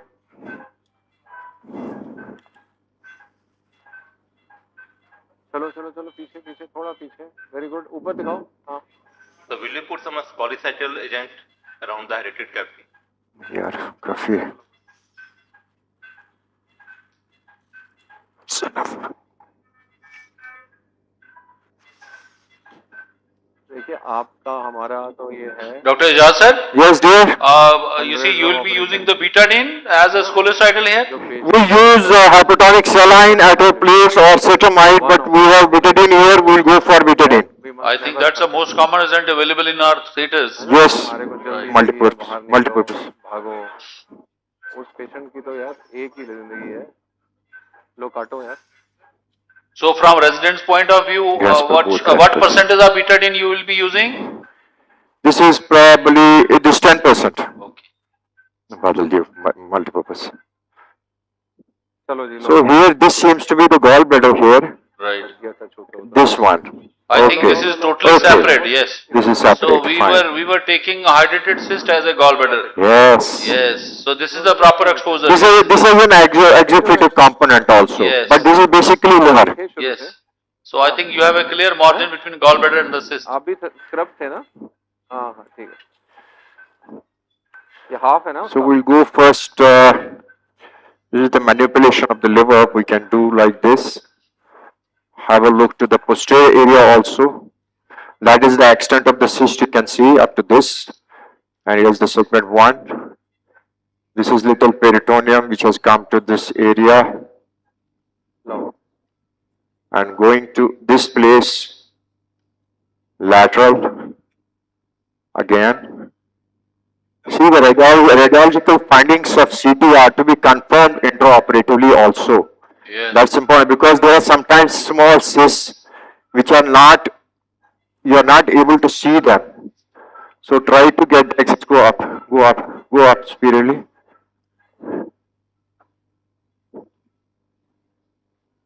And I'm palpating the liver also. Right. In inaccessible cysts here, you can do an endoscopic ultrasound also. We have done several times because sometimes the cyst access becomes really difficult. No, especially when you have two cysts adjoining each other. Absolutely right. Then it becomes very difficult. Whether I have removed one or the contents. So this is the left lobe of liver I am taking off, and that is an IVC area here. Right. And I would like to see the common here. This is the this is the stomach Duodenum. and duodenum. This is the hepatoduodenal ligament. The structures in this. This is the cystic lymph node of Lund. Anatomical points for students here. ये छोड़ दो जरा, ये छोड़ दो यार. Grass पर ये लॉक्ड वाला नहीं चाहिए. लॉक के बगैर नहीं है. लॉक के बगैर नहीं है.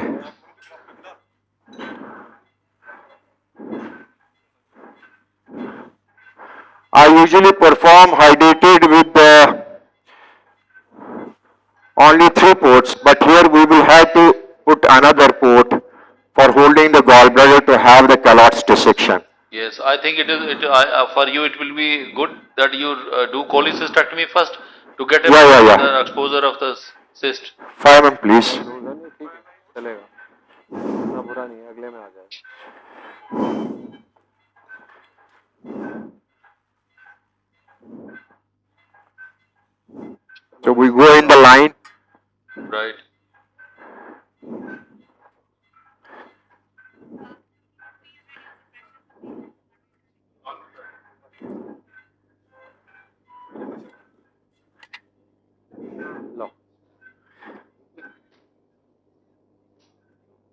direction of this trocar should be up. We should not port का use देखा है? Every port, make any track. every port, This is a holding area. every चलिए. port is being put to optimal use. कोई भी ऐसा नहीं है कि बेकार Dr. पड़ा Ijaz, हुआ till है, you, ऐसे you डाल see, दिया. pack it with the scoliocidal, we'll move on to OT2 because they are into finishing Fine, this. fine, fine. No problem. We'll meet again. course. The video is on now. You can go and watch it. Right, Dr. Lal? Yes, sir. Yes, sir. Your book is getting closed. Yes, sir. I'm on the, in baseball, there is a term called home run. Home run, right, sir.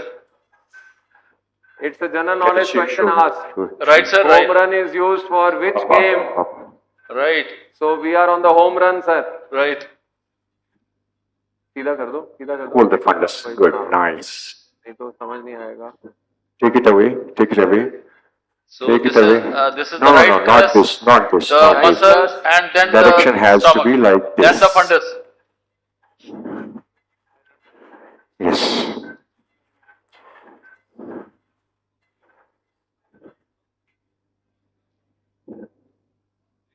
Yes, sir. Beautifully Another- done, sir. This procedure requires a lot of patience. Yes, sir. This is suturing work and it is, methodical work because, there has to be no twist on this. Right. This has to come. The normal system is food is coming here. This Yes. extra one we are coming like that. Yes. So this is the classical one, and I was just telling your residents that it has just turned out to be a very good recording also if they have it. Yes, it's everything is being recorded, sir. This will be yes.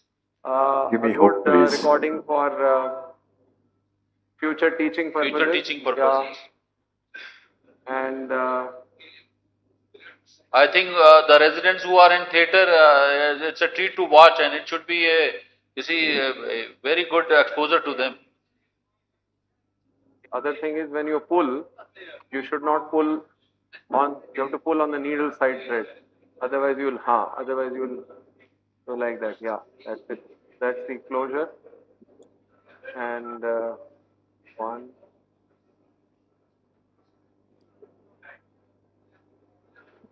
अब क्या time हुआ है? 1:30 बज गया. Sir, it is 1:45. 1:30 हुआ है? Yes, 1:45. 1:35. Right. 1:45. Okay, sir. Another 10 minutes and we are through. Right, so sir. I need your patience so that we can. No. We are loving it, sir. It's such a wonderful, suturing being done. It's a treat to watch. It is making all of us so, eagerly watching it.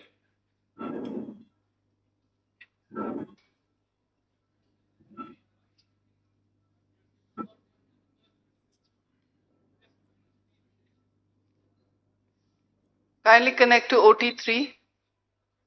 चलो भी लाओ.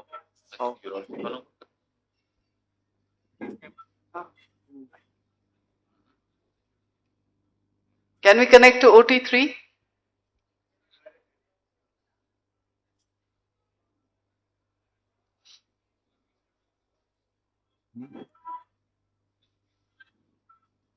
लो दिखाना.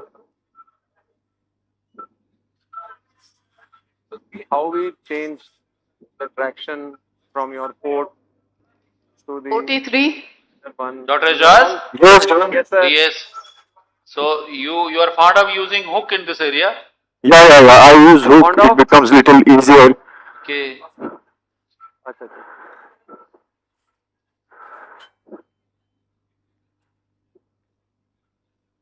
Posterior. So again, for residents' point of view, it is the posterior dissection which is most important. And as he is progressing with the posterior dissection, I think he will just need a complementary anterior dissection. And the hook is a very versatile instrument once you have a control over it. Otherwise, one should try to use Maryland until you are not very comfortable with the hook. That seems to be clear. Yes. Only his cystic lymph node looks to be angry at Professor Ijaz Sahab. Yeah. भी नहीं आना चाहिए और पूरा full thickness भी नहीं आना चाहिए कि endoscopy वाला बोले आगे तो धागे ही अंदर पड़ेंगे सारे. है ना? दोनों तरफ Maryland, I use hook. अब हम क्या है कि यहाँ पर हमारा door until I normally am खत्म हो गया, अब मैं इसको यहाँ well close करता हूँ. away from the collision. A very critical view.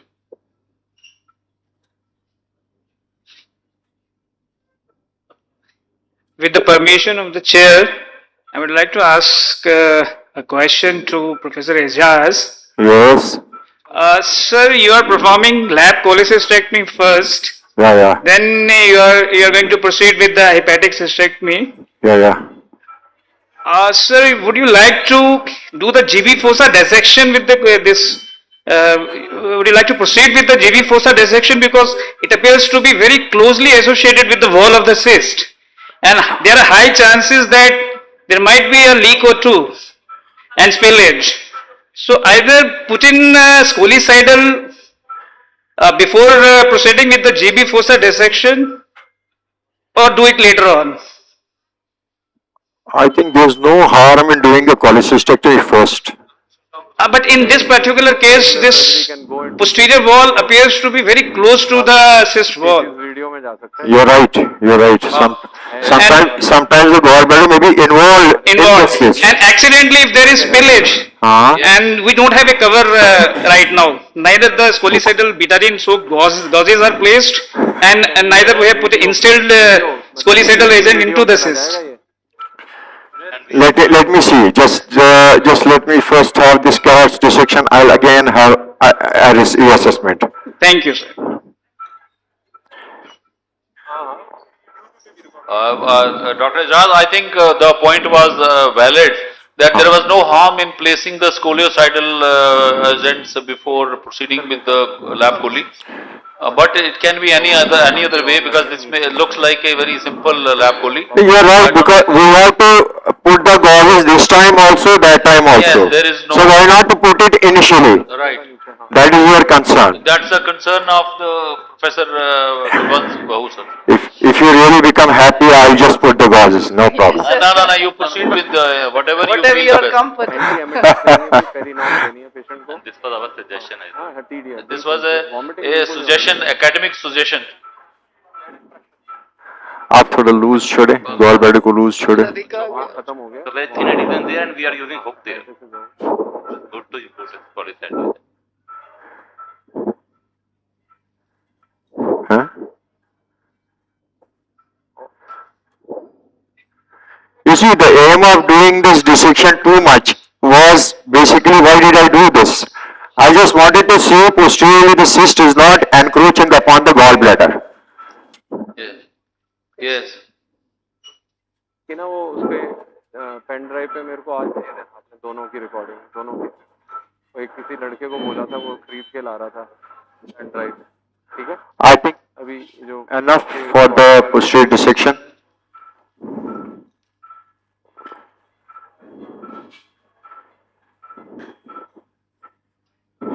No problem.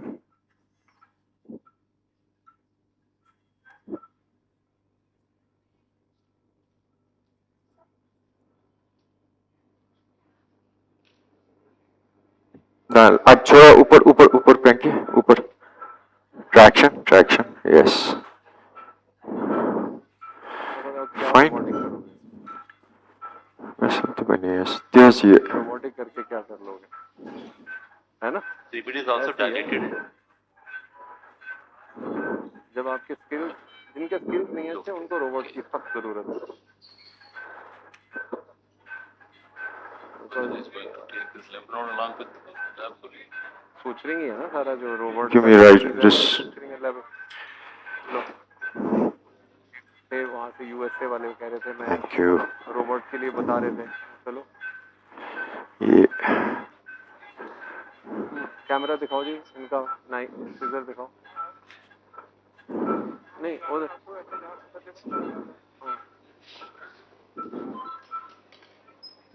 एक मिनट. हाँ. बस छोटा छोटा. बस. Already.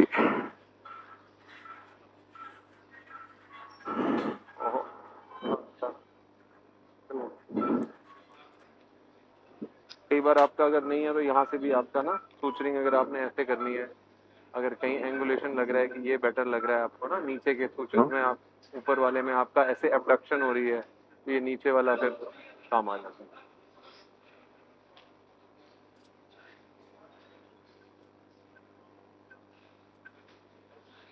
Dr. Ajaz, till you sort out this, we will be going to OT-2 where he is, you see, finishing the procedure. Okay. So nice of you. Professor Pravinder sir? Yes, sir. I think these are the last few sutures you are? Yes, sir. These are the last. You are That almost was through. the last bit. Yes. We're just doing the suture on the stomach. All right. To close the. Give me clip. Again, I think for youngsters it is advisable that the sutures has to be submucosal rather than through and through sutures.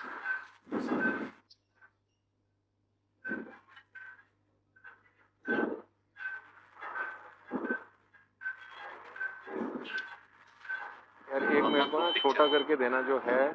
Mission ये है ना, यक्षन में था फिवान पूरी है था. हाँ एक यहाँ लगाओ. Need lot of patience. हाँ. Dr. Pavinder sir? Yes, sir. You see, lot of people have come out with और कोई ये you नहीं है see, आपका कुछ और. as the robot has been made available to most of the corporate sectors, so most of the, you see, people are now flashing the role of robotic, you see, this procedure being done robotically. Any other, any advantages? Sir अब आपके सामने ही है.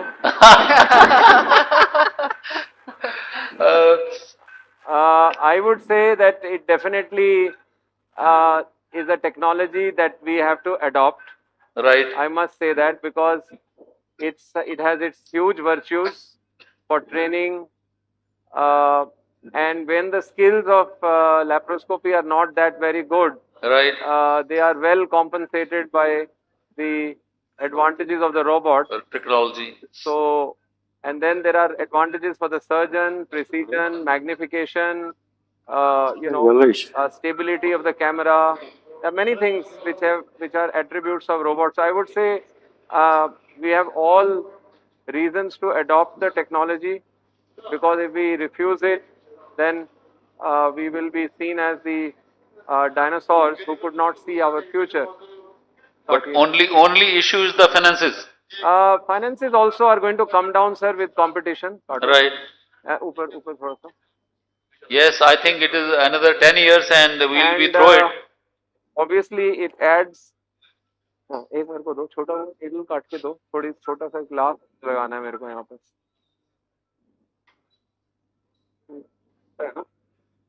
बस एक suture, हाँ एक suture के लिए चाहिए. तो आ जाओ यार अंदर आओ, फटाफट आओ. So normally you will be not be placing any drain? I will be putting a drain at this right hand side, that one which is 12 mm port. Right. And so this is the last bit, This Right. was the bit of that muscle. And I thought this is just prudent to kind of close that. So Give me ductal.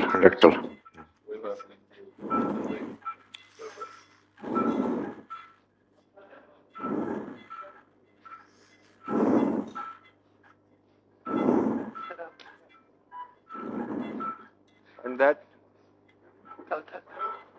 is the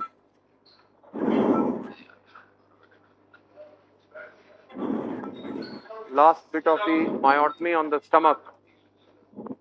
That's been protected by the wrap.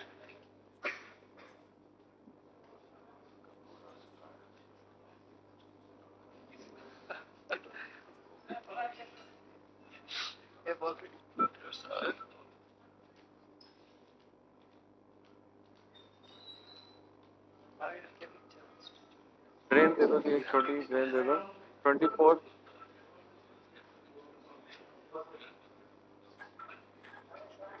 It's not required, just put it.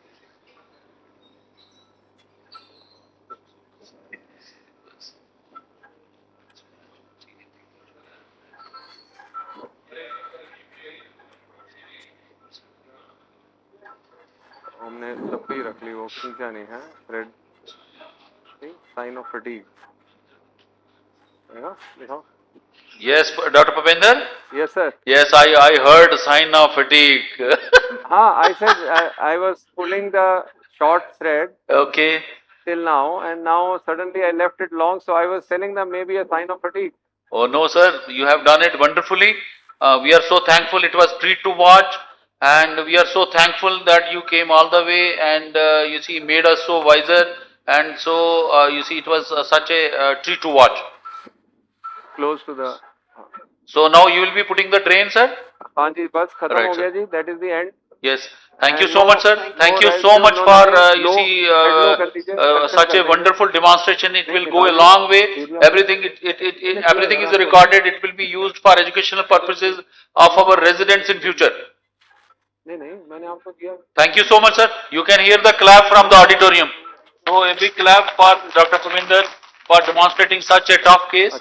Thank you, sir. Thank you so much. Very kind of you for that applause and for recognition. Yes. It is just kind of you that you considered me suitable to be invited for this event. Sir, you are the master. We wanted, you see, so much of enlightenment you bring with you. Section दे दो. That's the completed door. Head low करा थोड़ा सा और head low कर दीजिए. So just see the door. It's a rare surgery. So if you can all appreciate it. Yes, wonderfully, sir. It's a book picture, and I think it's such a beautifully done. आगे आओ. Just let's assess this. This is Can you just leave this? Sir, this is what masters bring Release to the this. table. This is what masters bring to This is the separate. auditorium, to the audience. Separate. That's kind of you. So छोड़ दो ये. एक minute छोड़ दो. understanding, so nothing, no torsion, the greater curvature. This is above. Where it is. Yes. And This is above. the stomach. पकड़ लो आप इसको. Yes, it's totally anatomically done. दिखाओ ये Beautifully. आपका ये आ गया ये gall bladder है जो दूसरी So तरफ we'll को go ahead check with कर रहे हैं. this only. तो हाँ? हम लोग कुछ नहीं करेंगे. Right, sir. It doesn't need any drain, as you can see that. Yes, But वो this just is to what I occlude was that- feeling that you will be नहीं, वो not हम be डाल- placing a drain. नहीं drain है because वो that port is best closed by the drain, you know. Otherwise, this port closure also you may not have. Do you have a port closure? We are not bad as this. Yes, we have a port closer in the OT. Not a needle, but a port closure device. So, but no, there's no harm in putting it. So Yes, sir. Let's play safe. Yes. And show them the classical thing that we do. Yes. एक मेरा hand दे देना. एक बार left hand दे देना please. Sir, on what? Left hand. Lal sir? Ji sir. Sir, on what post-op day do you remove the drain? Date tomorrow, day after. Okay, sir. Tomorrow. Okay, sir. ओहो, देखना. ये लो यार, ये लो, पकड़ो. ये पकड़ो. Drain to be fixed.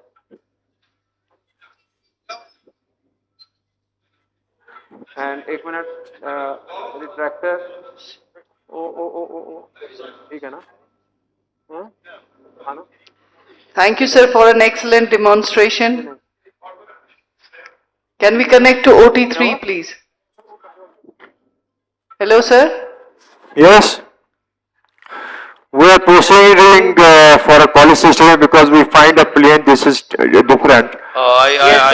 Yes, it looks like there is a clear-cut plane between the gallbladder and the Yes. cyst. So we'll proceed for the dissection and then Right.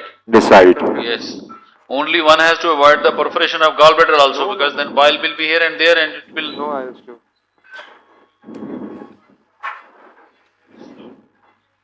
निकालो. Thank you guys. Thank you. You've been all very great. Section करो. Section. Yes, sir. Professor Ejaz Malik. Professor Ejaz Malik from Sora. Yes. Thank you. मेरे instrument धो के है ना और Yes. जो बचा हुआ HOD, पोर्ट sir. है बस वो थैली में ही वापस कर देना. 3 चीजें बस.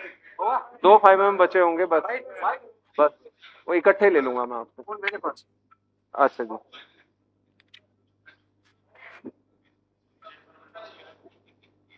Oops. Oh, I'm so sorry. Audio. Huh? So Professor Ijaz sir, you have decided that you will place the scolicidal only at the end of the, you see, the cholecystectomy.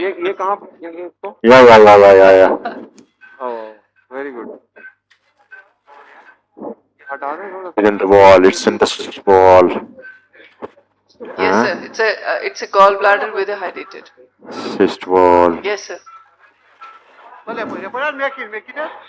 Right. See little bit more and then we can place the betadine gauze. Even if there is a perforation at this place, we can tackle the cyst from the same. Lovely. Thank you. Huh? Densely adherent with the hydrated cyst wall, you can see here. So you will not be using any other energy source? I will not use it, just let me see. I might first of all put the You can have scolicidal gauzes inside. You can have Whether there is perforation of gallbladder or perforation of the cyst, right. At least we will not have any danger. Gauze. Huh? Cut. But again, sir, I think it is better to pack it with scolicidal agents. I'm doing that. Yes, We're pursuing for that. So that even if there is a small perforation of the cyst, it Absolutely. We are doing that. Yes.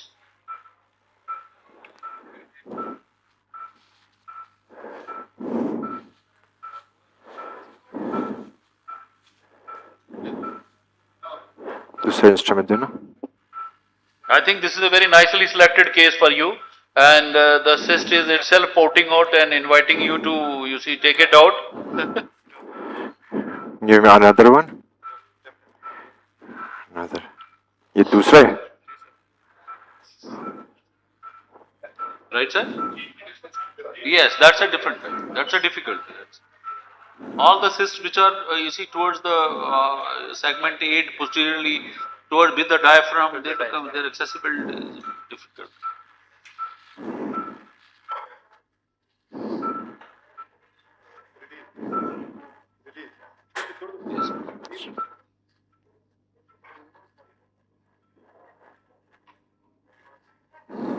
Dr. Ajaz, what is your plan? You see, closing the cavity, you will put in a drain or omentum? That will be decided by seeing inside what is inside. How many biliary communications? Is there any? And that will decide after opening the cyst here. You know what I have planned is, since this is quite adherent to the cyst wall, and most of the dissection of GB we have done. Yes. Okay, and it is closed below. Right. So we will have to do this portion of dissection after dealing with the hydrated cyst. Right.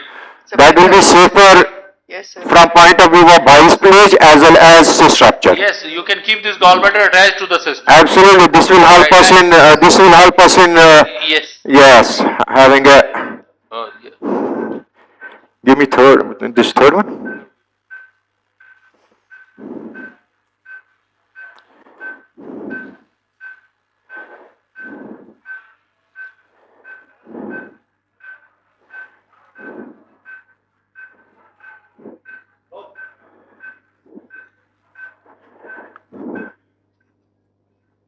ये नहीं, यहाँ से यहाँ लगाए.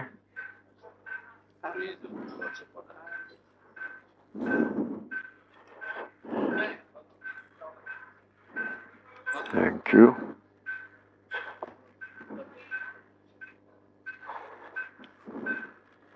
This is the dependent area where there can be a spillage. This is the working area. Give me another one. एक फैला के दो आप, एक छोड़ दो आप इसको, नहीं इसको फैलाओ आप, फैलाओ बस थोड़ा सा. One more. आप इसको फैलाओ, आप इसको फैलाओ. कितने डाले हमने?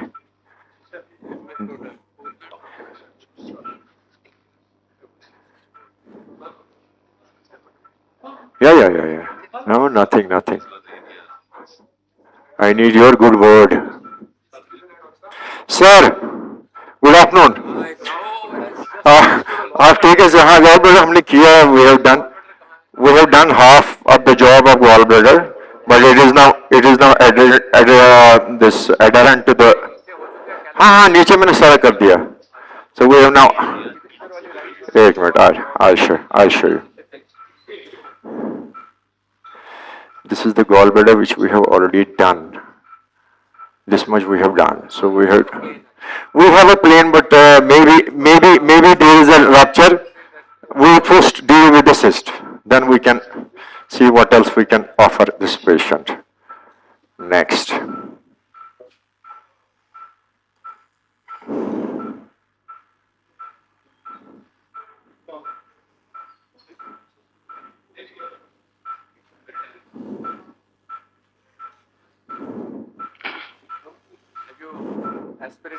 One more. No, not as yet. No. किस गई? किससे गई? Girls count થઈ જાઓ.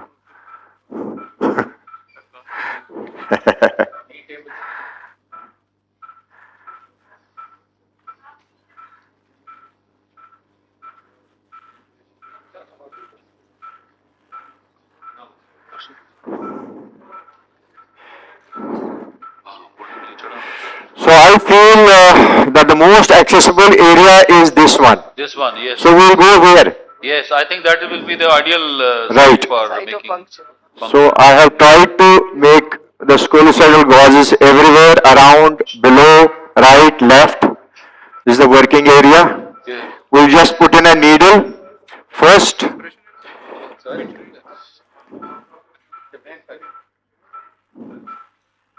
So you will be using the aspiration needle only? Yes. Whenever you have any lesion in liver, whether it is cyst, it is anything, it should be a practice to always aspirate it first before doing further procedure. So you will not be using a Palen Velu trocar or something? No, we are not using Pelnavelus trocar. With this, we come to the end of this session. I thank chairpersons for their valuable time. I request Professor N.A. Salru and Dr. Ghulam Hassan sir to kindly come on the stage and felicitate our chairpersons.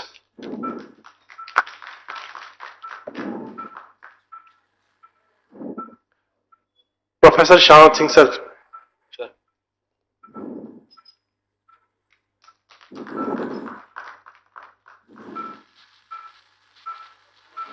Suck.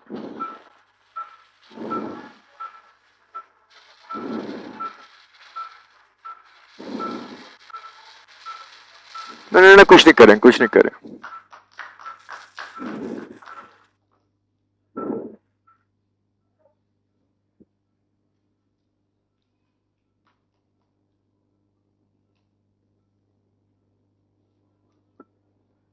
Dr. Rishi Raj Sharma sir.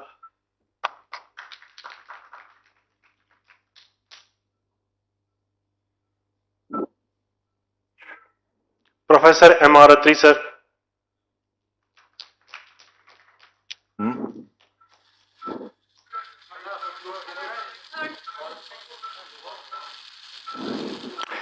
पृथ्वी ये gloves बनाए थे.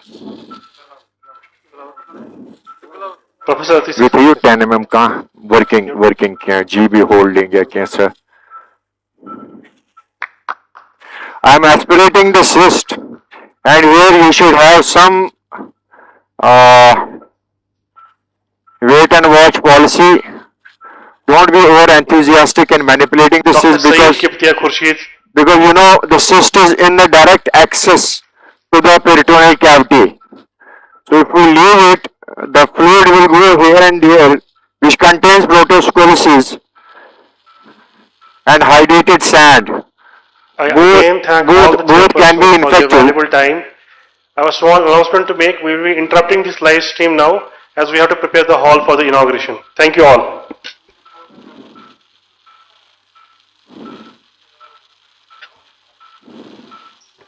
There is an announcement. Please remain in the hall and in preparation for the inaugural. We'll open it.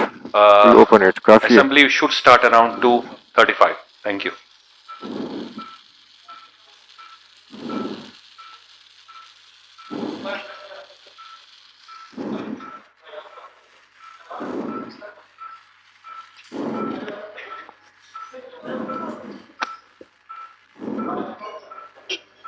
नहीं, ये तो बंद नहीं होता है, इसको बंद करो। यस, इसको रिसाइडल करेंगे ना अंदर।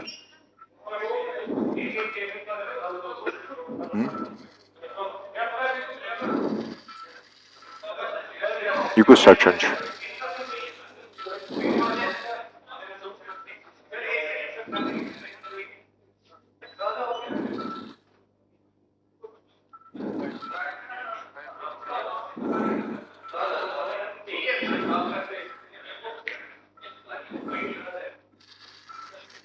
मैं ना शनि यम से थाफ यवान मेरी तो कहाँ चीज़ है यम से थाफ ये है लॉक बोलते अगर आज तो मगर थाफ गसी छू लॉक बोलता या थाफ रोज मेंटेन्ड